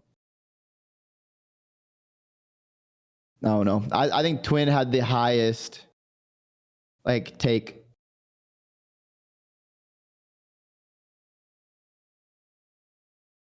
Is Ben okay? Sorry, I was responding to a text. Okay. So are we doing Twin? We're doing Twin over fucking Zach then? That's what Chat wants? I would put Twin over Zach. Yeah. I'd put Twin over Zach. I would still put Kyler over Twin though, just because it's fair. He got top 2 every event. Yeah. Yeah, it's fair. That's fair in my opinion. But Twin was really good. And once he got the finals, Twin was locking in. I think that's fair. I think it's a fair assessment. We're cooking, BENJ. We're cooking. This is a good list so far. It's only gonna get better. Okay, so then now I'm setting up the Joe deceives combo. What the fuck do we do about Joe? Because Joe is a great stats and just did not sit for fucking final this year. Yeah, you got like third, fourth. And I think fans are definitely rating Joe higher than what I think the pros are. They're rating Joe higher than the pros? Yeah, I think fans think Joe is better than what I think the pros. That's not to say that Joe's bad, because I don't think anyone thinks Joe's bad. But let me put it to you this way: if you were building a team right now, are you taking Pac or are you taking Joe deceives? Well, I think you still take Paco. Okay, if you're building a team right now, are you taking Ernie or you're taking Joe? I'm taking Ernie. You're taking Ernie. So here's my thing for Joe. In my personal opinion,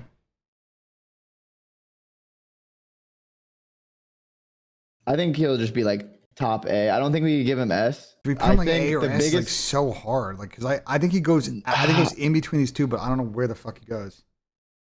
Yeah, it's tough. Somewhere in A. I mean, he did have what? He got 3/3 or something like that. The thing is, I kind of just expected that Genoma's team to be a little bit better, and I thought Joe would be the guy leading them to maybe a top 2, but that didn't happen, to be honest.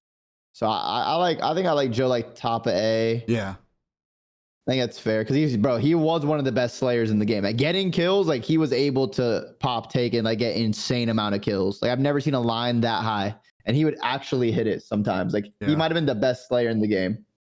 You guys want me to put Mace? Are we putting Mace between Brandon or are we put an Ant? We're just doing it this way. That's how you rank the whole team this year. Yeah, it's fair. I do think we probably have to move Paco down though. I don't know. I don't think Paco is S. Because his stats in the latter half of the year were closer to BZ. He just had a better start. Like, even though Thieves wasn't playing good, Paco's stats were still pretty good in the This was definitely meta. Paco's theoretically worst year. But I also think that he's like... I'd probably put him below, Paco like carries series though. Like, I just think he's like literally like the caboose to this fucking S tier bullshit. Like, it's 6 guys and he's literally number 6. The one thing about Paco was his search. His search was insane. Yeah. But I think it should be like A. Now, who do I put him over? I don't know. I wouldn't put him Can I leave A. him in the back of S for now? And then let's do this at the Okay, end. you want to keep him S, Benji. You want to keep him. I want to leave an S for now, but because like this is... Scrap is above them all? Well, what happened to EWC and Champs then, if he's above them all? Joe is S. I think Joe is good. I don't think I'm putting him in S yet, bro. And the season matters. Okay, who can we put in fucking challengers fucking land? We start putting all the C9 guys in the back of challengers. So. Yeah. Who else did I fucking miss on this list? We're talking about the whole year? Yes. And when is it harder and more difficult to be better at the end of the year when everyone's going harder at the biggest tournaments? So if you play well at EWC and Champs, where everyone's going their hardest and everyone should have the game figured out to make the most money and win the rings, that's more impressive than just doing good at Major 2 and 3. TJ back to challengers? Yeah, where's TJ? Oh, not my goat, man. My goat, Teej, man. It can't be like this. I love Teej. I put Teej probably like here. Jamie Insight. If I were making a team today, I would take Mark and I would probably take Ben. So do we just put him like caboose the C bullshit, basically? Jamie. Yeah, he's probably C. Yeah, that's a good spot. That's fair. Guys, we're gonna go back through and audit this. Just relax for now, guys. I'm right now. I actually like the distribution of these of the players. I think we're doing a very good job of like distributing the tiers evenly. We'll start shuffling people in a bit. Kips. All right. So I like Kips. Interesting. Right now, I would take Kips over Dill. Over Dan for sure. Dan. Over Clean X for sure. Over MC for sure. Sorry, Ben. No. You think over MC and then over Justice behind Mo? I don't think so. I think we're heavy. We're like chasing potential too much on people. I think to put Kips over MC is crazy. I want to compare the stats real quick. Hold on. I want to actually see this. Let's see.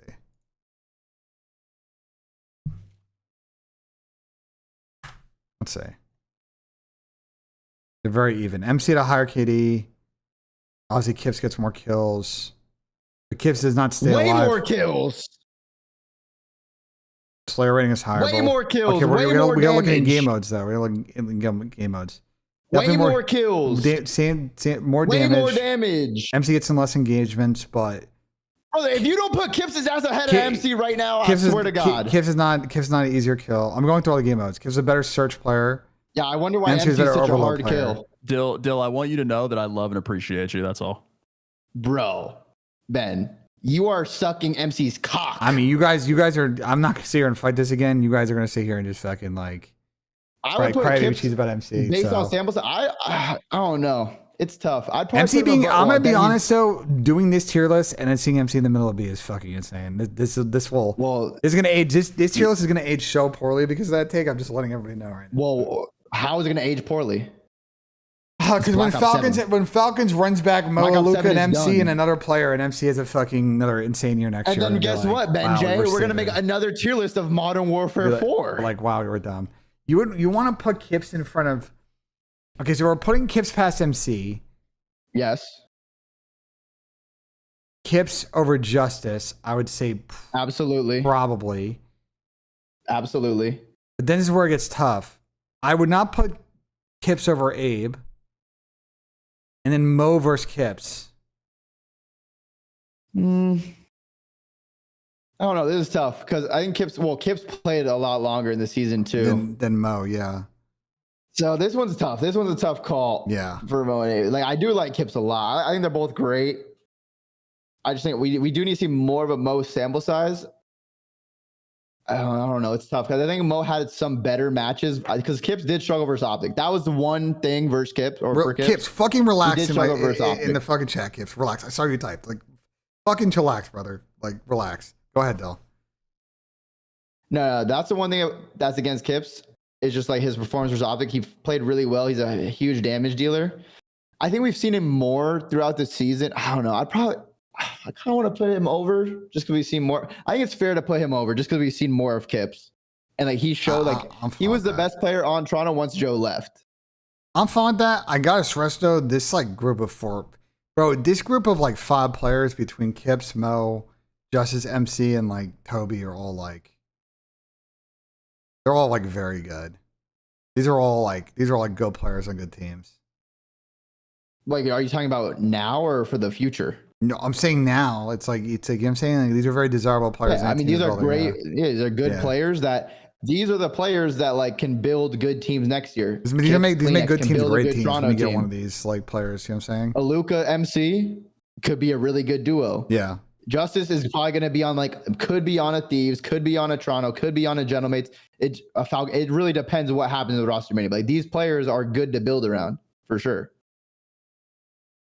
Oh, 1 second. But I think it's fair. Move Kips up to A. I mean, he could be moved up to A, right? I don't see the harm in moving Kips up to A.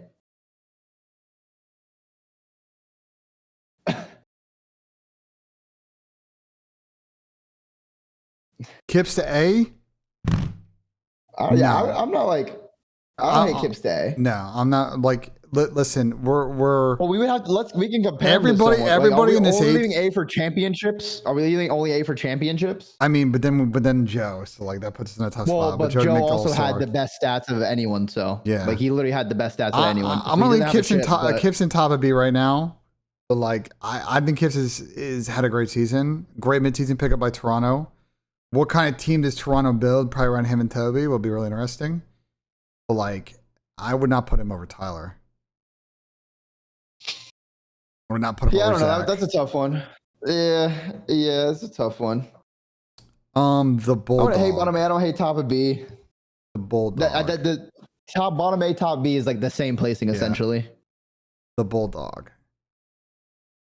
Ooh. Definitely over Saud, but I don't know if I'd pick him over fucking Dill or Dan. So is he just like, are we just here? Guys, because I'm gonna make this point, guys. The Bulldogs situation right now. He didn't have a great year the year before. He's a role player. And I think Dill's also a role player, but I think Dill's a more consistent role player than Kiz is. But I will say that Kiz also had to play as a fucking AR this year. So like, yeah, I mean that's kind of fucked all that up. They just trolled themselves with the roster construction. That's why like they just didn't find success until they actually had a roles that made sense. And it wasn't just on one player. It was the whole team was completely fucked. Yeah. Everyone underperformed on the original Falcons roster because their team made no sense. I mean, yeah, top C, low B would be it for him. I don't know. Yeah, Falcons. They just didn't do themselves right. I just like what it like. Why would we put Kiz in B? Yeah, I don't know. I want someone to explain that one to me. Are you remember Kiz in B? Why would we put Kiz in B? I want someone to explain that one to me.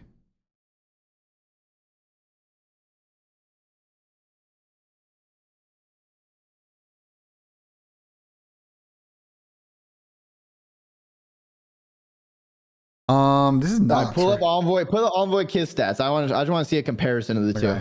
By the way, this is Nox, right? So he did not play more than one event. I think, right? Yeah. So I'm putting Nox top of DMP. I don't know what the fuck I think. No, Nox gotta learn English, then I'll have a real eval of him. Yeah, he's good. Nox could be good. He has potential. Yeah, Nox got potential. I just like he has to learn English. We just don't know what the fuck to do. All right, so you want to compare Dylan Kiz? Yeah, I want to see these two. This is an interesting comparison. I mean, it's gonna be very similar. Kids got Yeah, more probably. kills. Dill did more dammy. Kids had better KD stats. Dill was terrible on hardpoint this year. Bought the same Stats opening are, like, duel. pretty similar. Pretty similar. Kids was kind of better than them in all three modes, though. If we're gonna go pure stats. Yeah. And then I mean, look at Dill did a placements. better job in Overload of fucking like being a team player. Like, Yeah. I don't know. I mean, we could put kids just like in them next to each other, right behind you. I don't think it really matters for these two. I don't like really it could just care be like if it could we be do either that. way. If we Yeah, wanna it's do not that, a big deal. I'm not gonna die in this fucking hell. It's too close to like it's not like that big enough of a difference to like have a big discussion about that. Yeah. They're pretty similar. Dill won an event. I mean, yeah. Yeah, he has the event, so he stays ahead of him. that's it. He has the chip, so he stays ahead of Kiz. Kyle Kremp. Oh, this is gonna be an interesting one. Ooh. Knox played at Major 4 and EWC. Oh yeah, true. So Knox did play 2 events. And like, yeah, I mean his team was chalked. It's tough to say because I think he has a like huge potential once he can learn English. I put him He can like shoot hella straight, but yeah, I put him like C. Yeah. He showed he could get kills. Yeah. But there's just a lot of other stuff around that. Honestly, bro. Kyle. Go ahead, BenJ. I'll let you go first. This is where this gets very tricky. Kyle's better than everybody in C. Better than Kiz, Dill, Dan. No one's better than Celium in Black Ops 7. Where does Kyle compare to Toby? That's why this here.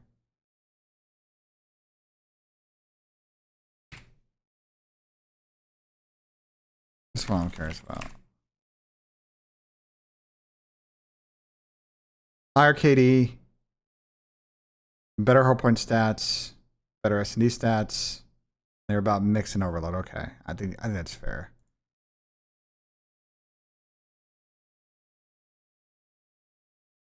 MC is going to be tougher though. MC stat. If we look at MC stats, are going to be like.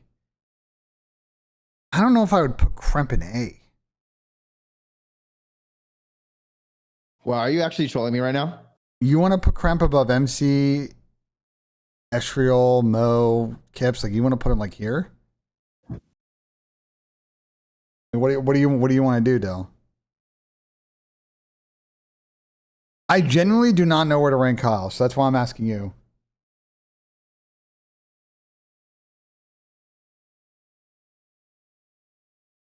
Because I would put like if we're gonna just blind do it, I would do it here. I would put Tyler over Kremp.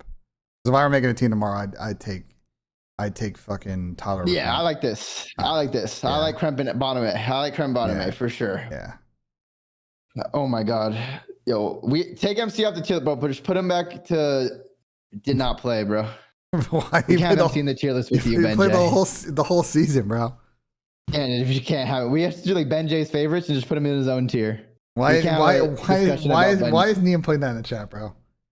What the fuck, Niam? Are you dead? Why is- Yo, why is Niam Niam and putting that in back chat, to bro? challengers. Niam and back to challengers. bet. Put him Alright, put him there. All right, bet. Put him back to challengers. The guy thinks he's funny. He got jokes, huh?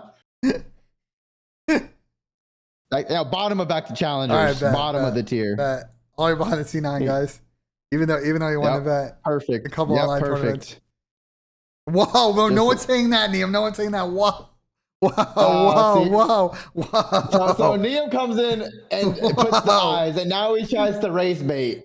Okay. Whoa. So he's starting off with it and trying to end it with it. I see this guy. Whoa. Niam. No, but realistically, Interesting. Okay, realistically, we could do Niam. Did Ben just giggle? No, that was a full-on laugh. Ben enjoyed that shit. Niam. Where the fuck do I put Niam on this list? Niam's an interesting one. I think I put him like here. Definitely, I would definitely have him somewhere in B. Yeah, I kind of like that. Would you put him above? He's definitely under MCS, Real Mo, like Kips. I think Niam. Here's the thing with Niam. It's kind of tough because I think Niam definitely joined that Thieves team and was like, I think he's trying to do whatever was required to make that team work. So like, I don't think Niam's got like a super green light on that team. Like he was doing Niam's comms are great. So like he was filling a role on that team, you know. Neem was better than Yeah. Tyler. We're smoking crack. Would I put Neem over Toby? Probably. Neem's Neem really just- hard to rank Neem- on this. He had an interesting like role he played for the team that he did I was well. trying to like figure out like role and like how well he played the role because I mean he did go crazy. I mean Major 3 finals or Sunday he fried all day. EWC had a few good matches. I know that one versus Optic he had some clutches. What about like that in Reggae? No, I mean he still got second and first, and he only played what? He came in at what Major 2, so he got fourth. I think he got fourth. Major 2, first, second, eighth, and then like third. I mean, I give Neem like the benefit of the doubt more. Would you put him I don't above know. Toby or not? I put him above Toby for sure. Yeah, I'm fine with that. I don't know. I might put him above MC low key. No, But I don't know. It's tough to. So. You don't think so? No, I think the one knock I'll say about Neem, and again, like he had a very good season, is I don't think he played amazing at EWC. I think the EWC event. I know they also, you know what I'm saying? I think Neem had a good season, but like I think his numbers, if you go through his numbers, are all gonna be like in the 0.98. Like the good like average roll, and I think putting him in the middle of B is like the perfect like spot for him. He's literally just in the middle of this list. He came in as a rook, and he's played a role on a very good team and played it at a very good level. He got Rookie of the Year because of that. But like Rookie of the Year is a subjective fucking award. We shouldn't say that like all that automatically makes him above Kips. You know what I'm saying? Like I'm not falling for that bullshit. So. Oh, you wouldn't put him. I don't know. It does look weird that he's not above Estriel and MC. But I think the big thing for Neem this next year is like obviously the team he joined right now, he was never going to be the superstar. He's going to scrap Hydra and then like a BZ. Like that's not really his thing to be the superstar of that team because that just wouldn't work.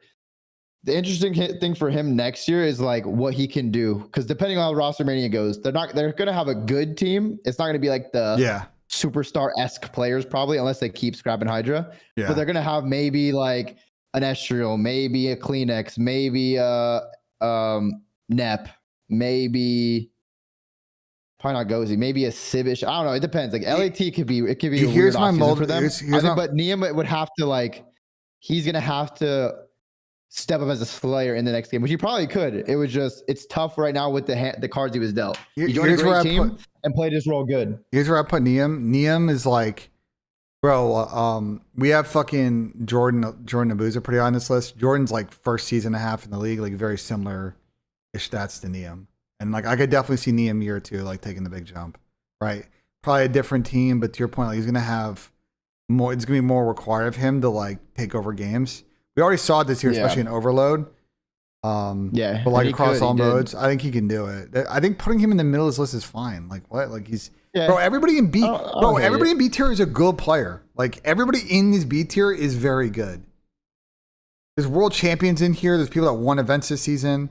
There's people that have consistently been on good teams and not getting dropped. Like B tier is fine, bro. B tier is like these are good players. These are league caliber fucking players. Not everybody's gonna be an A and S tier, bro.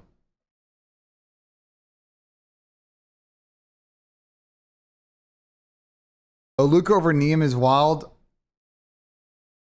I mean, I'm gonna be honest. Mo is a little bit hard to rank in this because Mo only played 2 events, but he mega cooked at both those events. So I'm gonna say this as always with the Black Ops 7 tier list. We're gonna get on a new game, and the order this is gonna completely shuffle. And I wouldn't really overthink the order of people in tiers. We're doing it just to try and make the list as accurate as possible. But I think directionally, the tiers are like pretty good. I would not put Neem in A tier, and I think you could make an argument over different people in B tier, but I think that's the collection of players that I would place him in. And that's a good spot to be in. There are good players in B tier that people want to team with and play with. Yeah, no, it's actually funny. The B tier is literally all Rostermania with a few from A. Yeah. Like what's gonna happen? Yeah, basically. All these players in the B tier are literally the players that that are on teams that you're gonna pick up and build. And then Kremp is another player that the players in the B tier are gonna want to play with too. And then it's like a BZ Kremp in the A because the rest are probably maybe changing, but who knows yet. But all the B2 players, like teams, are like, yeah, you could build around these players and maybe build a team that can contend. Nissim won an event. So did everybody in SNA other than Joe and Kyle. But the thing with Joe and Kyle is like SMD's a premium role and those guys stand out. Listen, guys, everybody in B is good. You guys think B means fucking average. That's not what it means, bro. Shout out to Nia, man. He DM'd okay, me, if you want to clean this up, hold on. If you want to, I could still join LA Thieves. If you want to clean this up, Chad, does this clean this up better? If I make this change, does this clean this up now? Does this demonstrate the fucking point?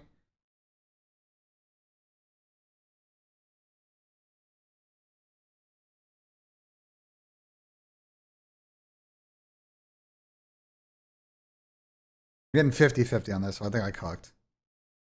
Did you cook, BENJ? BENJ, you always cook. Except for, some stuff. But you always cook for the most part. You always cook.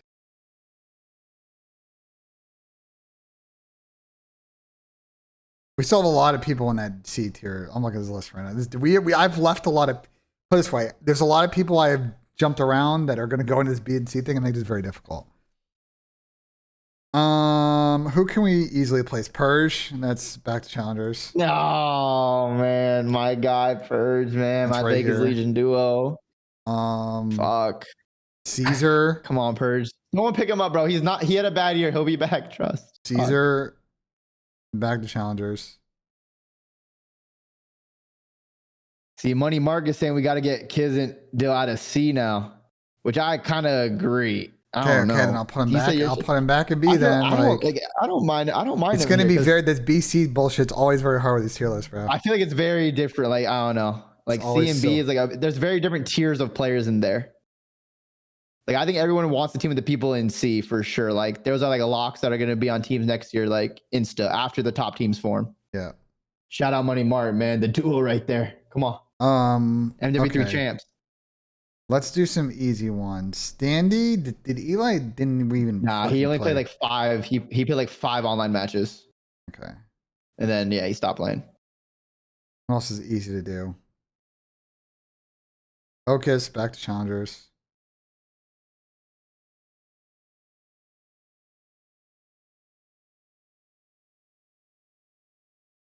Now we're leaving some interesting spots now. Okay, so where do I want to start with this? Legend did not play. Yeah, Legend. This guy Legend joined the Stallions. He's like, wait, I don't even have the right attachments on myself. I was like, what the fuck were they telling you over there in Vancouver? Yeah, they weren't telling the right attachments on the guns. They weren't watching VOD. Hell. Who else would be easy to do?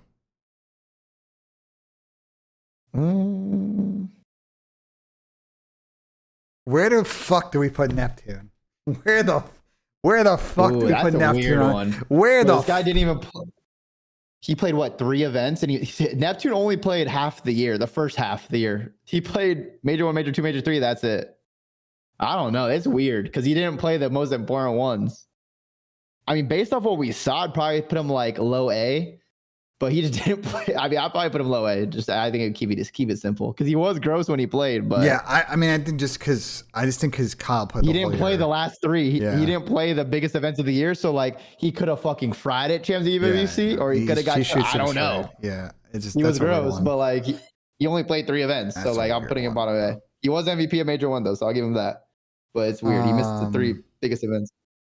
Nero probably back to challengers, right? And this Tej going Nero fucking Fugues. Oh man. Oh my guys, all my Vegas Legion guys, man. Come on, Ben. Bro, it just is what it is, Dill. It is what it is, man. Like, what do you want from me, bro? Like, I might have to take over a team. Go me, Purge, Insight, Tej. I'm telling you, that team's winning a chip, bro. Minimum 1 top 3. Me, Purge, Insight, Tej, bro. Come on. Spart, I think we probably put the last in C because I actually think that Spart needs to get on a better team. He's the average player. Fucking the stats weren't that bad this year. Last time I looked at it, I don't think he's back to challengers. I think Spart actually like is not bad, but like needs to fucking somehow stop teaming with shitters, bro. That's fair. That's fair. Some of y'all maybe don't rate Spart, and that's fine. I actually think watching Spart there was like actually not bad. His teams with absolute bergs, and like he's an unselfish player, and that fucking kills him. All right. Where do we put Dante on this list? I think just right like bottom of B, around like Ghosty, Envoy, Kiz. I would put him above Kiz. I put him above Dill. I put him above Envoy too, because yeah. I put him behind Dan. Put him above Ghosty. I think I'll put him ahead just because or when they won, Sib was like that guy at Major 1. Let's compare the stats on that. Yeah, this is a close one, but like that's Sib's about definitely gonna have the damage. It's about where that is ranking wise. So yeah, Dante had more damage, more kills, but Dan was a hard kill, and just ultimately had just a significantly better respawn KD. By far in hardpoint, not even close. S&D, they're about the same. Sib was a little bit more active than Dan. Dan played a little bit more safer. But Dan was also staying alive. That's the inverse of all these numbers. And then in Overload, they're about the same. So this one's gonna be tricky. I think it's gonna be we can let the chat vote on this one. I'm gonna be honest with you. Like I'm gonna run a poll. I'm gonna poll on you guys vote on this one because I'd probably have Sib above him, but like it's not a big like I don't know. This one doesn't really matter, but I'm curious what chat thinks. This AR duo started off hot, but then they kind of crumbled like after. I don't know. I thought they were gonna be really good, and they kind of just you guys vote. I'm curious what you think. But here's my thing for Dante and Dan. You know, the league is, you know, like they respect history, but like Dan, you know, is now potentially on the outside of the last 2 teams he's been on. Wait, has Dan changed teams every year? No, he was on Thieves for 2 years. He was on Optic, Thieves for 2 years. He was on like the rebuild Thieves, and when they got good, toward the end of MW3, and then he was on. So this is where like a Dan to Toronto and takeover, like back to Thieves angle. Dante, listen, I love Dante, but I need to see takeover Superstar Dante more. He is just too inconsistent this season and last season. I love Dante. We always make the jokes about nonchalant, whatever. Dante plays a good role, but he's not consistent enough to be with the other elite tier like AR players. He's not consistent enough, and it's frustrating because when Dante gets going, he's got a very fucking like Major 1. He had the most damage by far. Like every game Major 1, like he fried Major 1, but him and the rest of the Gentlemen weren't able to like replicate that again. Most of my chat has Dan by a wide margin. Dan over Dante. Where's your poll at? I ain't even doing. All right, just keep it there. It's fine. It's not like that crazy of a topic, to be honest. I'm gonna let you. Who do you want to pick next? We're getting to the end of this. What about Lurks? That's an interesting one. He's kind of like a Kremp situation too, but Kremp definitely had better placings and more impact. But like trapped on a team that isn't very good. He had a lot of talent. It's tough. It's tough.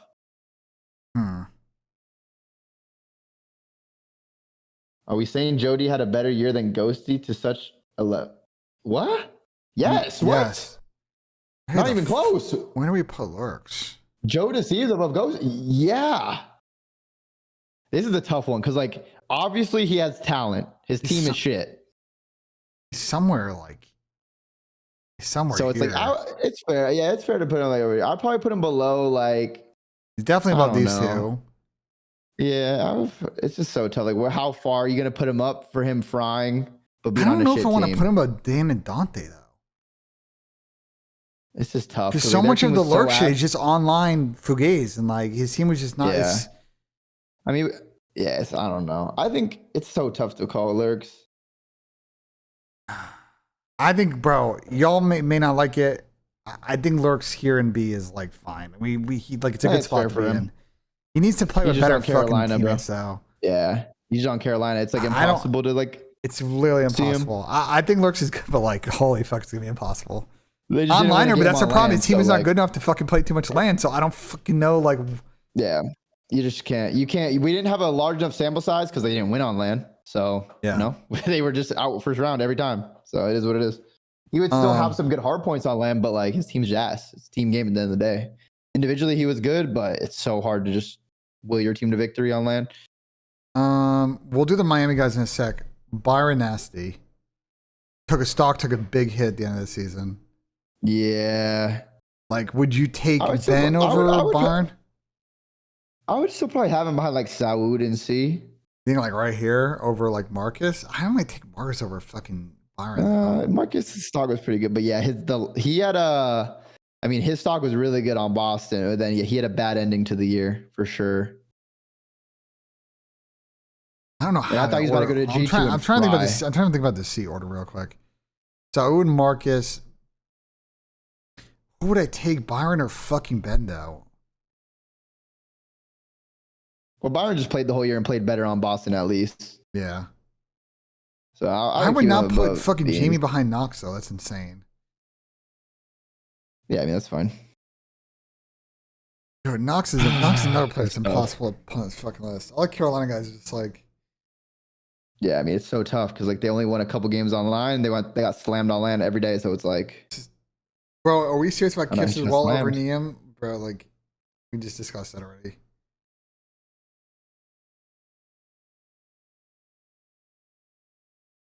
Yeah, I mean I think this is fine. Are you lagging out, BenJ? I'm just trying to think if we should move Abe up to C. Right here. Abe? Yeah. Up to C. What do you think? No. I mean, No, he leave didn't him really be. show me anything to why. He had a good EWC. He's played well both EWCs before that. Like I didn't really. He had that one game 5ers optic, but it wasn't consistent enough. There was a lot more 0.85s out of Abe than 1.05s. I don't know. What's throwing me is I don't know what to do with Knox because we just like it, I almost want to put him in DMP because like I just don't think we can properly rate You can Knox. put him there. This one's gonna be an extra one. No, he was a shooter, but we could just put him there. He's for a now. shooter, It's but fine. like I don't think he like you know what I'm saying like the English thing. Like I don't think it's fair to just lob him in C or D. Like it's ridiculous. Like I don't. Yeah, I don't that's know. I from a talent evaluation, like I don't even know how you start there. A Luka in B, yeah. Were you like what? He played 2 events. He played good the 2 events at the end of the season. We're not gonna insta put him at the top of the list, bro. He might very quickly move up this list next year, though. Like, but everybody in B is good. Chat. Is there any guys? Anyone who's just joining here? Look at the B tier. Do you think anybody in B tier fucking sucks? Yeah, some of y'all might say Dill and Kiz, but they're the best role players in the fucking game, potentially. 2 of them. Unless you consider like Zach a role player, which I don't know. That's a bogus argument.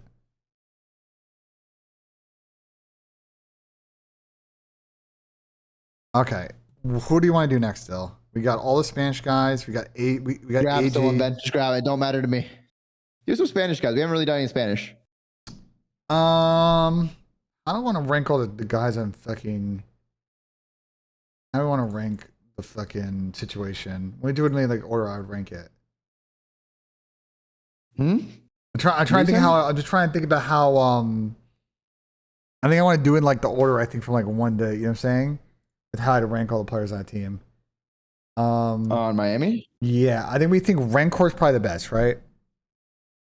Yeah, I would put Redcore in B. In B, like top of B. That was. I don't know. Rencore's a tough one. He's good. Wait, actually, here. 1 second. I need to go feed my cat. I'll be right back. Let's compare. Let's compare Kips and Rencor, bro. Frakes is going to be fucking impossible to put on this list. Rencor's got better stats than Kips this year. I think is probably to see here. Yeah. Yeah, especially in the hard point. S&D, Kips is a little bit better. But the respawns was Rencor. I'm gonna wait for Dill to get back, but I might put Rencor top of B, bro.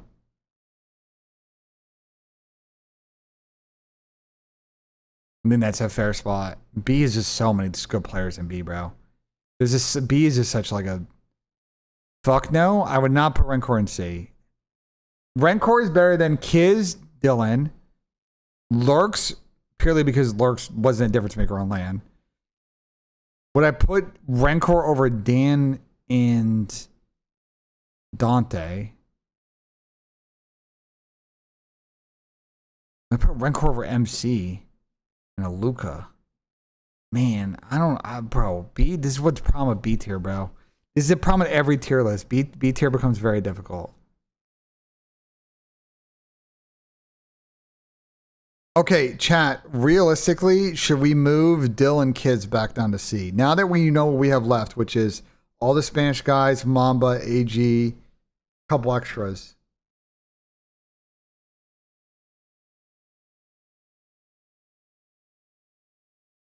An Estriel? What? No.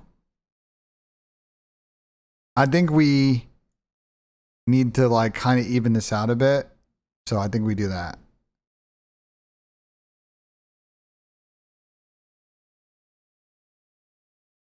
Because I think we're going to end up, it's going to end up being like a good bell curve here, which I'm fine with. Dylan, Bulldog, not on the same level as Beans and Smart, but they're also at the end of fucking C, where those two are at the beginning of C. Rancor is definitely an A. Yeah, we're going to talk about it with Dill. I don't know where to put Rancor. Luca played 2 tournaments? Yeah, I know, but Luca also fried about the tournament, so like, what the fuck are we doing here? Bro. Mo played good against good teams. Like, bro, look at who he played. On land, by the way. Mates, fucking Falcon, FaZe, Thieves.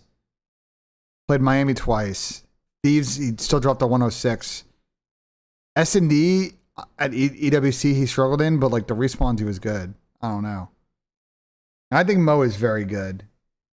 Mo is gonna be, but like this is the problem. Like Mo is just like very like.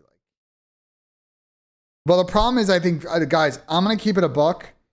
I think that Falcon's S&D was very bad, but you got to remember about 4 of these series, the only search map they played was fucking Fringe S&D. The only map they played in 1, 2, 3 in these 3 series was just fucking Fringe. Are we fighting? Who's arguing? No, I'm just trying to figure out where to put Rancor, bro. Like, it's impossible.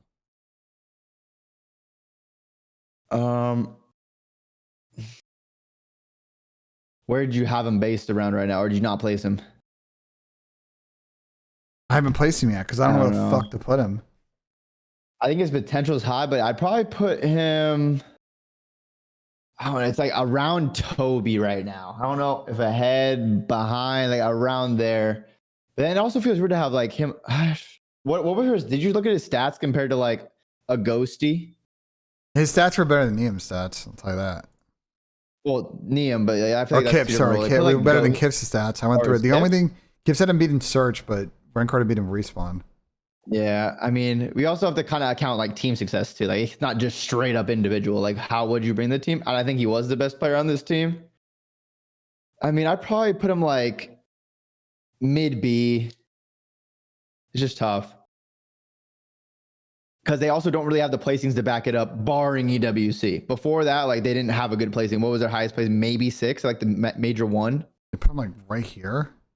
This fucking bullshit of fucking MC. I put him below him. I'd probably put him below MC. Maybe below Niam. I don't know, it's just so tough to say. I think right. I think I'd take him. I think I put it in there. Dude, he's hard to rate. That's fair. He is hard. He is hard. Oh, this is very difficult. I don't mind it. That's a tough one. That's a tough one. Guys, Joe is not an S, bro. Joe is like the top A, is the most top A we can get, bro. I'm sorry, but I'm not using the fact that someone got fan voted top of the All-Star. Like I personally don't give a fuck about that, bro. The Pimp got 2nd team All-Star. And we have him number 1 in this list. Like everybody, fucking relax. So, Mamba. He played a little bit better when he got to what? Surge. They were so chucked, bro. Yeah, I'd put him like probably. I don't know. He played better when he got to Surge. I expected a lot more out of Mamba this year, to be honest. I thought he was gonna be like in contention for Rookie of the Year. I don't know. Probably like, and he just runs face for some reason. I don't know why. Somewhere probably C. Like C. I was just a bit ahead of these guys. I put him ahead of Spar behind Jamie. Because at least Jamie was beating good teams on land. You know what I'm saying? Like, actually, like, showing Mamba up beat in big FaZe a games. couple times on land. In the beginning of the year, yeah, and last year. I mean, But I would this is take, fair, but I I would think, take, I would probably take Jamie. I would probably take Jamie over Mamba though. Well, Mamba got what, fourth major one, then 6. I mean, this is all the collect Nasty, Ben, Jamie, Mamba part. It's just like we don't we have all like this is just it just depends on the situation, you know. the differences aren't big enough to move it around. I feel like this is fine. You could put the 4, however, I wouldn't really care. Yeah, there's not like it's marginal. Okay. Medals. Where the fuck do we put medals? Probably also right around these guys in like C. Medals stats on the season are very bad. If I pull them up, they are. How are you assessing players that are surrounded by teammates that are in D heading back to challengers? We're just bullshitting it. I don't know how you want me to do it, Rafi. There's no good way for me to do it. Or Dylan, it's just like, it is what it is. It's just Fugazi Fugazi. Like, I don't know. That's a problem with tier lists. Yeah. Like the tough players like the Kremp, the Rencor, the Lurks that they had good individual performances. Their team didn't find the most success. I just feel like Kyle, like I look at Kyle and A and it just seems ridiculous to me. Even though I think Kyle's good, I just like. No, it doesn't seem ridiculous. I think Kyle deserves to be Kyle over like Kipson though and Eshram seems No, crazy. Kyle had, bro, his stats were insane this year. Yeah, but he also had people on his team who couldn't get damage. fucking kills. Like, Yeah, that's even better. He was like good stats on like a bad team after major one. That's I mean, it's harder. It's harder when you have a bad team. It's harder to get kills. I don't know why people think it's the opposite. It's harder to get kills when you have a bad team. When you have a bad team, you're breaking hard points. When you have a bad team, you're not set up soaking time, getting free kills, getting free damage, free crossfires, free team shots. It's harder to get actual kills and be impactful on a bad team. Yeah, we're gonna come back to this Kremp Neptune thing. Okay, medals then. And Kremp's stats were insane.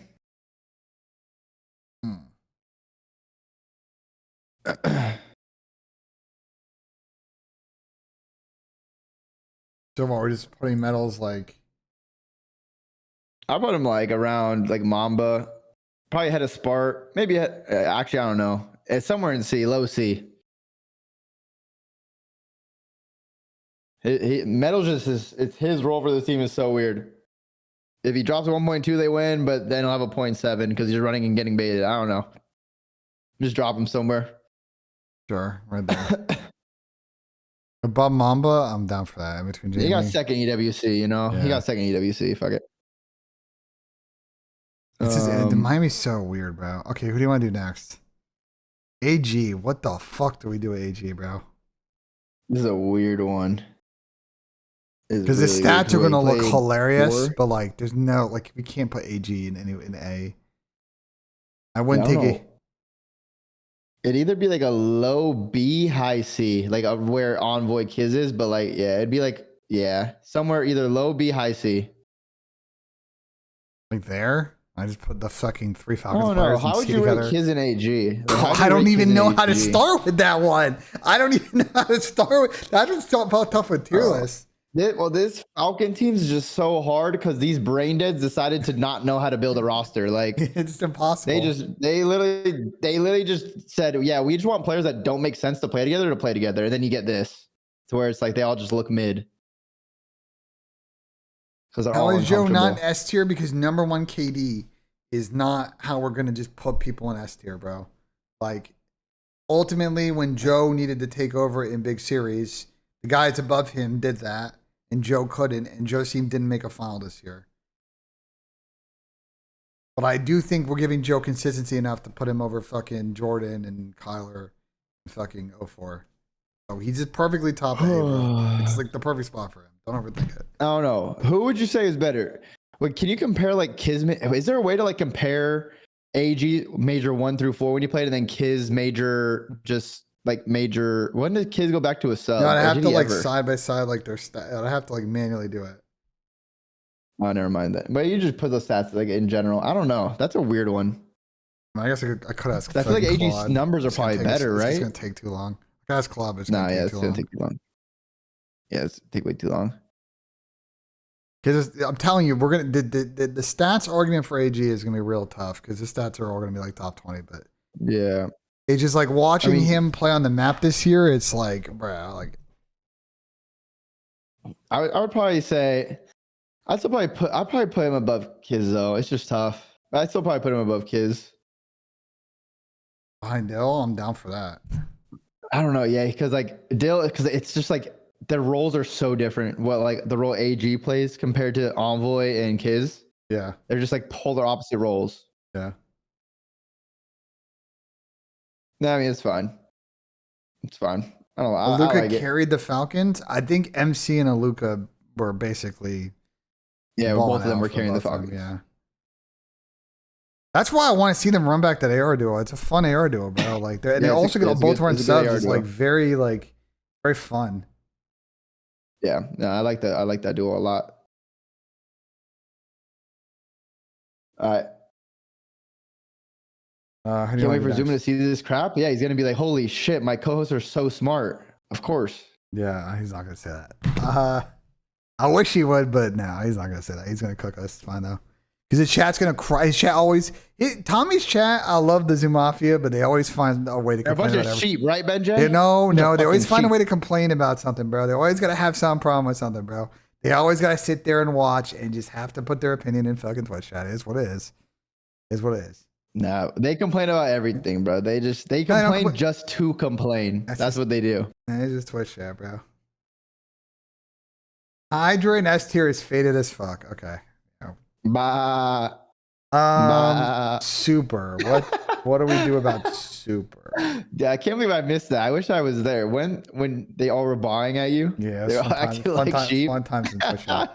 What do we want to do about Super? I don't know what the Super. Definitely not above Rancor. I mean, maybe I don't even know. Either like a low B, high C.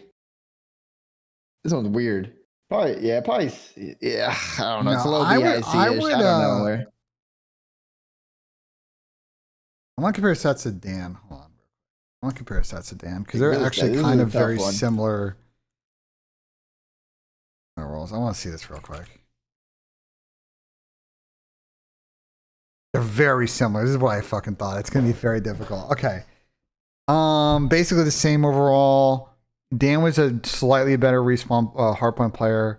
Super was a way better search player, and a way better overload player. So if we go with pure stats, we would say Super over Dan. The problem is Miami fucking didn't do anything. Yeah. But Miami also couldn't get And, consistent sub pressure all year. well- The one problem with Miami is like I would still put Dan and Dante above him probably. I think we're Miami only went far in one event, which was the EWC. Other than that, they didn't make it far in any event. My worry with that is that I feel like I don't want our like English speaking bias to be like too bad on this because I have a feeling when Rancor and Super end up teaming with Americans and EUs that they're going to start actually being very good when they get consistent sub pressure. And like all of a sudden we're gonna like think way higher of those players. This one's hard, bro. Yeah, I don't know. What does Chad think? Chad, what do you guys think? I think Chad's gonna disrespect Miami, so like I think they're gonna be like put them behind fucking Dan and Dante. But I mean, they had a bad year. Miami had a really bad year, except for EWC, and that's just I would say Chad, are you good if we do it like this? In between Dan and Dante, I feel like that's fair.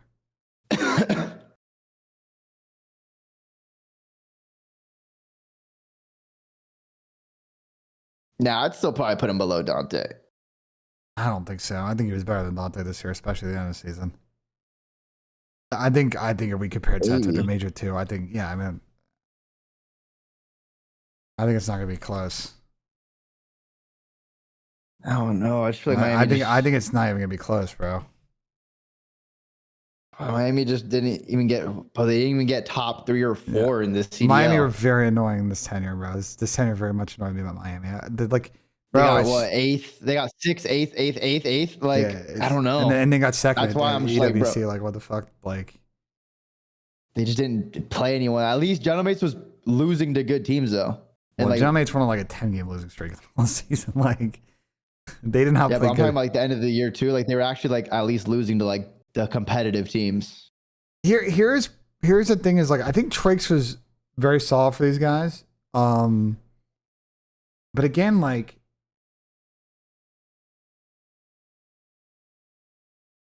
here, I think of football Trakes.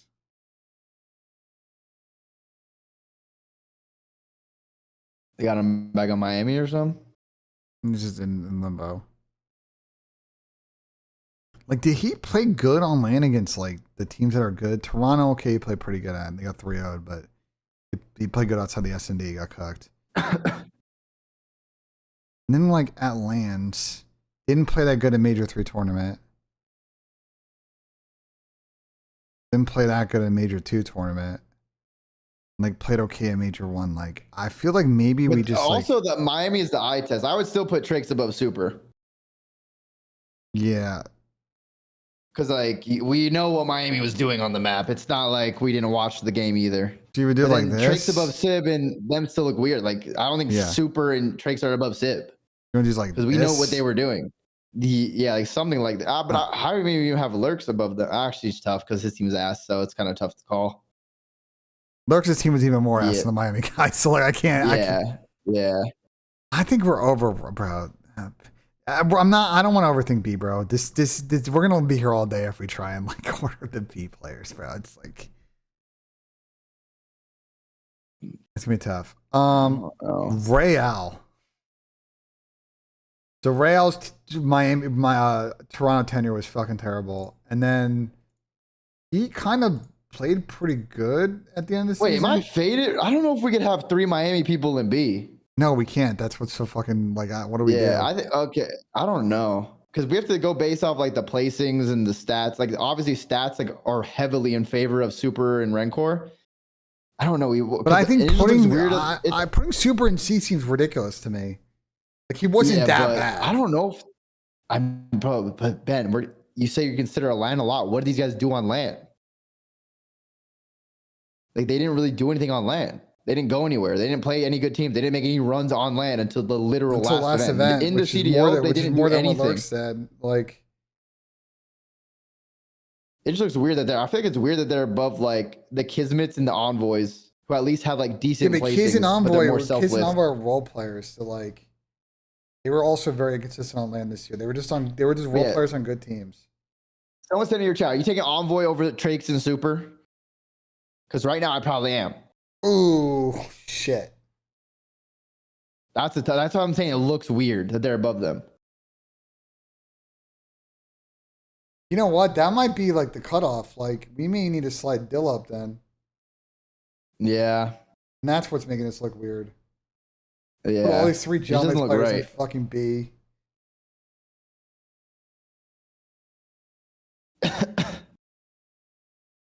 Look at Porter's post on Instagram. What did this guy post, bro? What did this guy Porter post on Instagram? Did he tag me in this shit? What did he post? He's talking about stun grenades still? 24 hours later, he's still talking about stun grenades? Nobody's ever gonna be happy he's fucking tier lists, bro. The tier lists are never like it's just gonna always be a shit show, bro.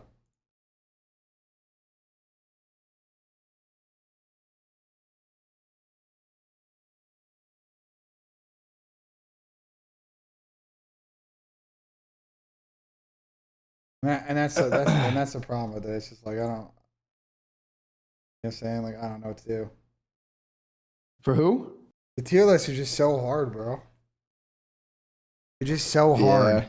B, everybody in B is just like they're all like these. I almost want to because I cannot justify putting Super in C. That's ridiculous. Lurks in C is also ridiculous. Trakes, I think it's benefit of the doubt. Dill is of the people that do Dill's role. Dill's the best. Dante and Dan were disappointing at the end of the year, but not disappointing enough to be in C. So I might just leave it like this. Like I don't know. Moving Dante to C seems insane. I'm not down for that. But where do we put Real then? Because like Real, like he was like kind of okay. Like, do we just put Real top of C? Because I don't know what I'd take, fucking Real or AG. I might take AG over Real, honestly. What's up? Like where between? Yeah. If I put Real behind AG. Yeah, we just have to move I don't know, bro. Like, I just can't see 3 Miami and B, and their highest placing is 6. I can't see it. Well, their highest placing is 2nd. So. I don't count EWC for this team. They got 8th, they got 6th major 1, and then they were like top 8, top 6 the whole year. Like, it just looks so weird. It does look weird, And but 3 of them are in I don't B. have a solution to fix it. So if you do, let me know. Also, who is this last person in this corner? Am I fucking faded? Lunars. That's Lunars. Are you? Who is this last person? Who the fuck is this guy? Lunars. Yeah, it's rough.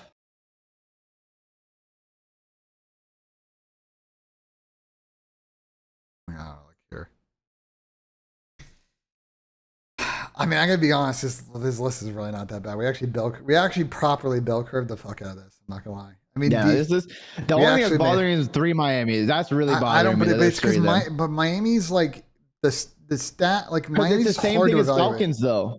It's the same things as like Falcons, like AG and Super are like comparable for like their roles. Obviously, they're different roles, but how they play. And like, what did Falcons or Miami do more than that original Falcons team, barring EWC? Okay, can I try to fix this? Okay, I'm gonna move Trakes to top of C. That's fair. I mean, he only played what, 3 events? Okay, 4 events. That fixes it a little bit. Sim's not top of F. The guy was champs MVP and won Chris 2 events. Chris is the best player in the game this year. He won the wall. MVP. I'm sorry, but I think once the breaking point votes come out, Chris is gonna be number 1. So like, argue the wall on that one. Is there anyone in B that we can move to C?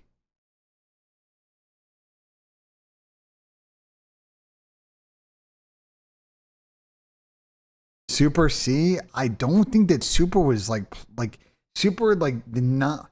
Bro, this Miami is a very hard team to rank here because I don't think Super just went to an event and got shit on this year.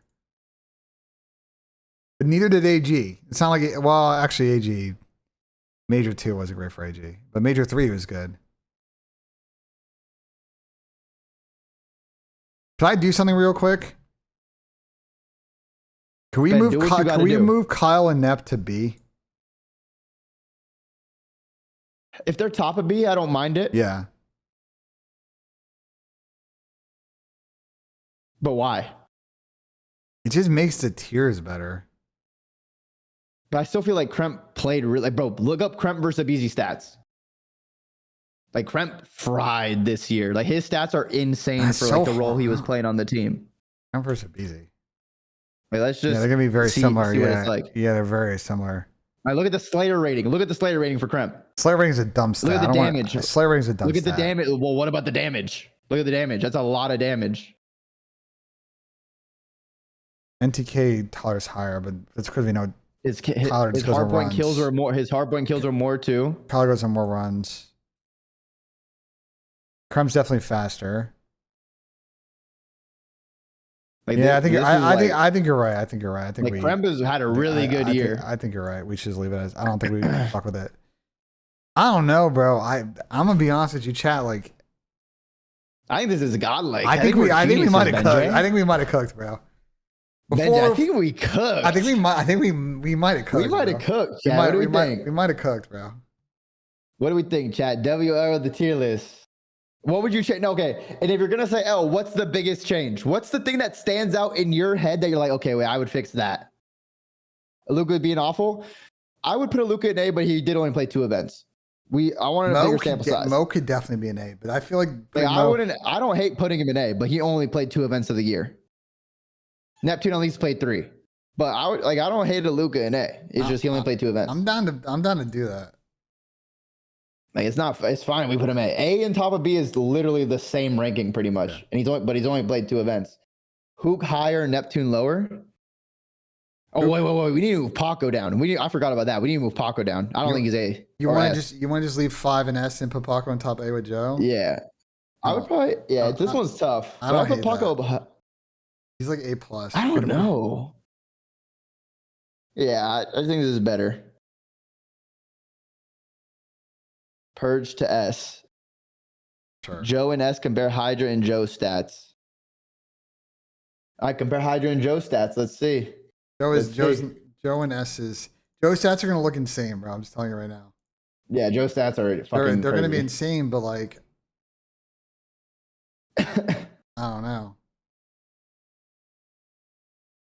Paco will his team to get in the finals, like Joe did. I mean, bro, that shit says 1-1-4-2-2. Did Paco will his team? But we're just thinking like scrap doesn't exist.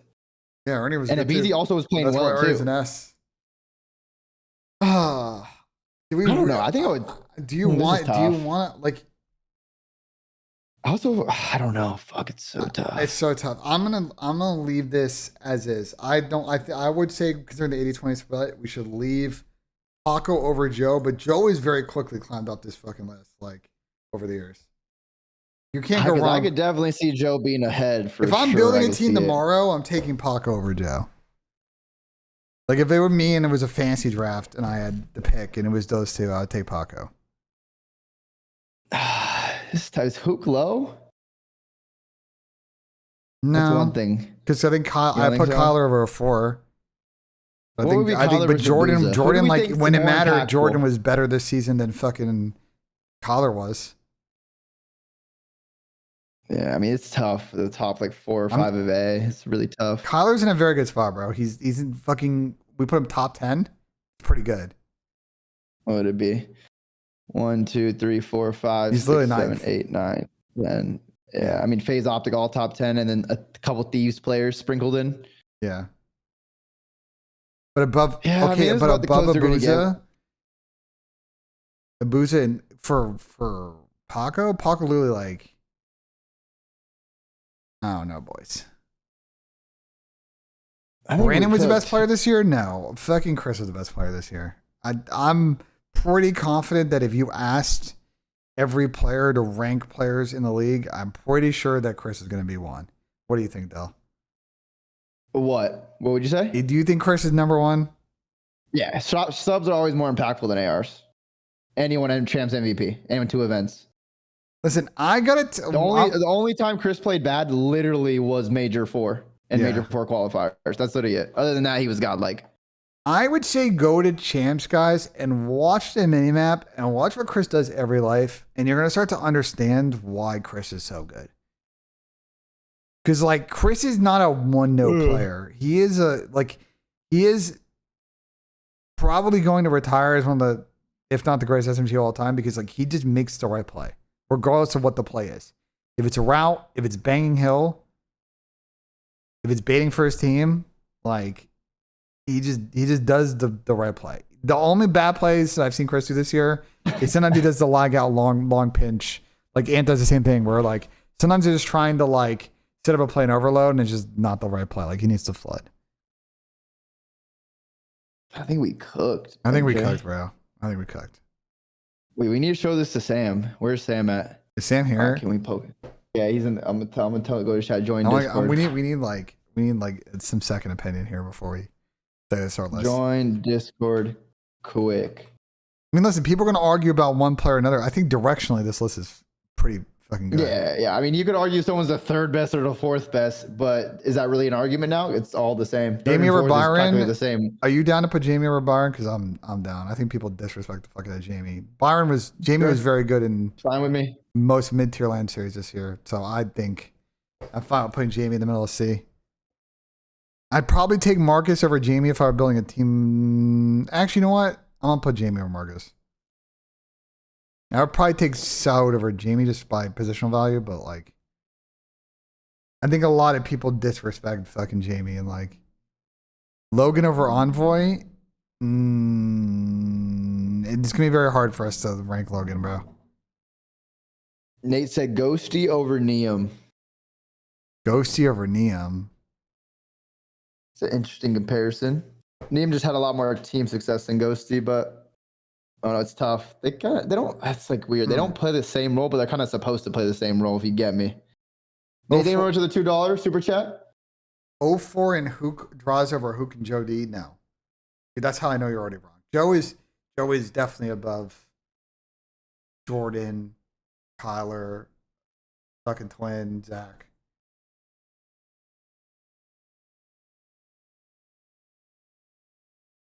Someone said position value and player ranking penalizing based on an AR. Well, no, it's just what do you build your team around?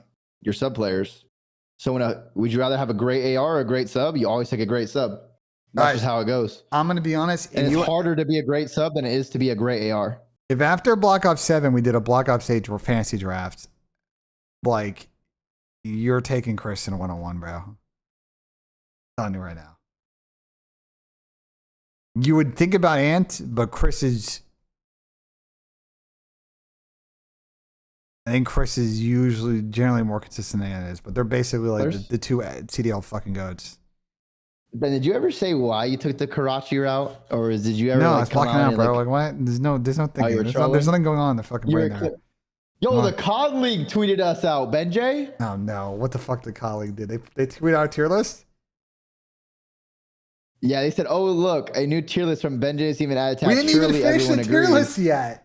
Like Yo, they tweeted, League, chill, bro. Oh, we're cooked now. GG's. They tweeted out. It's GG's. It's over. It's GG's. It's literally over. Like we're cooked. We're cooked now. It's GG's. Because like yes, sir. What the fuck did even let's finish? It's official. The COD League made it official. I mean, we're cooked now, Chad. It's locked. They're locked in. It might be Rick 101. He's been awfully quiet. Does Rick 101 work for the COD League? He's watching the stream right now. Rick works for the COD League. I mean, I think this list is fine, bro. I think it's fine. I retweeted. I think this is good. Overall, like I don't want to overthink shit. You could argue the small things. Like you could argue, like, is Shotzi above Merc? Is Joe above Hydra? Like Abuza Hook? But directionally, everyone's around where they should be. And that's the most important part about lists. Everyone's going to have certain biases, certain things they look at. But it's directionally good. The list makes sense. I think we did a good job. I think we did a good job, Dill. I think we cooked. We had some arguments along the way, but that's what happens with the tier list. Why is Hydra an A tier instead of S? Oh, here comes Nameless. No. Ant, join the call. Ant, join the call. No. Oh no. Ant, join the call now. Ant's gonna derail this, bro. Ant's gonna come in and argue for 3 hours. Dylan's fucking Discord. It's my Discord. Oh, he's about to come in hot right now. I'm grabbing my lunch while he does this, bro. I'll be right back.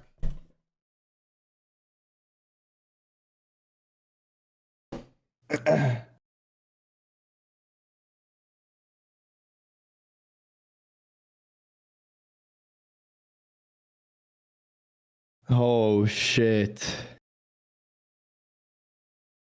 Link? Alright. See. Oh. Yo, what's good? What's good? What's this list? Just all the players in the league? Just like tier list, Black Ops 7 tier list. Ben did some weird like historical 20% cheese. I don't really know what the fuck he was going for with that. But yeah, just Black Ops 7 tier list. If you were good, you were bad, your teammates were good, bad. Did you make them better? In general. Oh, like all time? No, like going into the next year, like the tiers of players. Oh no, this is like a Black Ops 7 like recap. Like how good were you in Black Ops 7? Okay, fair enough. I think we did probably pretty good. Let's take a look. People say it's genuinely terrible, but they can't point out why it's terrible. They just say that to hate because Twitch chat likes to hate. There's no list you're gonna make where people are gonna be like, "Oh, that's great." Yeah, not everyone's gonna be, "Wow, this is great." There's never ever been a list. There never ever will be one. It feels weird having like Paco in the same tier as Aluka. What's up? That one was like questionable. I mean, I didn't mind having Aluka top of B, and my reason being is he played great the 2 events, but he only played 2 events. Hold on, so this is just for BO7. Y'all are straight up. The criteria is at the top of my screen. 80% Black Ops 7 season, 20% historical. Yeah, Ben doing some weird historical shit. 80% land. 20% historical. Okay, because if this is all BO7, then 04 would have to be an S. But if we're adding historical, then I fuck with that. Well, then if we're adding 20% historical, Well, Wait, how the fuck in your right mind would Aluka be above Celium? Are you smoking rocks? This is Sam a and Black Dill Ops hate. 7 list. I don't know why he's doing it. This historical but it's bullshit. BO7 plus 20% historical. So if it's plus the historical plus We don't do BO7, historical over here. That's literally a BENJ trying to do even some if it's historical just bullshit. BO7, Celium should be above him. What? How? What do you mean how? How? Can you tell me how? MC was playing as good, if not better, than Aluka. And then what about the first 4 events? What was he playing? Aluka wasn't even playing. So what did MC do the first 4 events? I mean, they were all getting shit on. No, he was like, they not. were getting shit on. He wasn't good. He wasn't godlike, but he wasn't like ass. He was just bad at search. His S&D was ass. Okay, so if somebody's just not playing, I'm gonna DM it. if somebody's just not playing, then that's like that's better for them than actually playing. The way I look when at they it, teamed, MC was playing as good, if not better.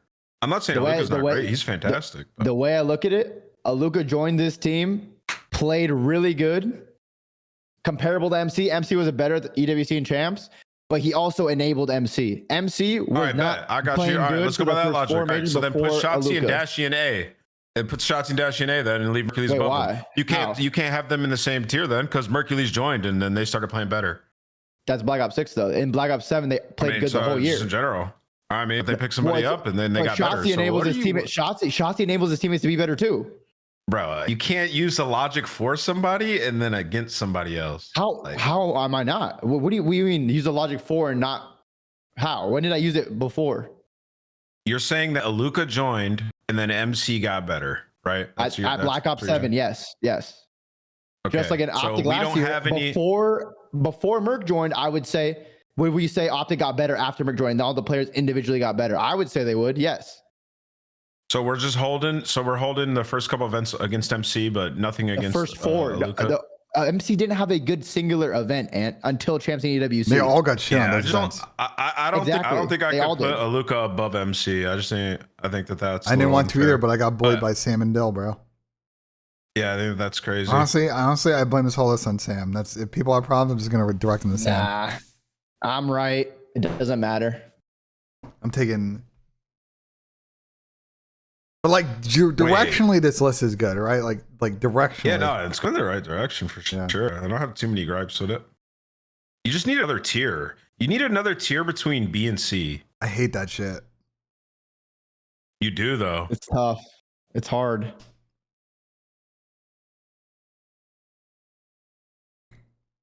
ABC changes shit a little bit, huh? Because the Miami guys, it's a good event. We didn't know what to do about Miami, bro. Yeah, Miami, I was just like, we had 3 of them at B at one point. I was like, bro, this can't be right. Like, they had the same year as Falcons. They got 1 EWC second at the very end on some weird bracket shit, but like, I don't know. It just felt weird having them there. And then we all know how Miami is when you actually watch the game. We've said it the whole year how they play and get kills. And Bro, how the having others get sacrificed. having Pred in the same tier and above in that tier to Kismet is kind of like, it just doesn't sit right with me.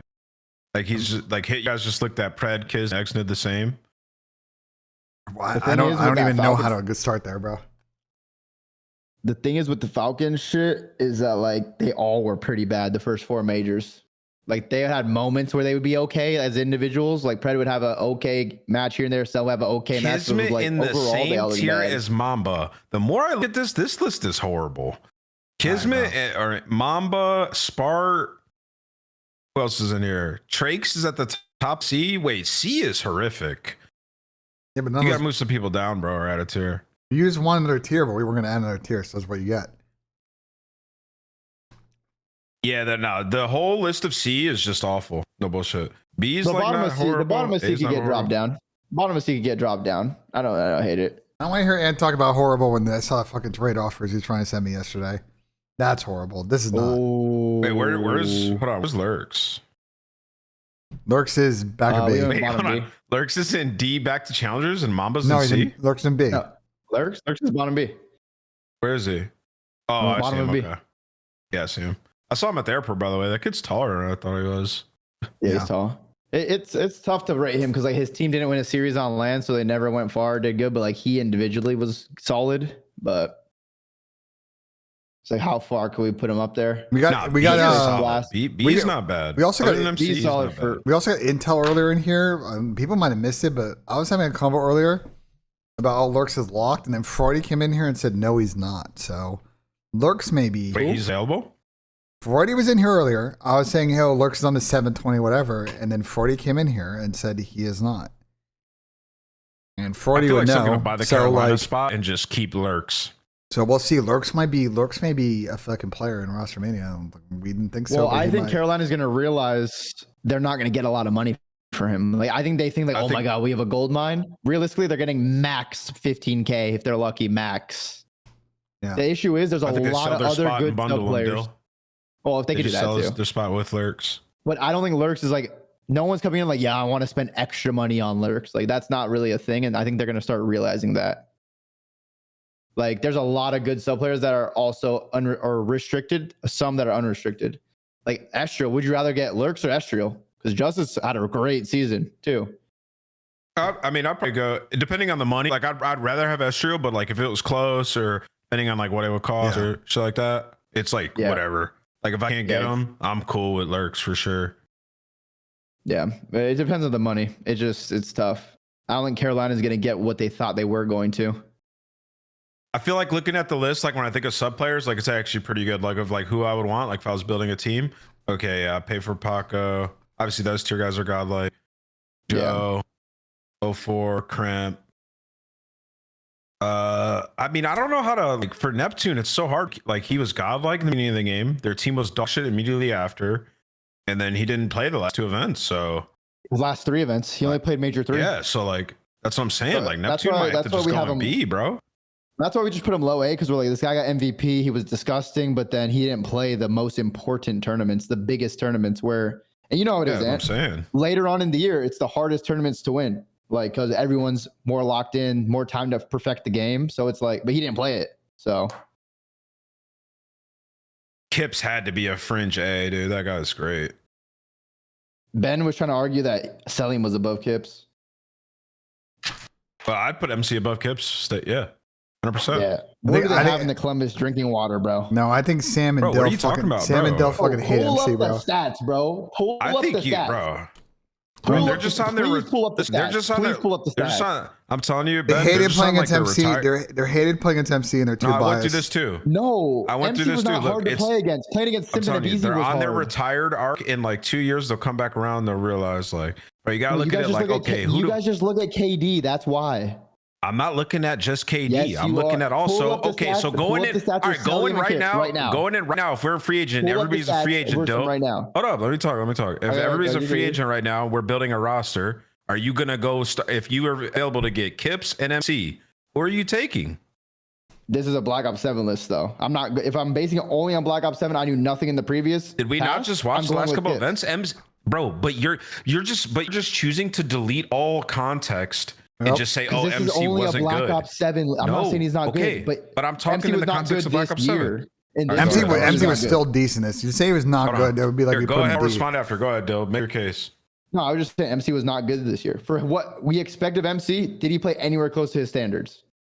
Okay, so I'll answer that question and I'll say no for the first half of the season. All right. And now I want to respond. Is that okay? The first half of the season, all four majors, the last two events. No, the first first four, whatever. First four events, whatever you want to say. Sure. On land, yeah, the team flopped out. All right, now let's add context to it. We're building a roster. We got another full context, right? So they had Pred on their team. They had 3 SMG players. He never had a second AR the entire year. Also, halfway through the season, it switched to an SMG meta where SMGs were dominant. So we add both of those context into it. And then we look at, okay, he got AR at the end of the season. And he became absolutely godlike again. Had back-to-back phenomenal placings and was putting up insane numbers at both of those events. And not just looking at KD, results are there. His search and destroy went up. He was clutching up. He's having huge respawn moments. The kid was a beast. Like, he was back to normal MC. And on top of that, he showed that he can still run an SC and fry. So if we had the context of the whole season and roster situation, MC showed enough the last 2 events to be like, okay, this is still the normal MC. Like, this isn't something like, okay, you're like, oh, he was just dog shit. The roster construction was horrible. And he had no second AR. I mean, that's true. Am I going to discount them for that? No, that's their fault. They built that team. The players. Okay, but it's not MC's fault.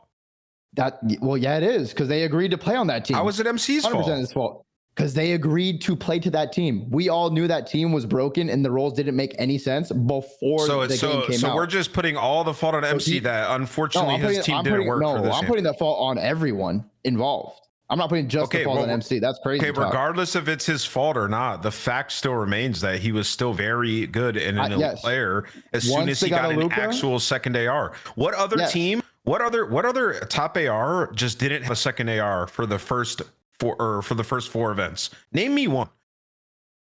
Give me one player. Give me one AR player. Okay, so MC doesn't have that, so he gets a massive. Why do you want me to discount? Why do you want me to discount the first 4 events?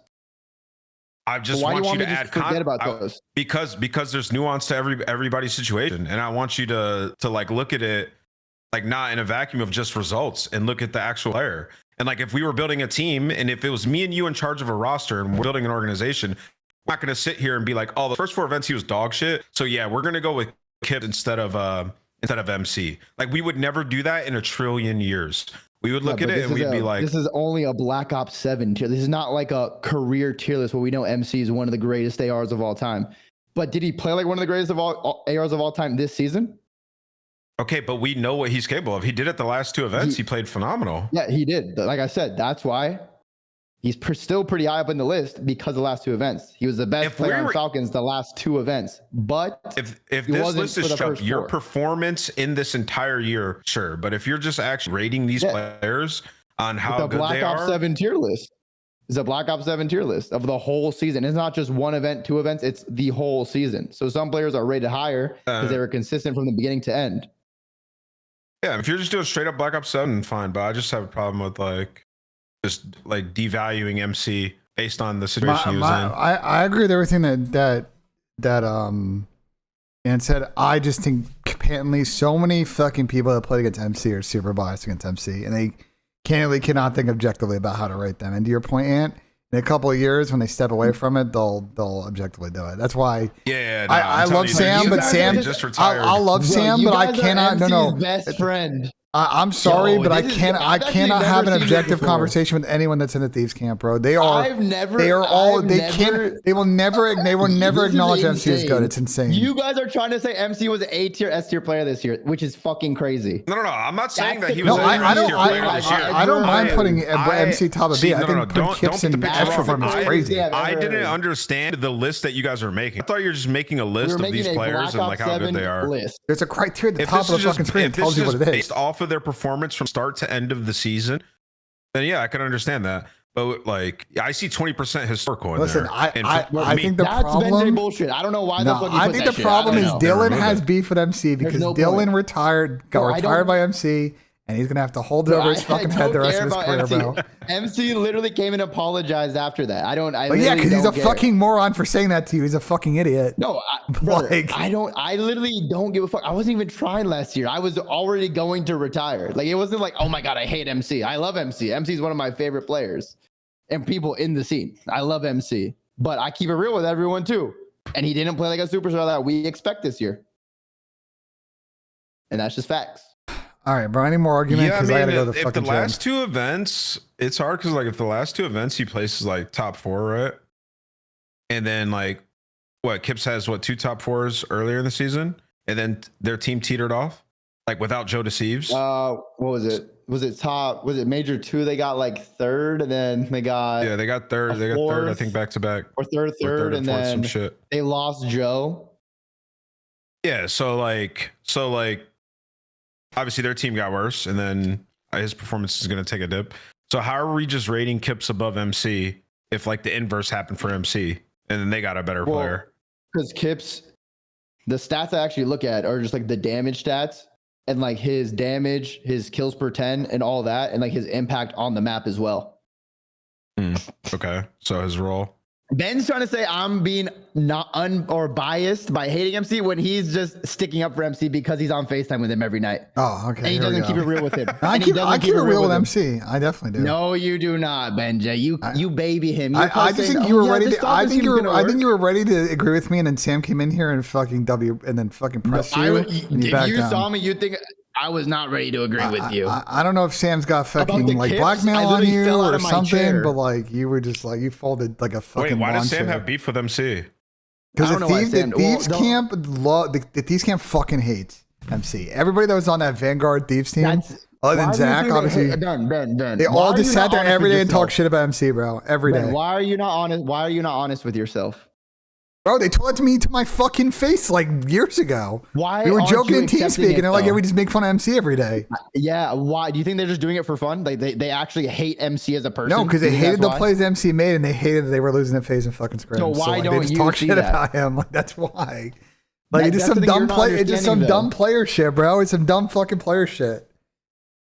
Is it dumb player shit? Dumb yeah, player people say shit. that, but is there maybe some truth to it? We've talked about it. MC needs to get his interactions going. It very much annoys us because we see MC with a sub. Are they hating or are they telling the truth and you agree with them? No, they're somewhere in the middle on that. There's fucking nuance. Like MC's got to play quicker, but also we watch MC run around with a fucking sub the last two fucking events. I mean, I just think he's been put on a weird role for a couple of years, but now he's in a.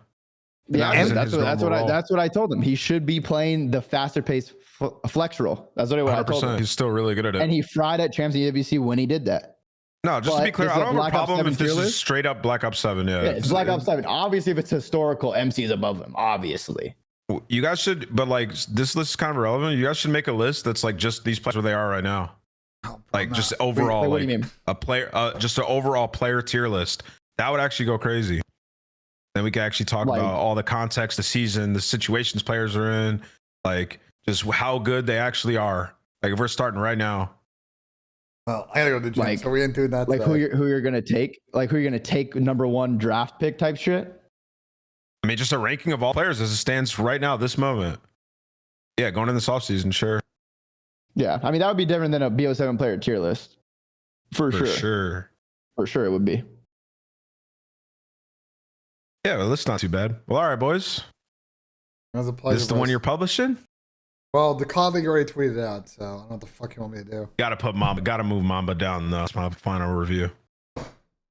To what? To fucking D? Wait, is Dill just boys with Mamba? Nah, we were like, we just were like, fuck it, we put him in C. Like, we're like, yeah, whatever. it's CD. Bottom CD is the same fucking rating. It's not even like. So like, C is like you might be on a roster. D is like you're for sure challenger. Pretty much, yeah. Pretty much. Well, TJ will be on a roster. Watch. Just always happens. Wow. All right, boys. It was a pleasure. You're out? I'm out, bro. I'm out for the day. BenJ. All right, boys. Later, boys. Till next time, BenJ. Till next time. Peace, peace. W work Good today, work Dill. today, brother. W fucking Yes, content. sir. We've been on an absolute fucking grind together. Oh my god, we might be generational. We might be. Am I a better duo than Tomasi? Now you actually might be a better duo. Shit. Actually, no. I'm taking Tom on the island. I'm taking Tom. If between you and Tom trying to survive, I'm taking Tom. You know, you might try to eat me. Shit. All right, you might backdoor me. I'm out of there. Fuck you. Bye. All right, ladies and gentlemen, I'm gonna send you guys over to Mr. Dylan Attach. I will be live tomorrow. Hopefully, we start to get more Rostermania news. I expect we'll start getting. You know, I've been getting some text today. They're starting to get some movement, some motion. The ocean. I don't think it's moving crazy quick, but there's motion. There's motion. So I think some of that will start to get out. I appreciate everybody that tuned today. Thank you guys so much for the subs and resubs on both Twitch and on YouTube. You guys were awesome, and I'll see you guys on the next one. Thank you guys so much for tuning in today. The plan is to be live tomorrow, Friday, probably Saturday, and then I don't know about Sunday, to be honest. I might take Sunday off. We'll see. I'm golfing in the morning, so like for sure I'll be live Sunday morning, but you know, we're gonna see what's going on. So I appreciate you guys tuning in. I'll see you guys on the next one. Peace, peace. I'm outie.